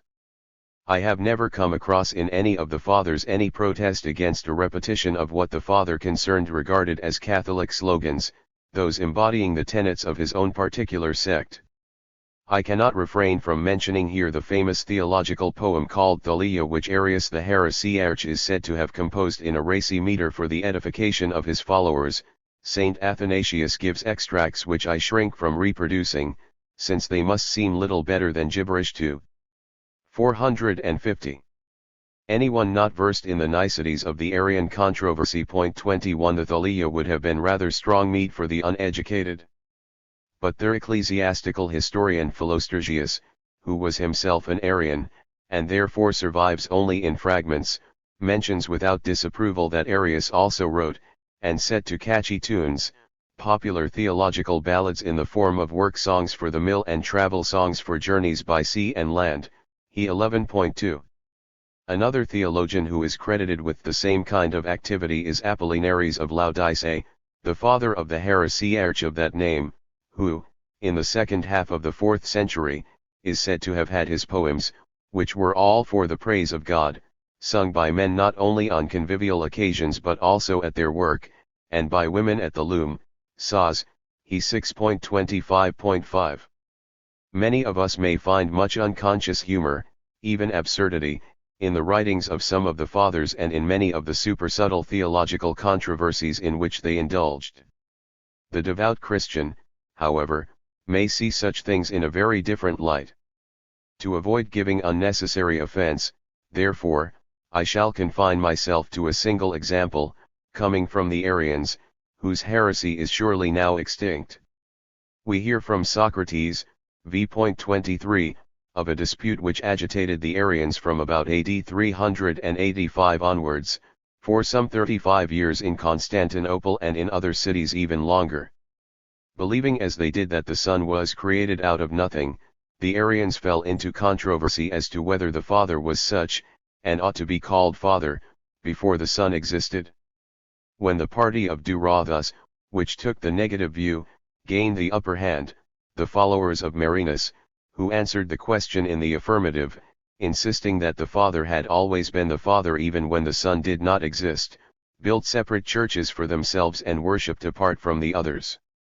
Socrates adds that the latter section of the Arians were nicknamed Satharians, after one of their number, Theoctistus, who was said to have been a cake seller, Sathiropoles.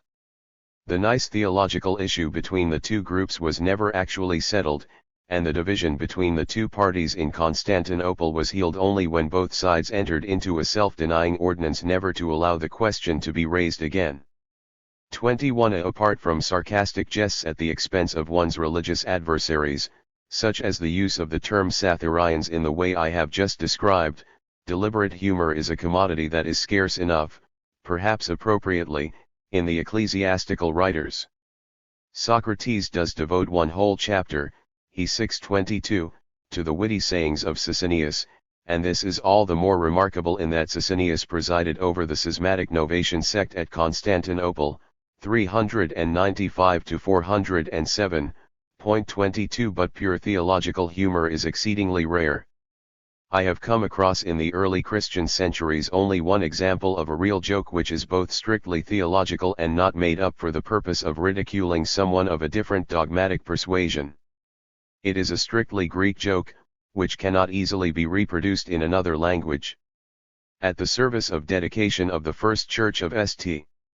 Sophia in Constantinople on February 15, 360, the Arian Eudoxius, who was Patriarch of Constantinople from 360 to 370, startled the congregation by opening his dedicatory sermon with the words, "The Father is impious Asabes, the Son pious Eusebes."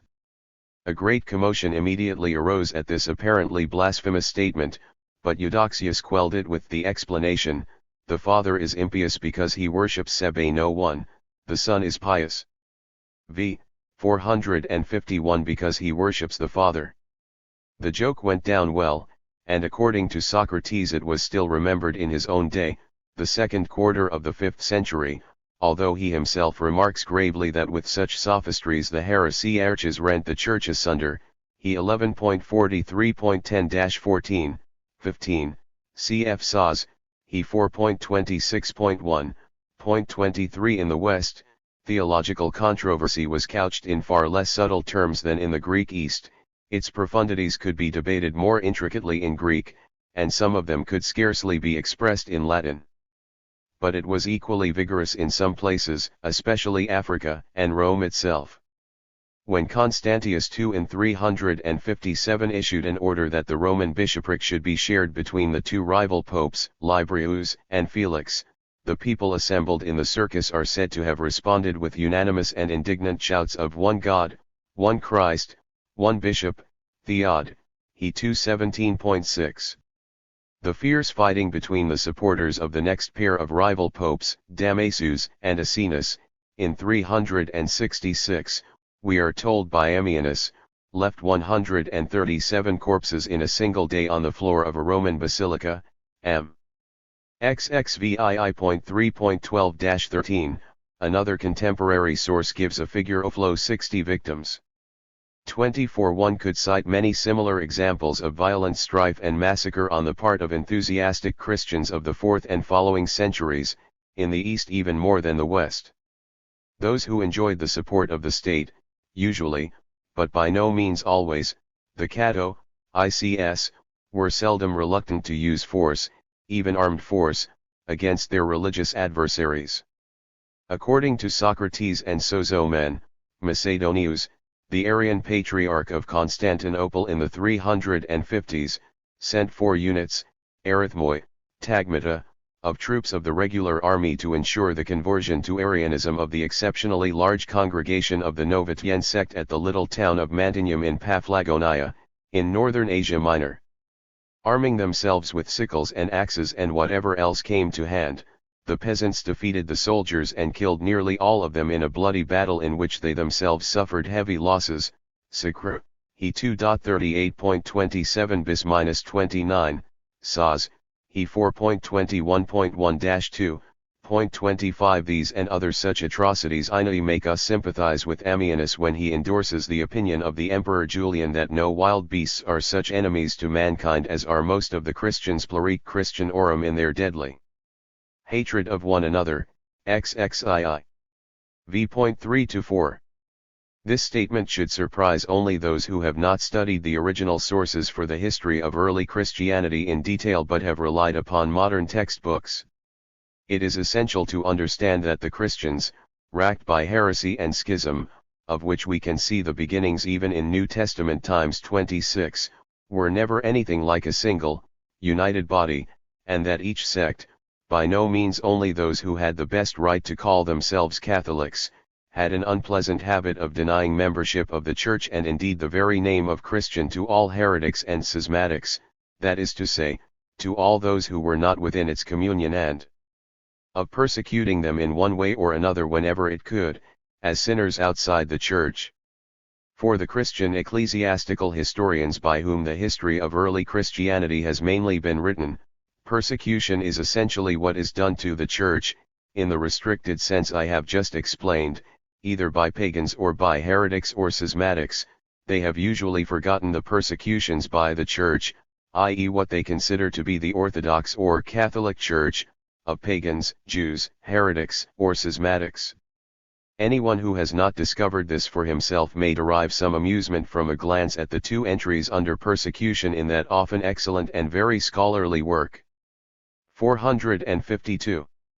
The Oxford Dictionary of the Christian Church 2, 1974. One deals solely with the persecution of the early Christians and the other reads merely, persecution, see toleration, and when we look under toleration we find only a very brief reference to the persecutions conducted by the early Christians, with hardly more than the remark, St. Augustine went so far as to demand corporal punishment for heretics and schismatics, and we then jump straight to the Middle Ages. In an unpublished report delivered to the International Colloquium on Ecclesiastical History held at Oxford in September 1974, a revised version of which I shall publish shortly, I tried to explain the earlier stages in the process of persecution by the Christian churches which made of organized Christianity, over more than a millennium and a half, a persecuting force without parallel in the world's history. I doubt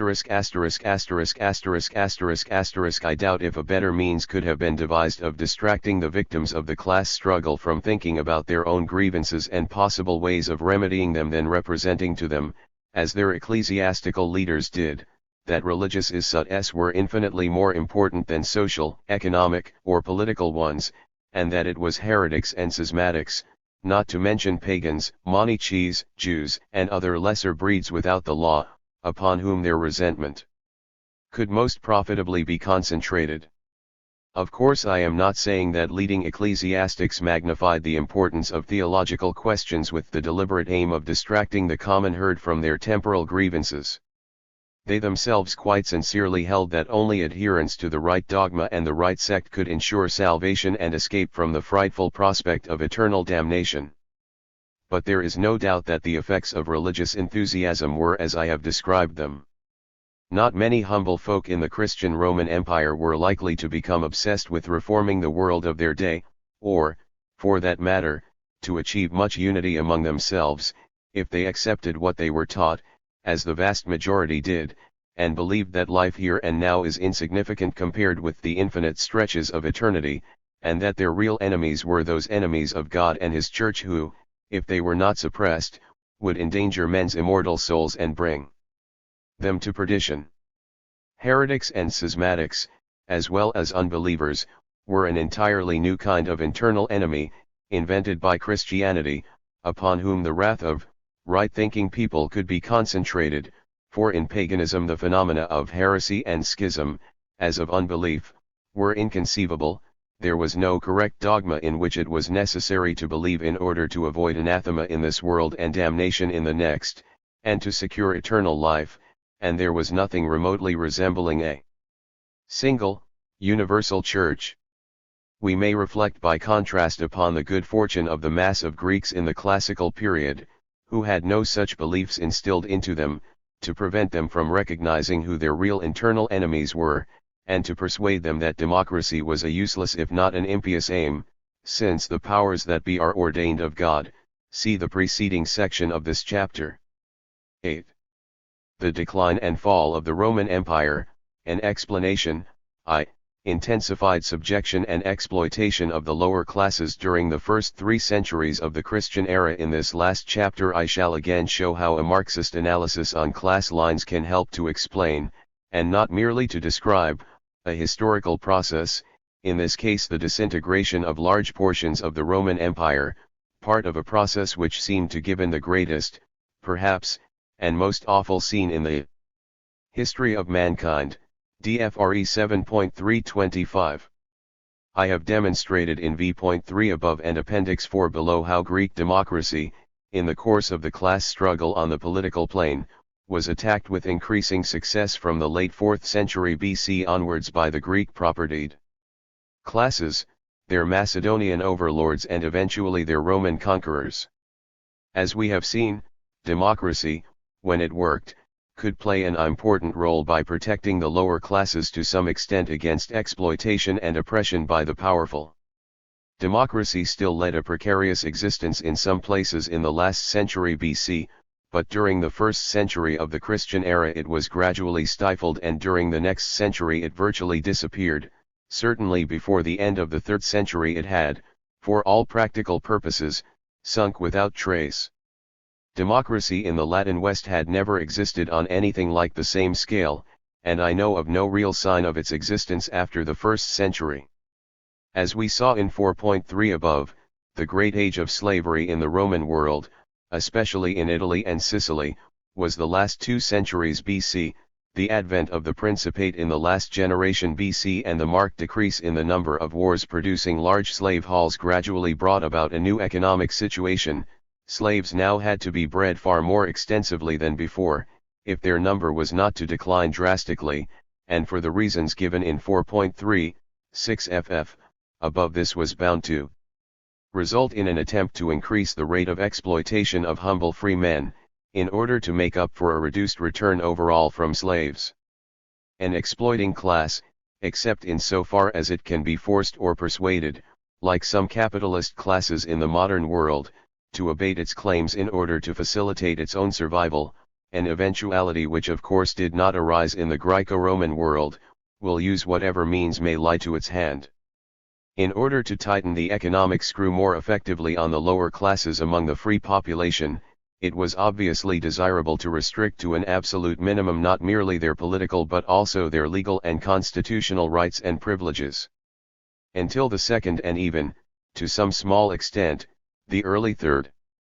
454 century of the Christian era, these rights and privileges might vary greatly, in the Greek world under Roman rule, both in theory and, to a less extent, in practice, according to whether a man was, a Roman citizen, civis Romanus, 1, b.